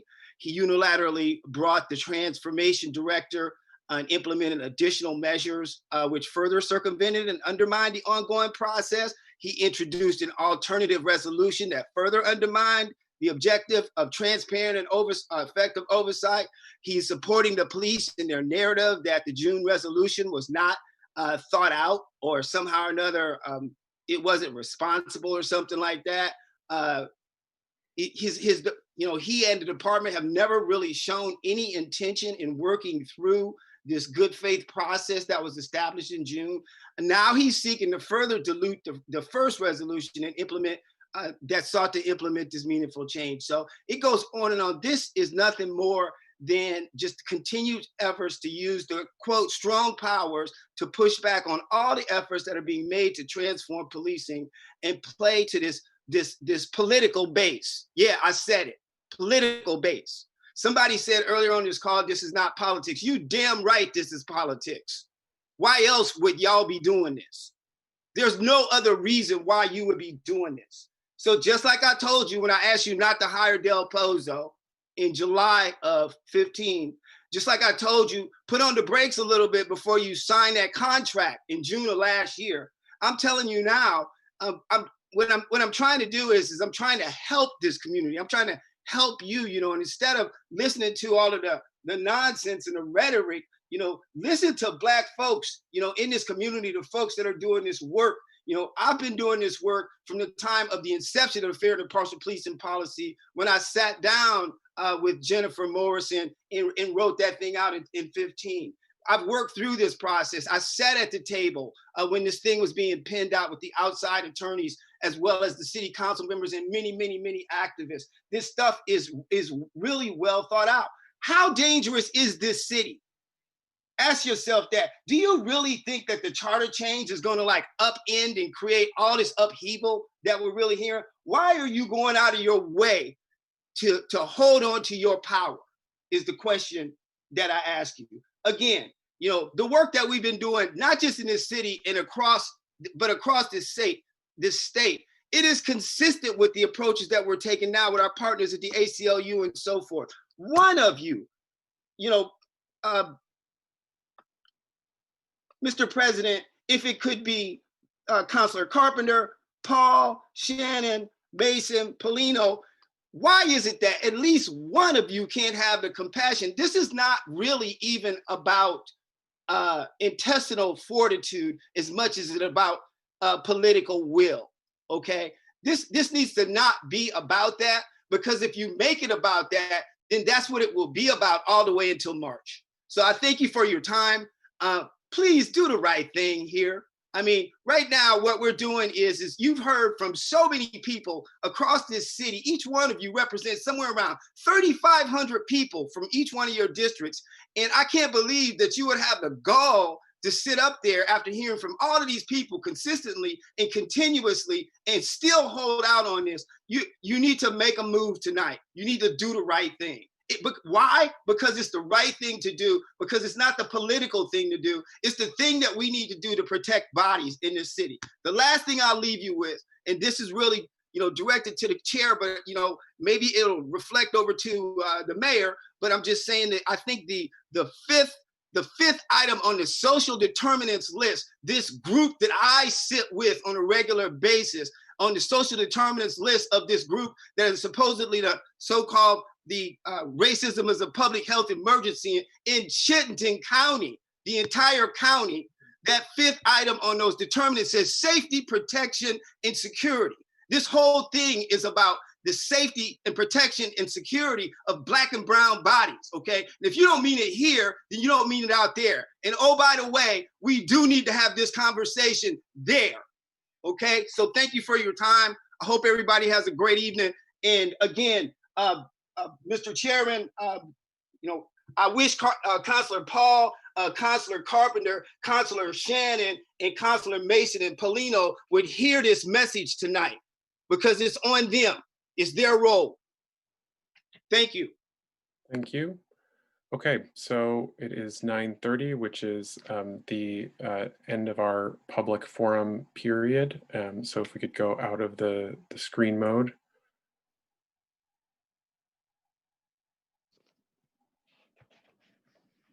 Okay, we will go into our next item, which is having already done the climate emergency reports. We'll go into the consent agenda. Councilor Stromberg, may I please have a motion on the consent agenda? I move to adopt the consent agenda and take the actions indicated. Thank you. Is there a second? Seconded by Councillor Freeman. Any discussion of our consent agenda? Okay, hearing none, we'll go to a vote. All those in favor, please say aye. Aye. Aye. Any opposed? Hearing none, that passes unanimously. So that brings us into our deliberative agenda, which starts with item 5.01, an ordinance on construction on responsible contractors. I'll go to Councillor Pine for a motion on that. I would move to waive the reading and have the floor back after a second. Okay, we have a motion from Councillor Pine. Is there a second? Seconded by Councillor Stromberg. Go ahead, Councillor Pine. Thank you, Mr. President. As you know, this resolution has been a product of work together.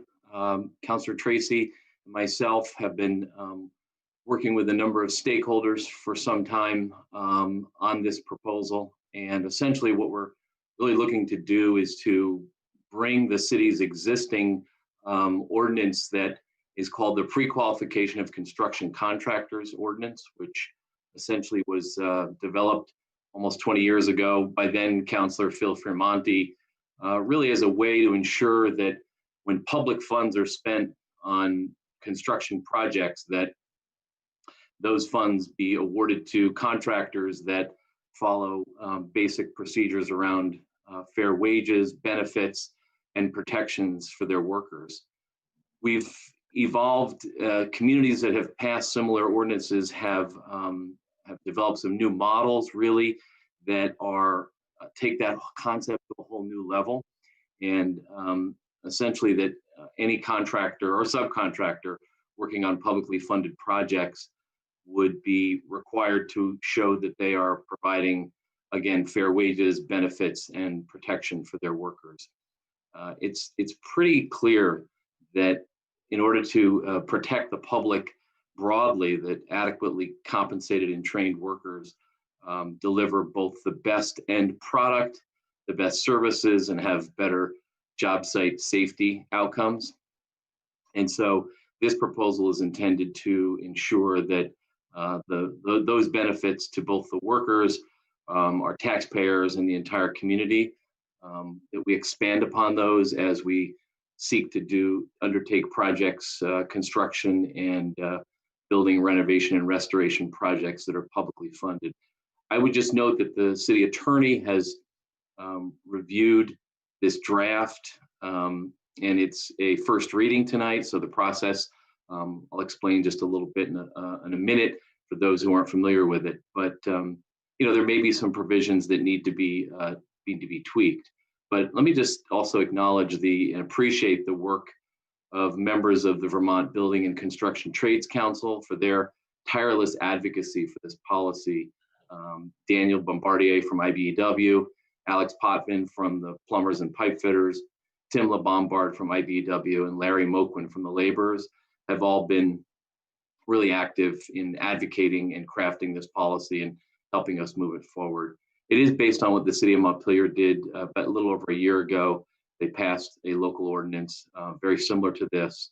And I'm hoping that, sometimes we're the first as a community in Vermont, and sometimes we're not. And in this case, we should be looking to our capital city and adopting a policy that makes clear that when we, spend public funds, that we want companies that guarantee, again, fair wages, benefits, and all the protections that are that should be afforded to working people. So I hope you'll all support this tonight, as well as through the process when it goes to the ordinance committee, which it will begin that process when that committee has an opening in its calendar, but hopefully soon enough. Thank you. Thank you, Councillor Pine. I have Councillor Mason. Yeah, thank you, President Tracy. I'm not sure if this is a point of order or point of information. The motion I heard Councillor Pine make was to waive the reading. I believe, based on his public statement, he was intending to then refer this to the ordinance committee for further consideration. So I offer that as a point of information, I guess, and then I do have a minor comment after if he wants to answer that. Okay, would you like him to speak to that? Yes, please. Okay, Councilor Pine, are you able to speak to your intention? Yeah, that was the intention, that this serve as the first reading, but to be referred to ordinance. Yeah. Thank you. I thought so. So that's not what I heard, and I wasn't sure if I just missed it.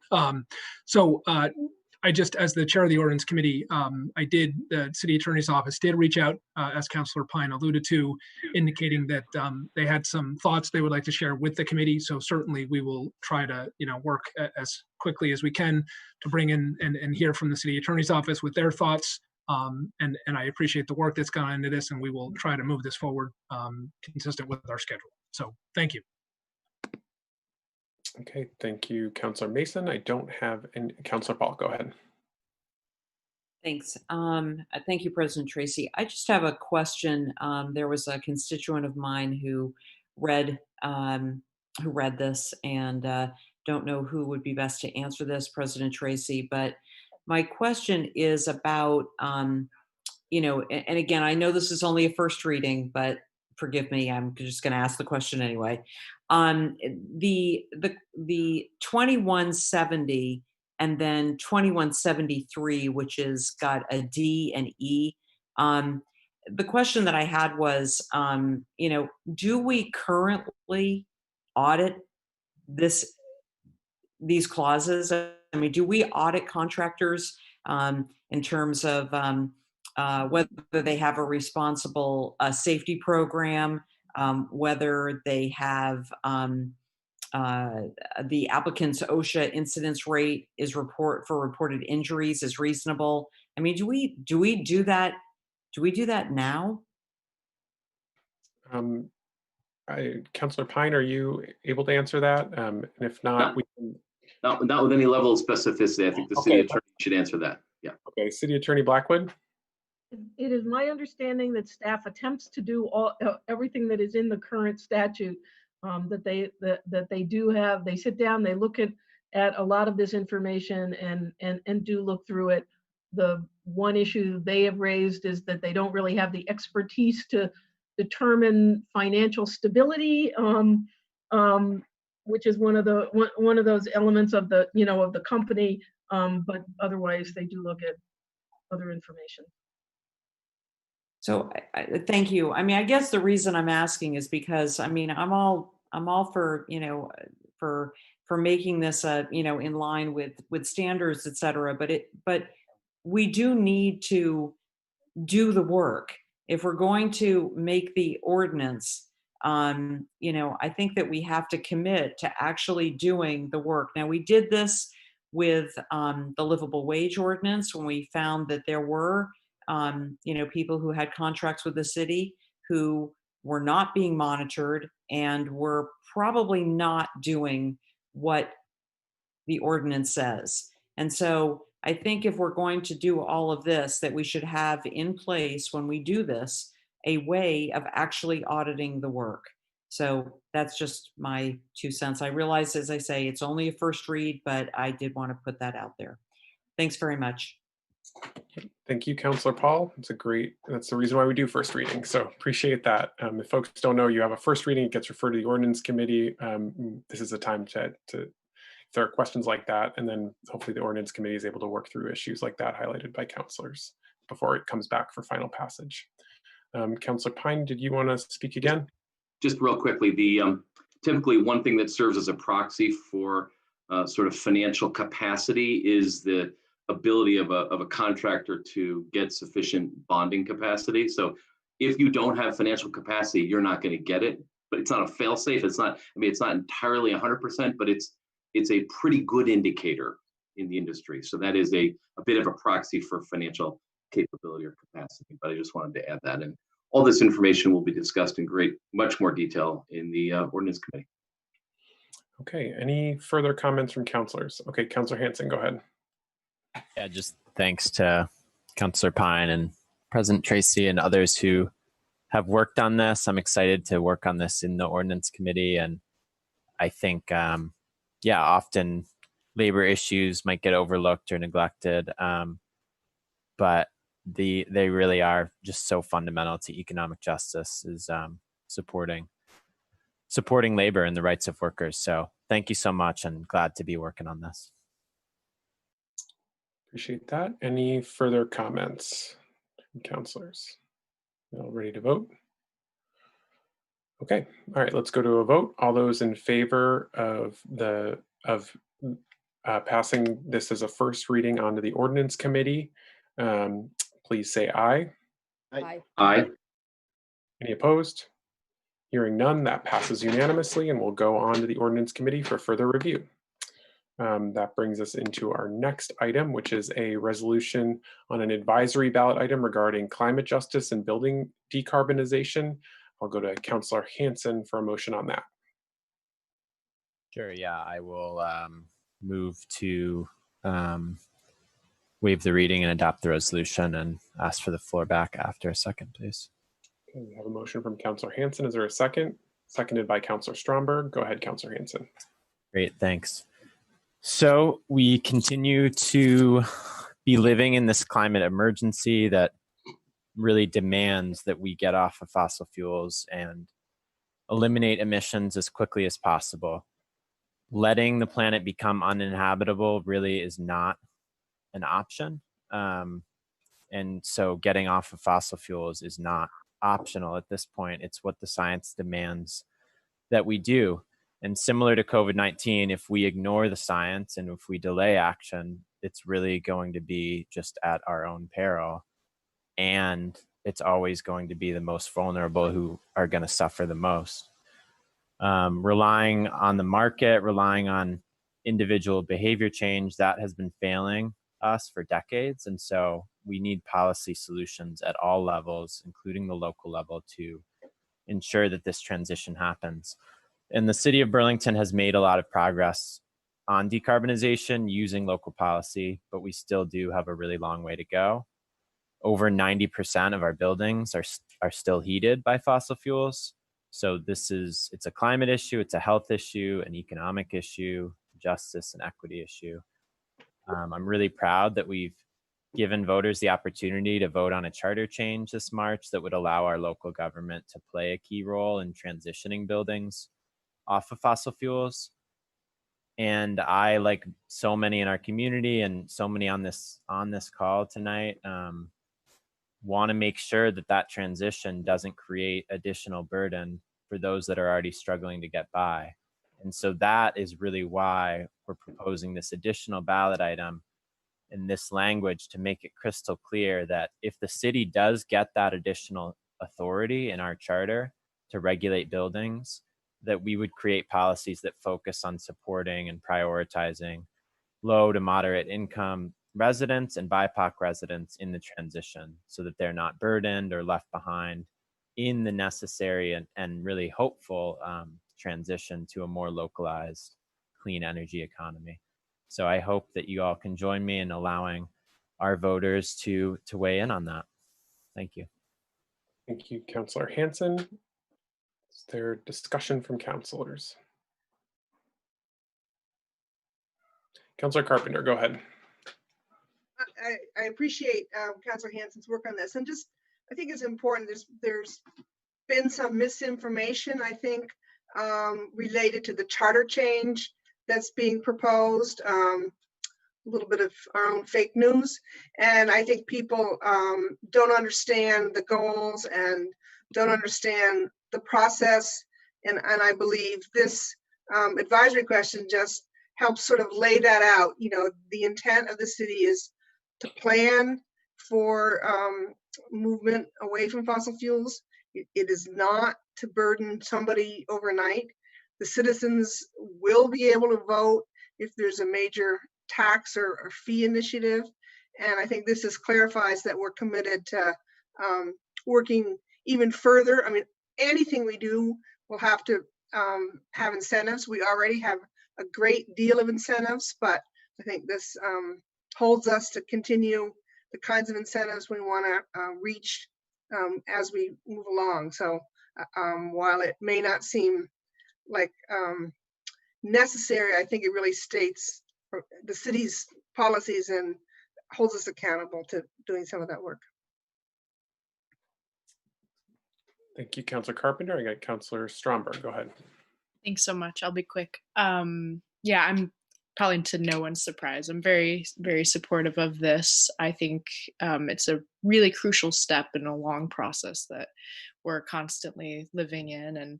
And, you know, the idea that human beings can fundamentally change our climate and our earth is still new to many folks. And it just kind of proves that wide range of progress that we still need to make to even just catch up to what maybe this council understands. So I think this is a really wonderful opportunity for us to move forward on this front and really be as inclusive and you know, truly progressive in the meaning of it as we grow as a population. And you know, one of the main reasons I ever got involved with divestment and climate justice is because it truly is one of those things that incorporates economic and racial justice, because so many people are disproportionately affected by climate change, and we see that everywhere. Nowhere is immune. So I really appreciate Councilor Hansen's work on this, and I'm proudly supporting this. Thank you. Thank you. Any further comments from councilors? Councilor Hansen. Sorry, just very quickly, President Tracy. I just wanted to shout out and thank Councilor Carpenter for her collaboration and work on this item. And I should have probably connected with her sooner, but she was very gracious when we did connect, and she was able to help me strengthen the resolution and really make it clear for the community what we're aiming to do. So I really appreciate it. Thanks for that, and thank you for that collaboration. Any further comments? Okay, seeing none, let's go to a vote. All those in favor, please say aye. Aye. Call the roll. No. Oh, you're going to call the roll? Okay, sorry about that. Okay, so would the city clerk please call the roll? Carpenter. Aye. Councillor Jang. No. Councillor Freeman. Yes. Councillor Hansen. Yes. Councillor Hightower. Yes. Councillor Mason. Yes. Councillor Paul. Yes. Councillor Paulino. Yes. Councillor Pine. Yes. Councillor Shannon. Yes. Councillor Stromberg. Yes. City Council President Tracy. Yes. 11 ayes, 1 nay. Okay, that passes. That resolution passes. And brings us to our next item on the deliberative agenda, which is item 5.03, a ballot question authorizing retail cannabis sales. Councilor Hansen. If I could defer the floor to Councilor Carpenter. Okay. I'd like to do that. Okay, all right, Councilor Carpenter, go ahead. Thank you for that. Another collaboration. Councilor Hansen and I sort of independently introduced resolutions on this topic, and I'll try to frame it as best I can, but as many of you have followed, the state legislature finally moved legislation this last year to allow the state of Vermont to have a cannabis industry that would be active and would follow a lot of guidelines, but I think would be a plus to the state. It's a tax and regulated model. I think it's forward thinking, although there's flaws in the state legislation. As part of the legislation, they are requiring that if communities want to be open to having cannabis retail in their community, we need to opt in. So we need to have a public vote that says we agree to allow retail cannabis establishments in the state of Vermont, or in the city of Burlington. So that's what this proposal is intending to do. There is surrounding this, like lots of other issues, baggage and history and bad history with some of the drug policies in the United States, and particularly how those policies have affected BIPOC communities. So we want to make sure that that, in addition, is front and center and reflected in the words we have in the resolution. It's a fairly straightforward resolution in one sense. There's a couple of components to it, but we want to make sure that we are involving those communities who have been adversely affected by our national drug policies, that small entrepreneurs, BIPOC entrepreneurs, are welcomed in and supported as this new industry grows. So that was something we've tried to weave into the resolution itself. There's really actually three kind of components to the resolution. One is that we, the city of Burlington, would approve the opening of retail shops under the state law. And I want to be clear that the state law really is governing. The city itself has little authority to monitor the operations. And this is somewhat of a work in progress. There are numerous kinds of licenses being given out. The only one the city has authority to approve is twofold. One is the retail licenses, which would, I think, be what you would expect. The other is allowing a category of licensee called an integrated, it's called an integrated license, which allows people to do all of the operations under one organization or one corporation. And there are 5 of those in the state. One of the things that Councillor Hanson and I have realized when we sort of, in a more straightforward way, thought we would introduce this is the concept of the timing and the staggering of these licenses is complicated. And in our attempt to make sure that small entrepreneurs, BIPOC entrepreneurs, were given a level playing field, we have recommended that the larger licensee of the integrated licensee be delayed, because there was a concern, there has been a concern statewide that they will really beat everybody to the market. The state, for whatever reasons, gives those licensees about a 6 months head start. And so that's an issue that we want to try to resolve equitably in the future. I may be jumping the gun here, but Councillor Hanson and I have talked about perhaps recommending delaying or postponing a decision on this particular resolution, because we all need to get a little better educated in all of the categories of licenses. And we've been educating ourselves this last week, but we thought perhaps by postponing it, we would have the opportunity to do a work session in the next 10 days and educate everybody on the board on how these various staggered licenses work and the impacts of when they come online and who would be affected, and the reason or rationale for perhaps delaying the integrated licensee. So I'm sort of preempting ourselves, and I'll let Councillor Hanson talk.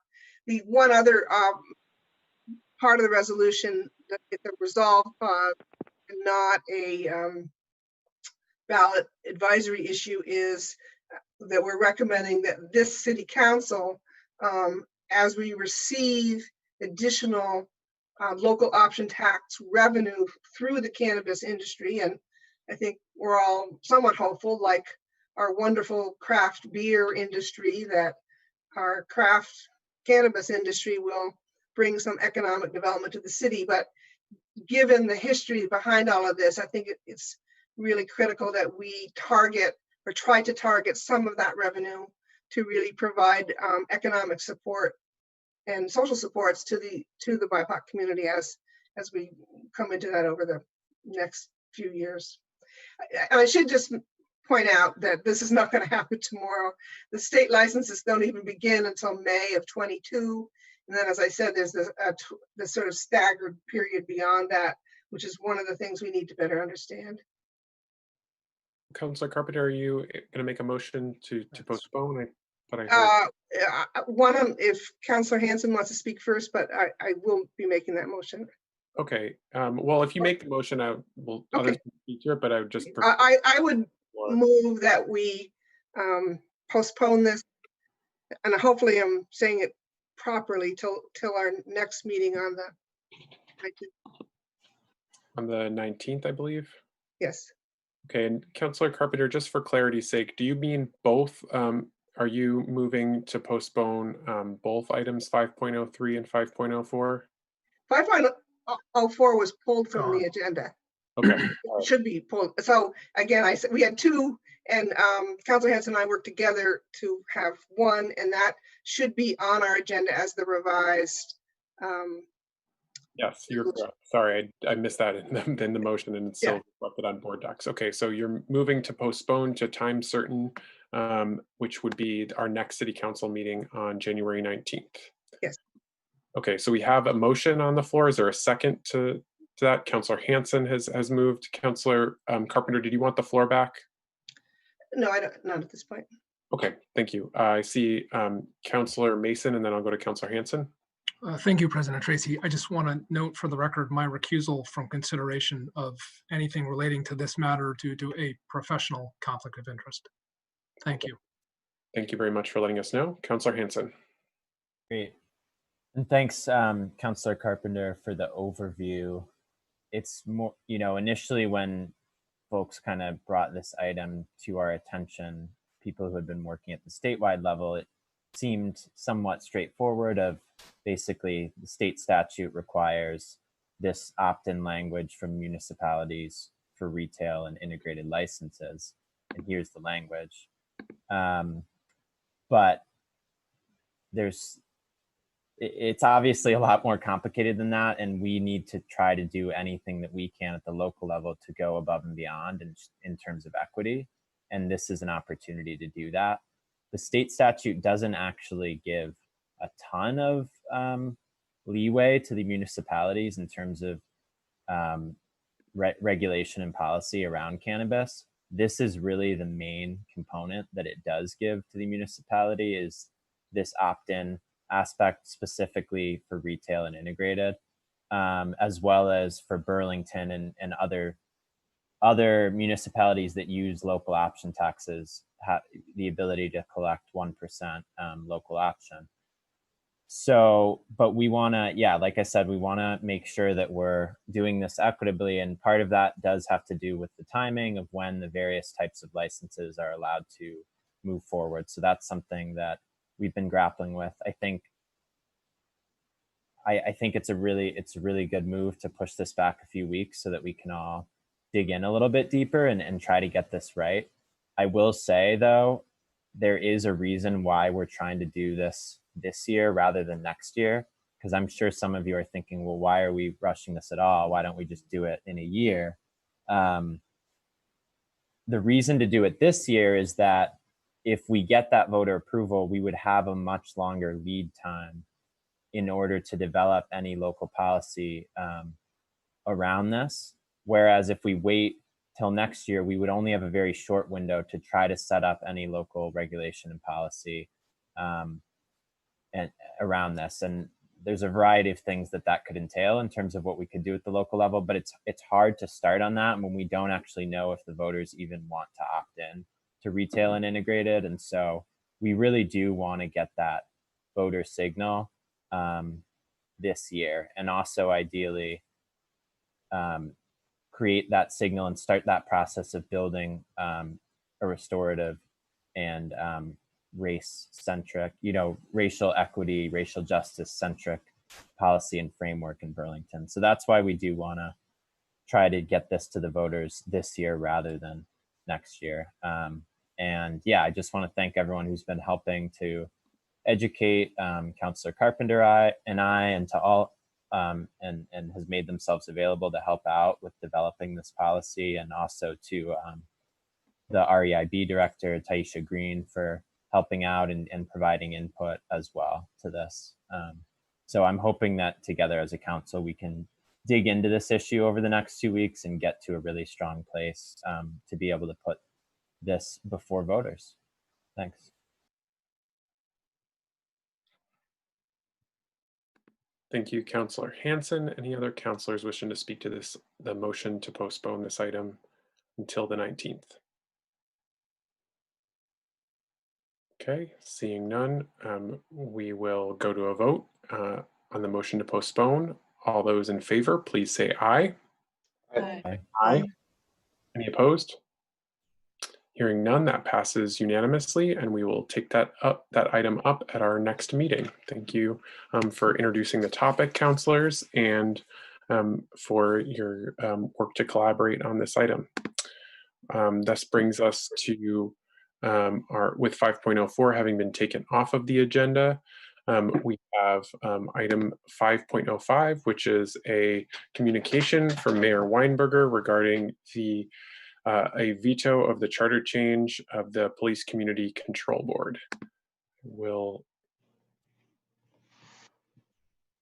Mayor Weinberger, are you with us?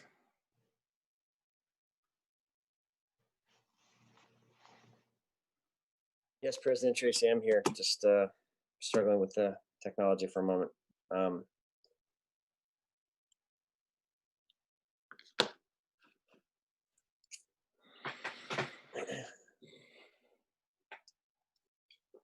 So thank you for the opportunity to start the discussion tonight.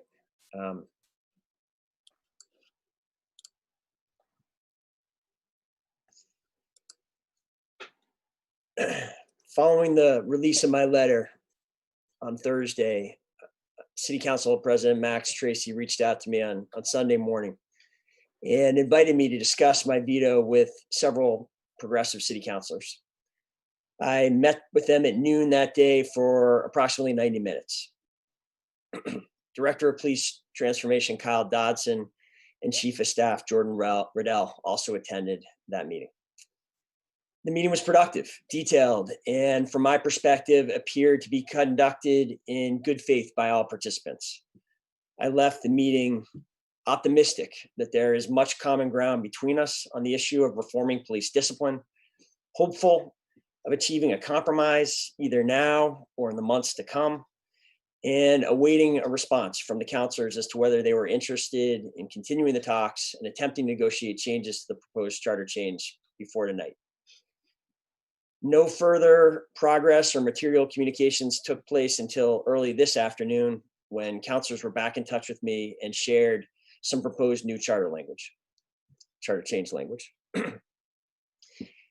I appreciate that over the last 2 days, the progressive councilors showed willingness to find compromise.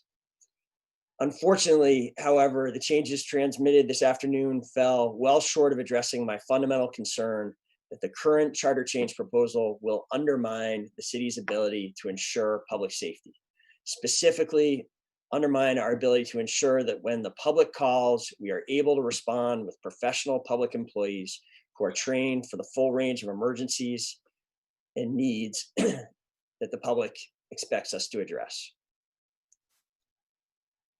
Further, following additional consultations with the city attorney, it has become more clear to me than it was at the time of my Thursday veto letter that the legally prescribed process for making charter changes does not lend itself to compromise at this stage.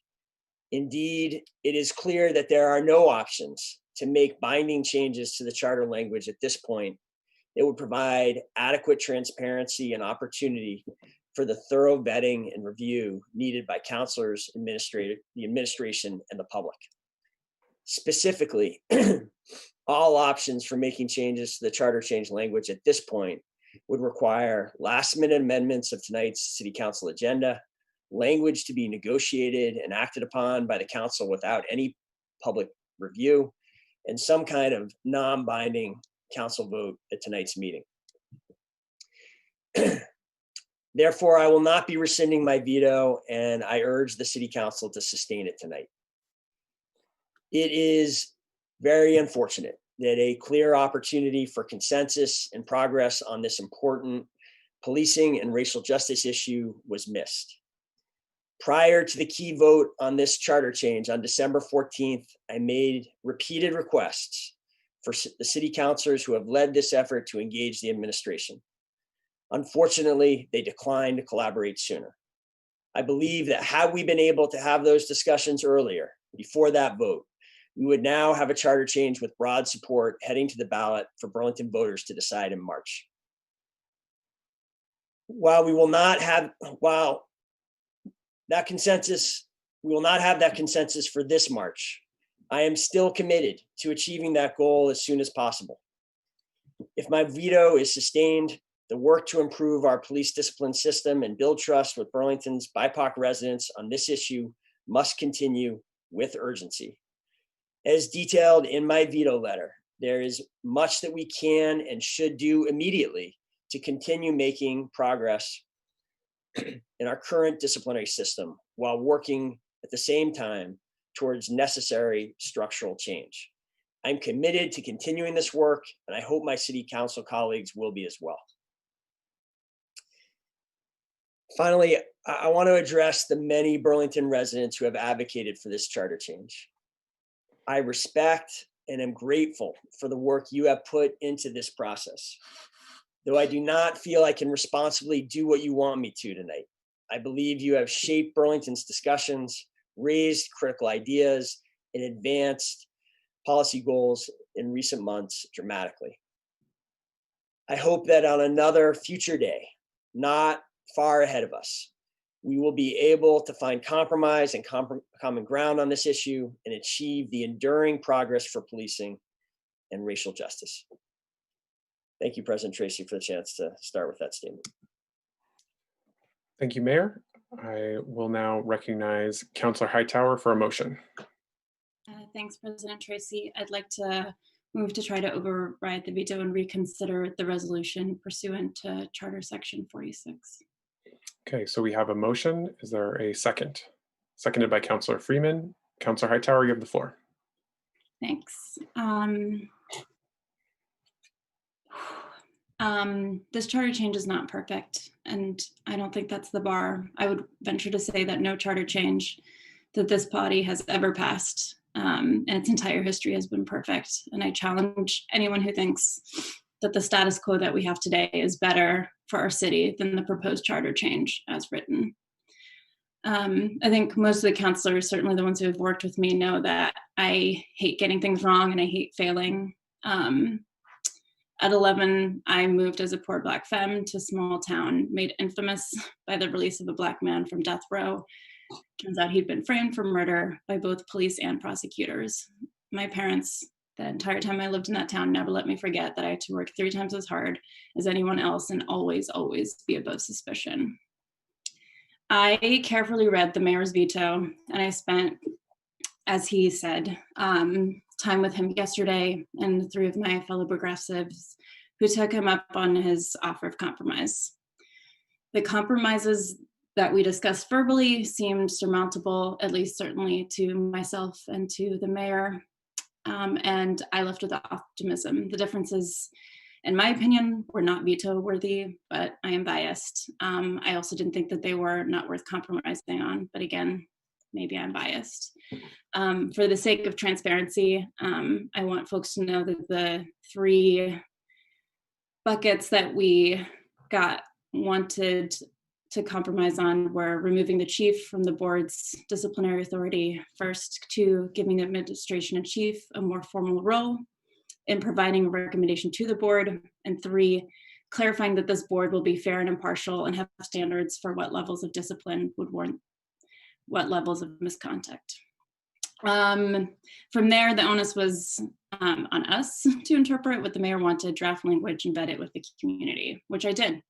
I had the chance to talk to just 2 people beyond my caucus, just 2, to think through this proposal before advocating for it, both to my caucus and to the broader community.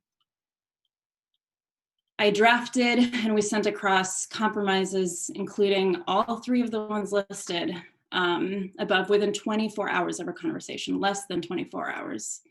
I have cried more than I care to admit over the passionate and valid pushback from those who disagreed with me both substantively and process-wise over this quick change compromise. And I just have to say that as the only Black femme on this council, I'm unsurprisingly bending over backwards to make this proposal as palatable as possible to my fellow politicians and getting heat from both sides in order to get what we all know is a very real need in this community. It was also primarily BIPOC femme and non-binary folks who did the extra research and engaged Councilor Freeman, engaged attorneys to get this language in front of us all. Case law has made clear that our police department and every police department across the country has no legal obligation to protect us or serve us, me or anyone in the city, no matter what is painted on their cars. Our officers also have qualified immunity, which means they can brutalize members of our community and still be called reasonable. My understanding and our community's understanding of what is reasonable is so far from what the legal definition and the prevailing practices of our police forces are. Our police department and mailer like to talk about how progressive our police force is, and it is progressive. But my guess is that the most of the impactful changes came from expectations that came from outside the department. This change to me is no different, and this charter change is past due.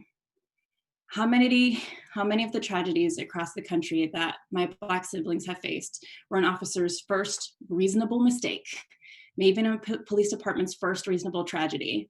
Why do we think we are immune when we know systemic racism is embedded in every part of this city, including this council? I really strongly believe that this is not the time to uphold the status quo. I hope that my fellow councilors will join me in attempting to override this veto. Thank you, Councilor Hightower. I don't have anyone else in the queue to speak to the motion to override.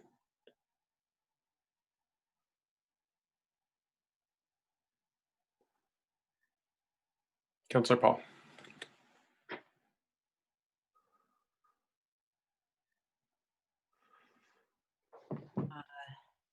Thanks, President Tracy. I had all sorts of things prepared about what I was going to say tonight. Those of you who have sat on the council with me know that I'm rarely not prepared in what I say. And tonight was no different, although now that I'm sort of sitting here, I'm not really sure if this is good, bad, or indifferent. You know, I think that we're living in a world right now with less and less certainty over the past year. And we've witnessed a lot of uncommon loss, death, struggle, reckoning with social justice this past year. And I do think that there is one certainty, and that is that we do need meaningful and authentic, not around the edges reform.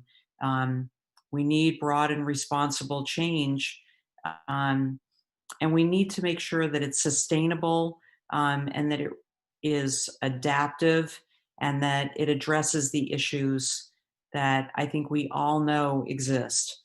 You know, I think that the bottom line on this charter change is that, you know, we are all struggling to figure out the best path forward, because we know that we live in a community with members who do not feel safe. And while the majority, I among them, take for granted this comfort, others struggle with it every day. And I think that the struggle of those, that their struggle has to become the struggle of every person in the majority. The time for free passes, for saying we don't get it, the time for blind ignorance is over. And I do believe that police reform is imperative, that it's essential, and that it is our moral obligation. I'd like to say that, you know, I would like to share that I believe that the sponsors of this resolution and the many people who have worked so hard to support it I really truly believe, I know that they believe that this charter change is what Burlington needs to move towards greater police accountability and building community trust. And, you know, they may very well be right. For me, the question is, what are the unintended consequences? What are the challenges yet to overcome? And perhaps most importantly, can we find a path forward that meets all our needs? You know, a lot of people point to NACOL as an authority on police oversight, and I think that NACOL is an authority on police oversight. They're a national authority. If you look on their website, there's a report by a man named Peter Finn, who wrote a report called Citizen Review of Police. And he talked about a lot of oversight models, and his report is still held by NACOL and others as, you know, very important benchmark document on crafting citizen review of police. And there are a couple of things that he notes in his report. A report that had an advisory committee that was made up of sociologists, criminologists, a person actually from Plattsburgh State. What he says in his report is that he points out that citizen oversight can be a win-win-win for a community. And he refers to those wins as, you know, people who are complainants have reported, his research shows that complainants have reported that they feel that they have the opportunity to be heard by an independent overseer, regardless of the outcome, that citizens are satisfied at being able to express their concerns in a safe space. And police department administrators have reported that citizen oversight improves their relationship and image with the community, and has strengthened the quality of a department's internal investigations, and reassured the public that the process is thorough and fair. But one of the other things that it also points out to, and I sort of have to read this because I don't want to get it wrong, is that he says, the talent, fairness, dedication, and flexibility of the key participants, in particular, elected officials, police chief, union representatives, and the community, are more important to the procedure's success than is the system structure. And he, you know, his report identifies places in which these individuals have all worked together cooperatively, noting that this is one of the really key ingredients in police oversight procedure thriving and being successful. You know, I think that in order to be sustainable, that this policy must be embraced as sound policy that has been vetted to be adaptable, flexible, and to listen to all voices. And by all voices, you know, Finn also says that a critical step in minimizing conflict and having a successful policy is for all parties to be valued and be at the table. You know, I apologize for speaking. I'll try to wrap up. My decision to vote yes on the racial justice resolution, and not only to vote yes, but to lend my support as a co-sponsor, was not an easy lift. It was, I felt, and I still feel, the right thing to do, and one that I think put us on the right course to having the challenging debates and votes that we're having right now. And as much as I humanly can, my vote on December 14th, as some people have noted in emails that they've sent me,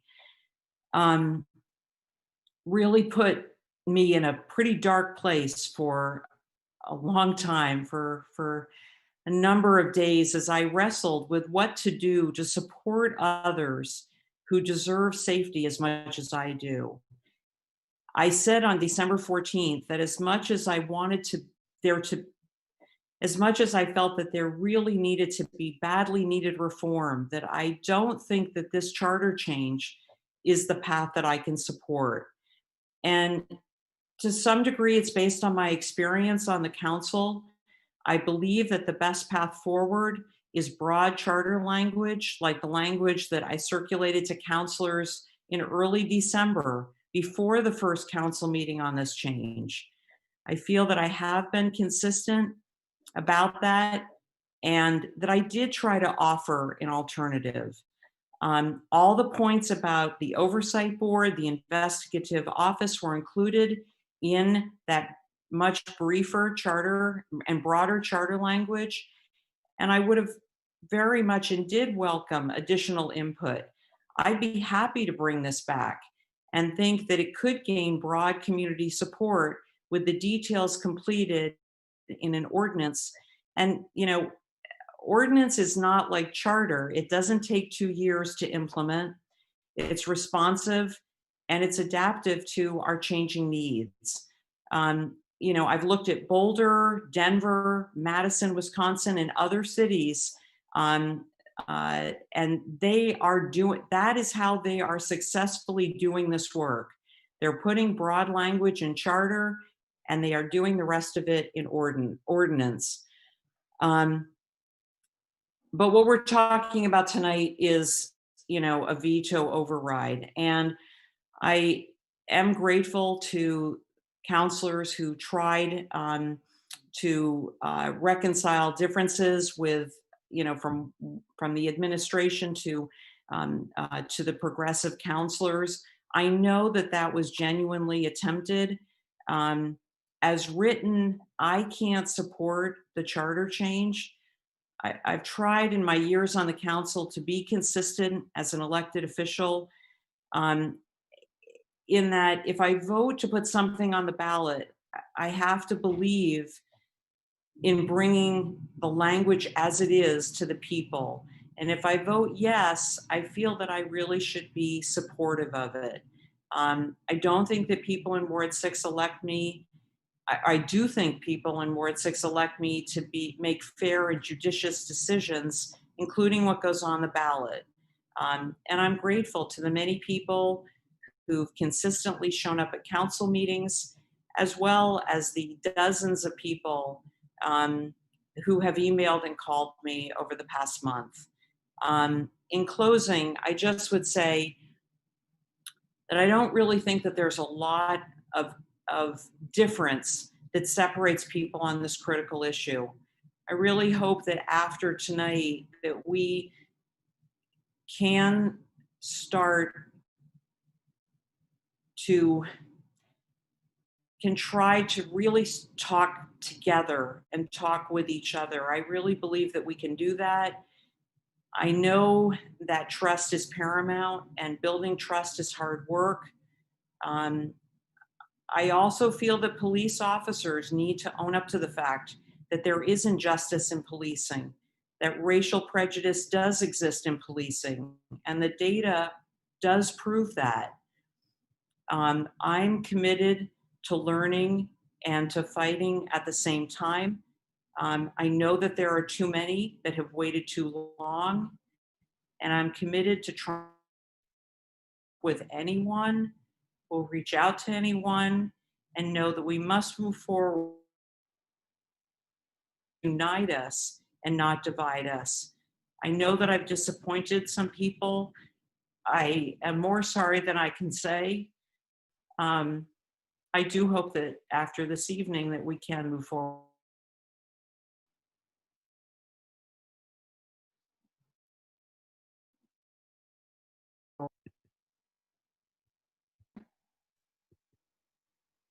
Sorry, you all cut out there for a second. I had a little glitch. So I had Councillor Pine to be followed by Councillor Carpenter and Stromberg. Go ahead, Councillor Pine. Thank you. I think I just want to bring up a little bit of our own history as a community and really as a council.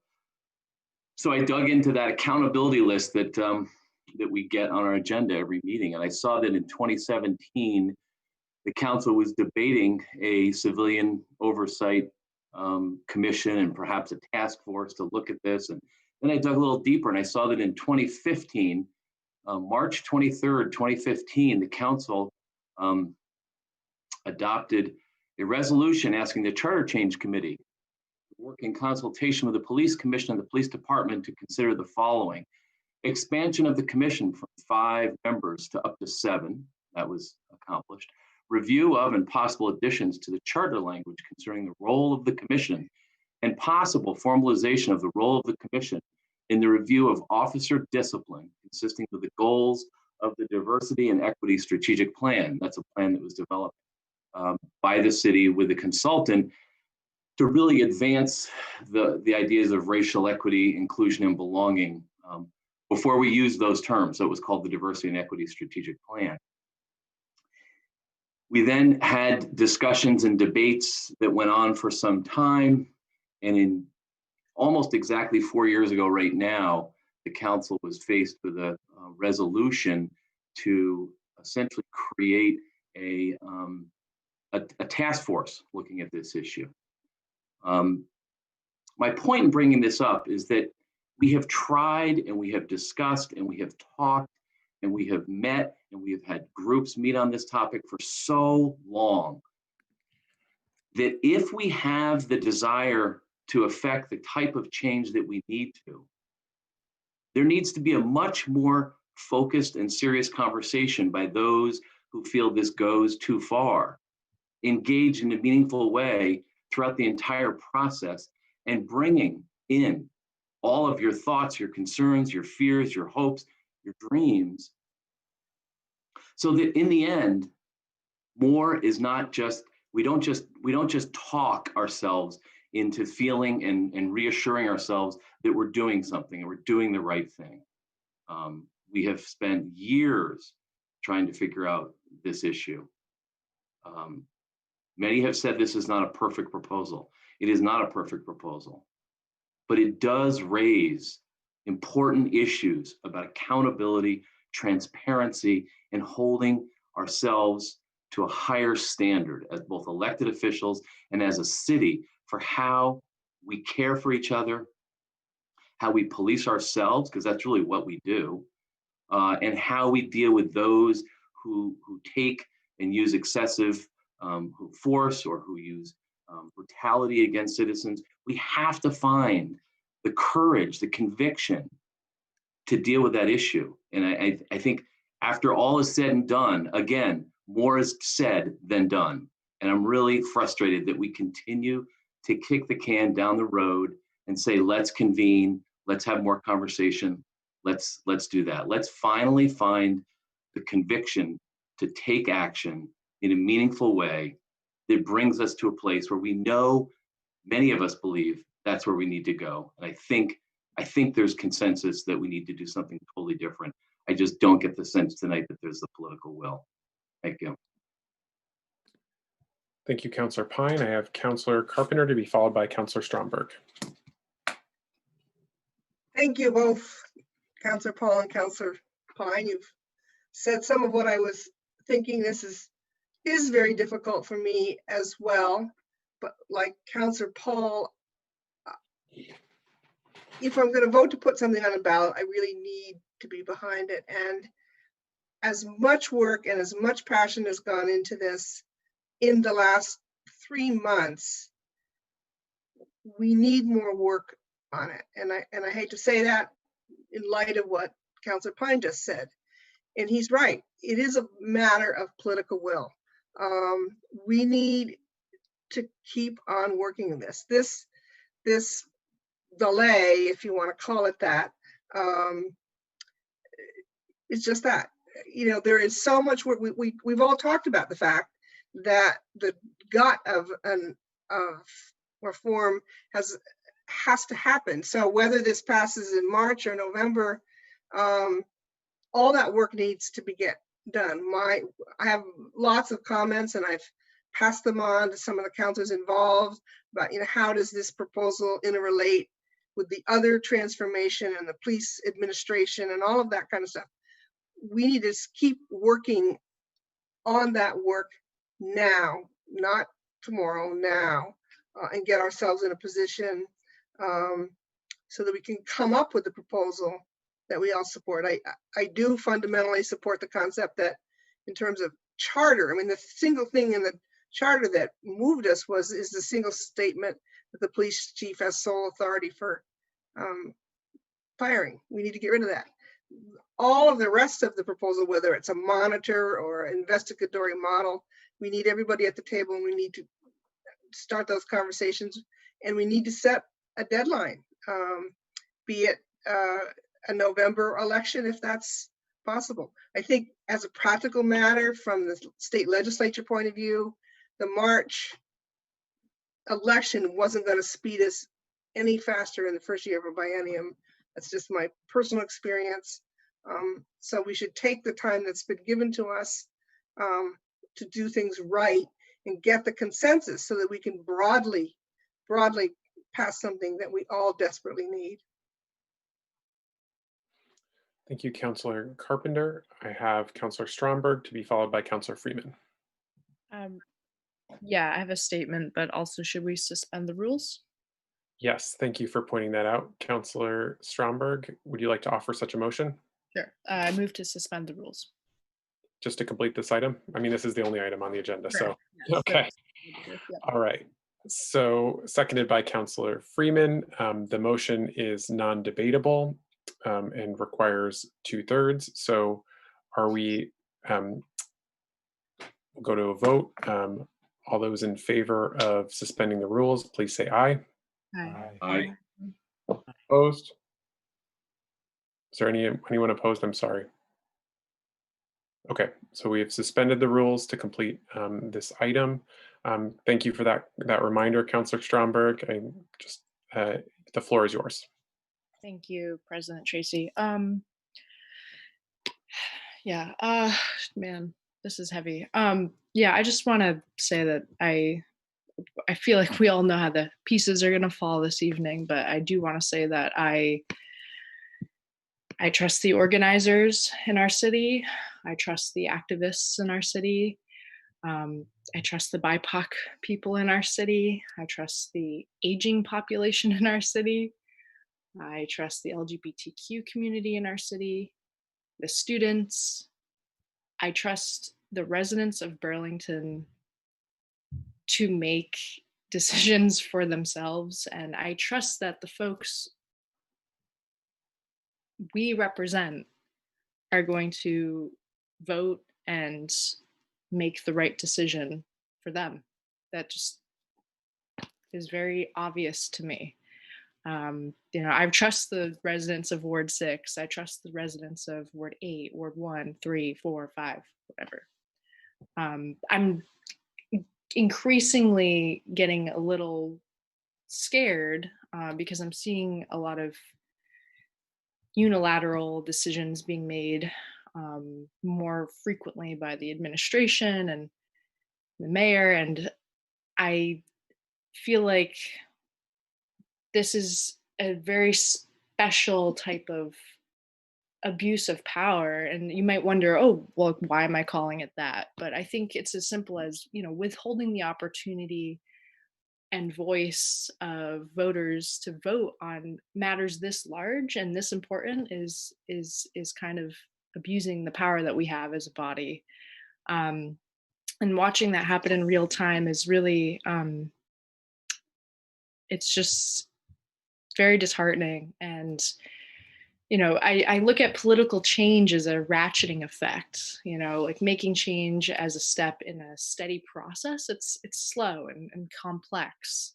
But even if down the line at a state level, perhaps this charter change doesn't ultimately yield anything or come to fruition or what have you, it's still beyond worth it to stand with the incredible people who have been on the front lines of this work. And, I just want to take the rest of this real quick to speak directly to the public, directly to the organizers, regardless of what happens tonight. I want to say that during the historically long public forum we experienced over the summer, I took down, maybe being ambitious and a new counselor, I thought I could keep up with all the names and the notes, but I took down everyone's name and comment from every single person that spoke over that period of time. And that initial notebook is now totally full, and pages front and back are filled. And I look at that from time to time because it really is so powerful. And I'm really proud to share this space with you and live in this community alongside you. And I want you to know that you are appreciated and amazing and inspiring, and your existence and your safety matters. And I am so sorry for the pain that this process has caused, because sitting during those charter change meetings and many city council meetings and other committee meetings and witnessing all of the time, capacity, and emotion being lent to us, and in this process has been tolling on levels that I will never be able to speak to, because I am a privileged white person on this council. And I want you to know that you are incredibly important to our community, and this fight and this effort does not stop tonight. It never stops, but it absolutely does not stop this evening. So I just want to thank you from the bottom of my heart. Thank you. Thank you, Councillor Stromberg. I have Councillor Freeman to be followed by Hanson and Jang. Go ahead, Councillor Freeman. Thank you, President Tracy. I wanted to from my perspective, make clear my feelings about the process around engagement. There's been a lot of conversation around willingness to compromise and come to the table. It's pretty surprising to me that counselors were willing and have been willing to say that, given I just don't understand why you would say that, because I have the emails in my inbox that I sent to you. It's so easy for me to just come on here and say really quickly, I sent an email to Director Dotson on November 22nd. I had to email again 2 weeks later and say, hey, what are your thoughts on this? And that was a day before. The next day we ended up connecting, and then within hours, the administration put out an entirely different proposal. I don't know what to say. I emailed every single counselor on November 22nd this proposal. The only people I heard from in terms of a back and forth conversation, some people did not respond at all, were the counselors who voted to support this. I worked with everyone who reached out to me. We discussed our concerns. Some counselors I talked to for hours, and I tried to incorporate them. We went back and forth. It's a negotiation. There has to be a back and forth in order to compromise. So I don't want to create more drama, but it's just, when I have reporters reaching out to me saying, did you reach out to counselors? Was there any attempt on your part to engage? Why this narrative that I didn't try to engage? I reached out to every single police commissioner in November and asked for their feedback. I've been reaching out for feedback. I can't, someone emailed me and said, can you force other counselors to work with you? I cannot force anyone on this council to work with me. It goes against my principles. It goes against principles of consent. It is up to you. If you are passionate about this issue, then just come to the table. So it's just, I don't know. I feel frustrated about that aspect. In terms of the concerns around the level of specificity, it was just very clear from the beginning. I would have to look at those other models that were cited, but many of the powers, such as subpoena powers and disciplinary powers, a lot of those things have to be written in, specifically authorized at this stage of the charter. There are some aspects that could have been pulled, like the selection process could have probably been pulled and put later, and et cetera, and so forth. But some of the level of specificity was due to the degree to power, the powers and duties that we were attempting to put into the board to create independent investigation and discipline. I can't explain it, but it had to be written to a level of specificity. It's not, and that's one aspect in terms of the technicality of it. I think the other aspect, and I think this gets at what Councillor Pine said, which is just why kick the can down the road farther? Why? I mean, I get some of the aspects. If we want some flexibility down the road to be able to work at it on an ordinance level, that's fine. But on some of these major issues like subpoena powers, holding hearings, independent investigation and discipline, why kick those down the road? Kick the can down the road. That's what we need. We need that for accountability. We need this change. It's just been, anyway, I have, let me see, I think there was one more. Yeah, my last comment was just, of course, I think at this point, it's a bit odd to not just allow people to vote on it. It's very strange to me, but it is what it is. Yeah, I worked really hard on this process. I've been really passionate about it for years. I hope that we can take a deep breath after tonight and sort of regroup and try to reground ourselves on what our values are and what we really want to do as a city and as a community in terms of actually supporting people who are most likely not to feel unsafe, but to be unsafe in their material reality. Ashley started us off really well in this meeting by talking about the facts. The facts are just, they're here. People's feelings of discomfort or disempowerment or whatever do not replace the actual material reality of being unsafe, of being more likely to experience violence, more likely to experience arrest. We can't equate the two, and I don't want us to get so mired in the politics of this that we lose sight of actually making transformative change. So I know there are other folks in the queue, so other people can speak, but yeah, I hope we continue to work through this and stop focusing on who's engaging and who's not engaging and actually just come to the table, because I really think that we need to put forward a policy. Thank you. Thank you, Councillor Freeman. I have Councillor Hanson to be followed by Councillors Jing and Mason. Thanks. And thanks again, everyone who spoke up tonight, once again, coming out and engaging in this, and especially to the people of color and other marginalized people who spoke up, despite the amount of just emotional labor that really takes. And despite the ways that institutions like this one disappoint and fail you over and over and over again.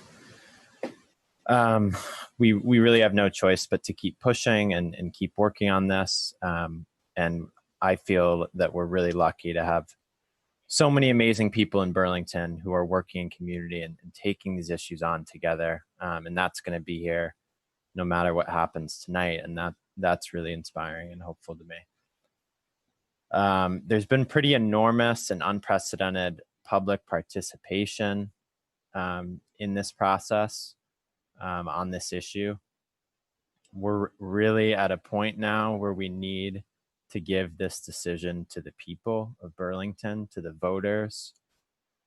It is a detailed policy. We're not going to agree on every single detail of this. I think literally everyone who's been involved with this has aspects of it that they would want to change in one direction or another. Everyone. That's the nature of compromise. That's the nature of the amount of players that have been involved in this and the months of hard work and process that have gone into that. Passing something this consequential and controversial through the council, getting 7 councilors on board with that, requires a really large degree of compromise and collaboration.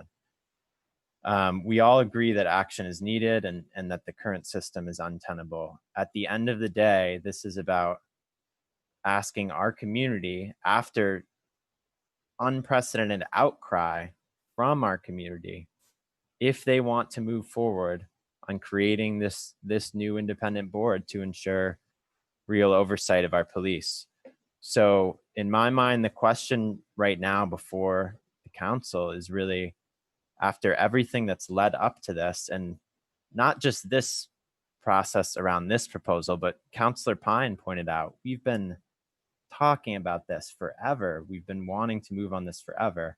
After all that, after more public comment and support of this proposal than almost any item that we've ever passed, and far more than anything else that we're putting on the ballot this March, far more public support and input and comment than anything that we're placing on the ballot for voters to decide. The question is, after all that, are you going to vote no and let this die tonight because there are aspects of it that you disagree with? Or are you going to say, okay, maybe I disagree with certain aspects. I don't agree with everything in this proposal. But ultimately, it's time to put this to the people and let them decide for themselves.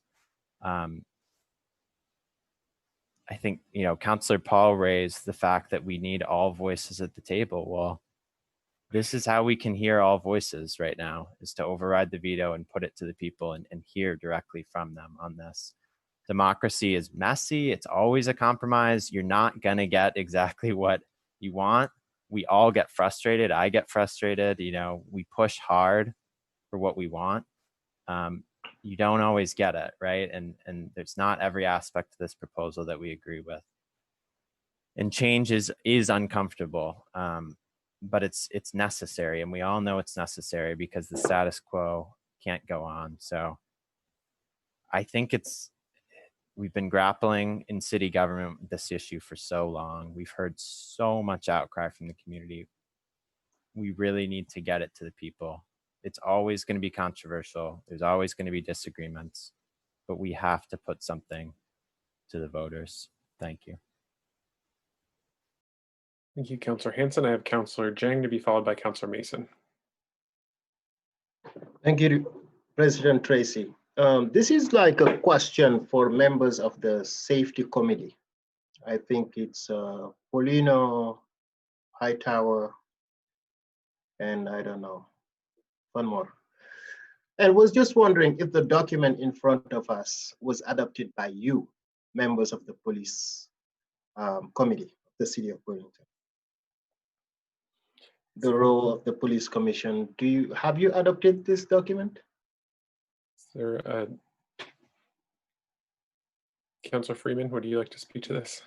Sorry, which document? Burlington Police Commission policy, role of the Burlington Police Commission in reviewing complaints against BPD employee. It was adopted August 25th, 2020, and was just wondering what body adopted it.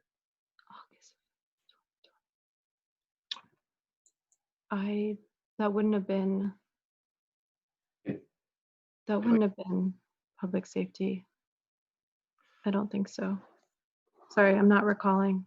I see. Can you, sorry, can you, it was the police commission, right? Yeah, okay. Yeah, it was a police commission. And you see, and I think what we heard today, all of us, is the police cannot police themselves. A group of people elected by the city council are adopting documents around how they review policies. It was not us. It did not come to the council, to this body. That's one fact right there as to why we need an independent oversight body. Despite that adoption, August 25th, 2020, most recently, I helped someone to submit a complaint. Someone, a Black man in this community. The police commission has not seen its complaint. It was investigated. They just received the report.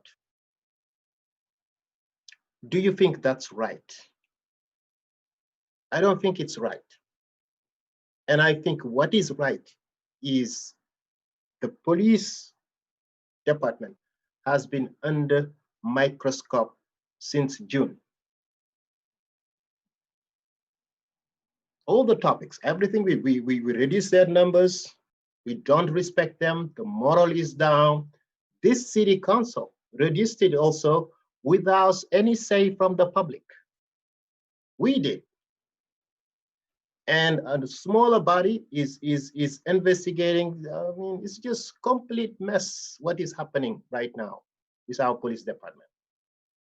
And I think the being under a microscope, we could have been prevented it by showing leadership at its core value, at its real meaning. We failed to do that. And now we want the voters to have a say, and that say will not only about this oversight, they will also tell us what you have done in reducing the police. This is an opportunity for us to understand what the community is talking about. We all failed this city, all of us, starting with the mayor. Because if he has shown leadership back then when Black boys were victimized here, we would not be having this conversation right now at 11 p.m. in 2021. Lack of leadership. And for the sake of working together, I am asking you all to read this book. It is called Strong Towns, if you haven't read it yet. Important. Rebuilding America's Cities from the Bottom Up. Incredible book. Yeah, by Charles Prior Jr. Incredible. I am an independent. Democrats are here, progressives are here. They even have met to talk about a compromise. I was not aware. Why? Because I choose to not be involved in any party. I just choose to represent the residents of this city, to lead them and to make sure that their needs are met, they're safe. I'm being punished because I'm an independent. And coming here today, what I had in mind is the mayor will bring proposal. The compromise was going to happen here tonight. That's what I thought it was going to happen, but it already happened and it failed. Yeah, it happened, it failed, and I am here not knowing even what is happening because I don't do party politics. We failed this city, all of us. It is unfortunate. And this is not a surprise. The mayor refusing to put it on the ballot. It's not a surprise. And I don't know why. Anything about asking the electorate of this city is against it. It's very unfortunate. That's all I have to say.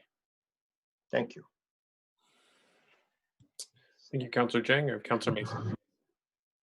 Thank you, President Tracy.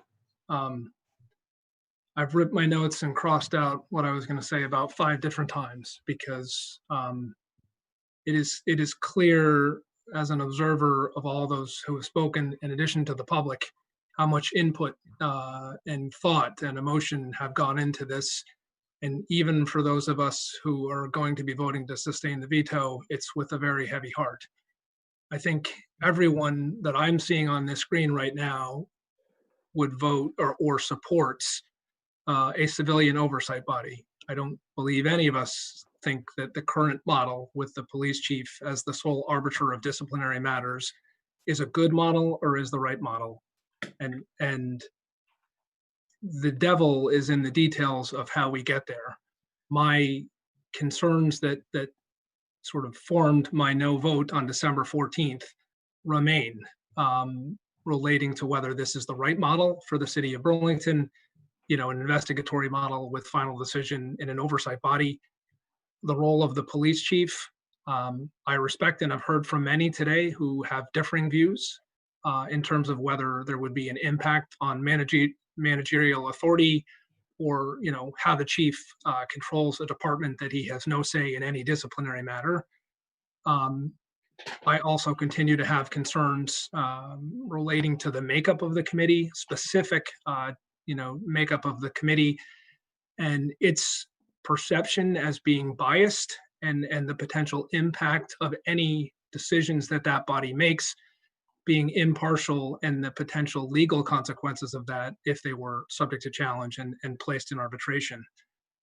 Put all together, those to me still come down to or concerns about negatively impacting public safety. And I respect, and I've heard from many who may not have those same concerns or don't come to the same conclusion.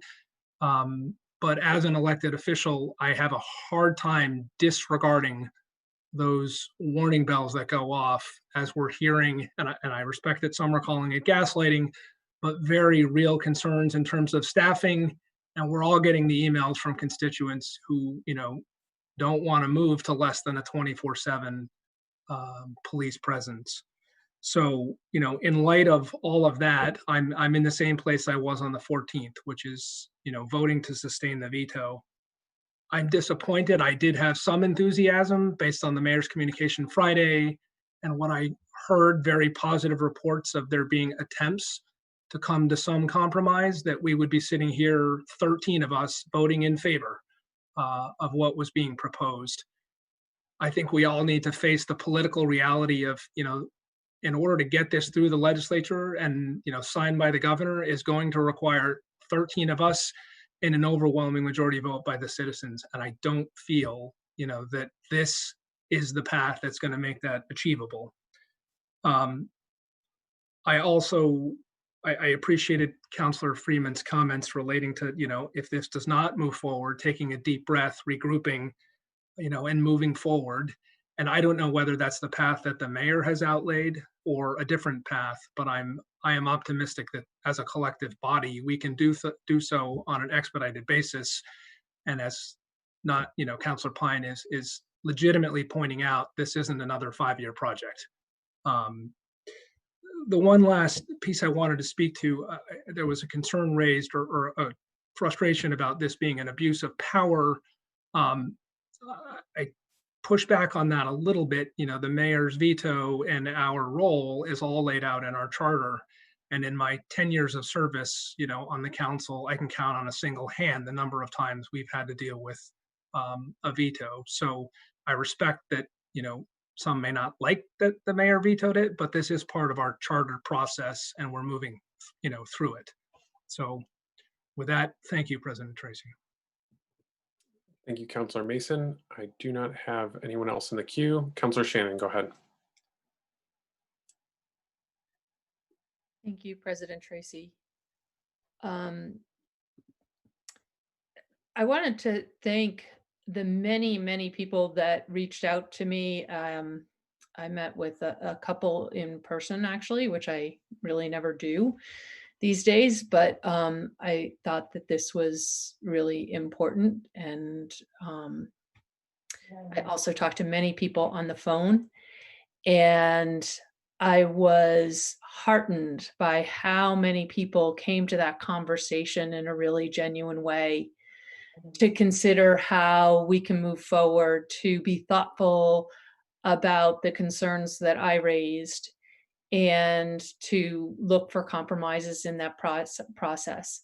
And I have to say that was not the reception that I got on the Charter Change Committee from my colleagues. And it was clear to me that my colleagues had the ability to outvote me, and that they would, and that they did not value my opinion. And so there wasn't a lot of point in adding that to the debate because it was shut down very quickly. So I do think that there has been input from some people, but that's very different than bringing stakeholders to the table for a genuine conversation. And what Councillor Hall pointed out about fleshing out unintended consequences, that only really happens by bringing different perspectives to the table. Bringing 200 people who agree to speak about something is not how you flesh out unintended consequences. You want people to challenge a proposal, but there didn't seem to be that desire. There was a desire to compromise to get enough votes, but not to really challenge the proposal. It was also clear that the input of the police chief was not valued in this process. I don't think that we have to agree with the chief, but I think we need to know what his perspective is and what his concerns are and think about that thoughtfully. And that did not happen in this process.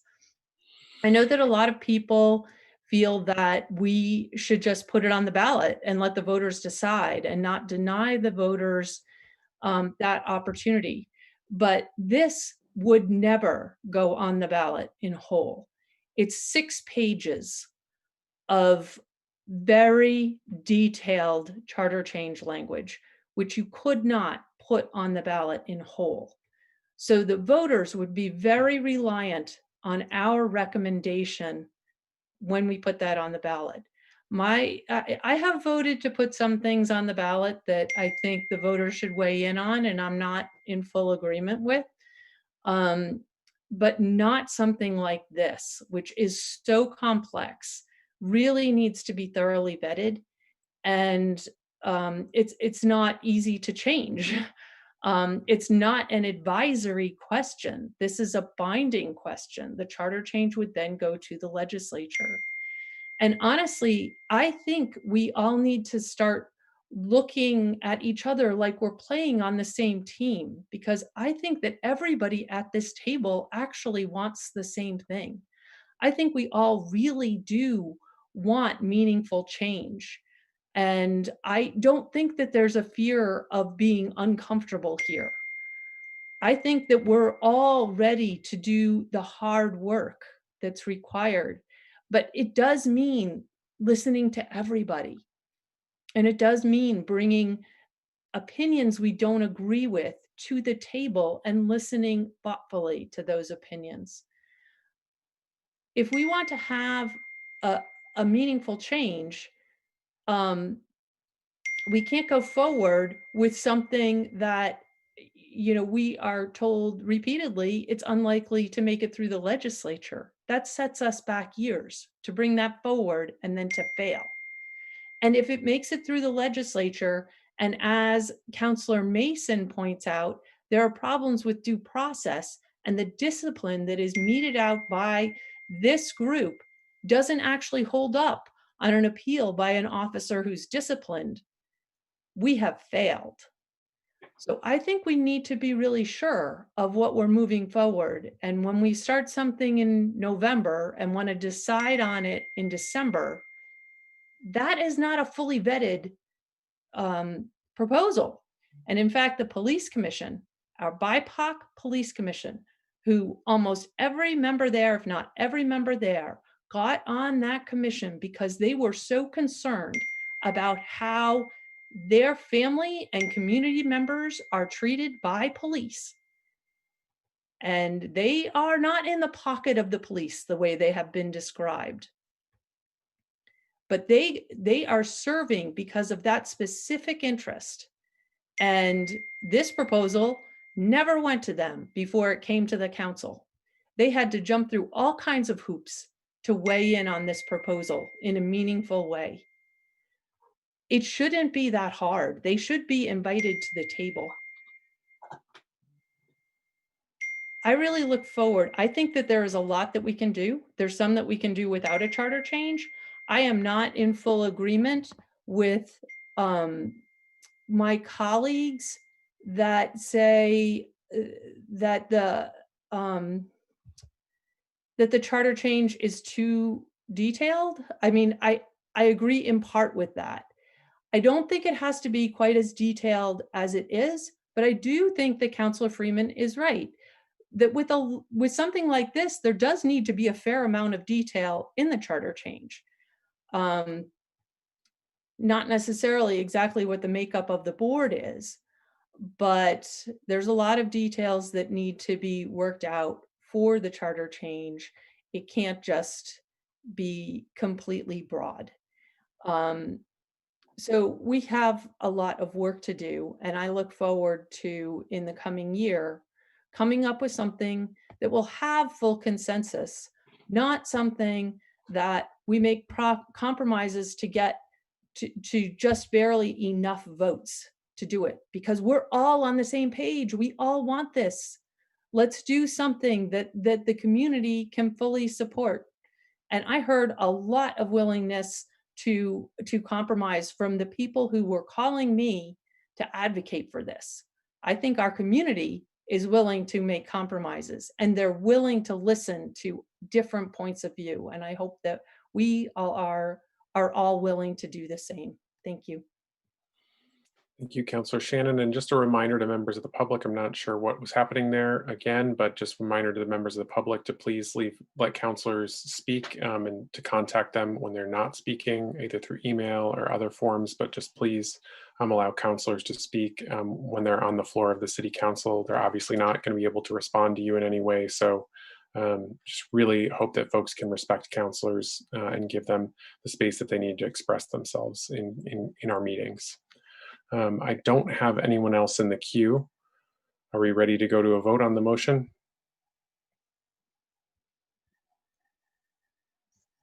Okay. President Tracy, could you clarify the motion and how we're voting, please?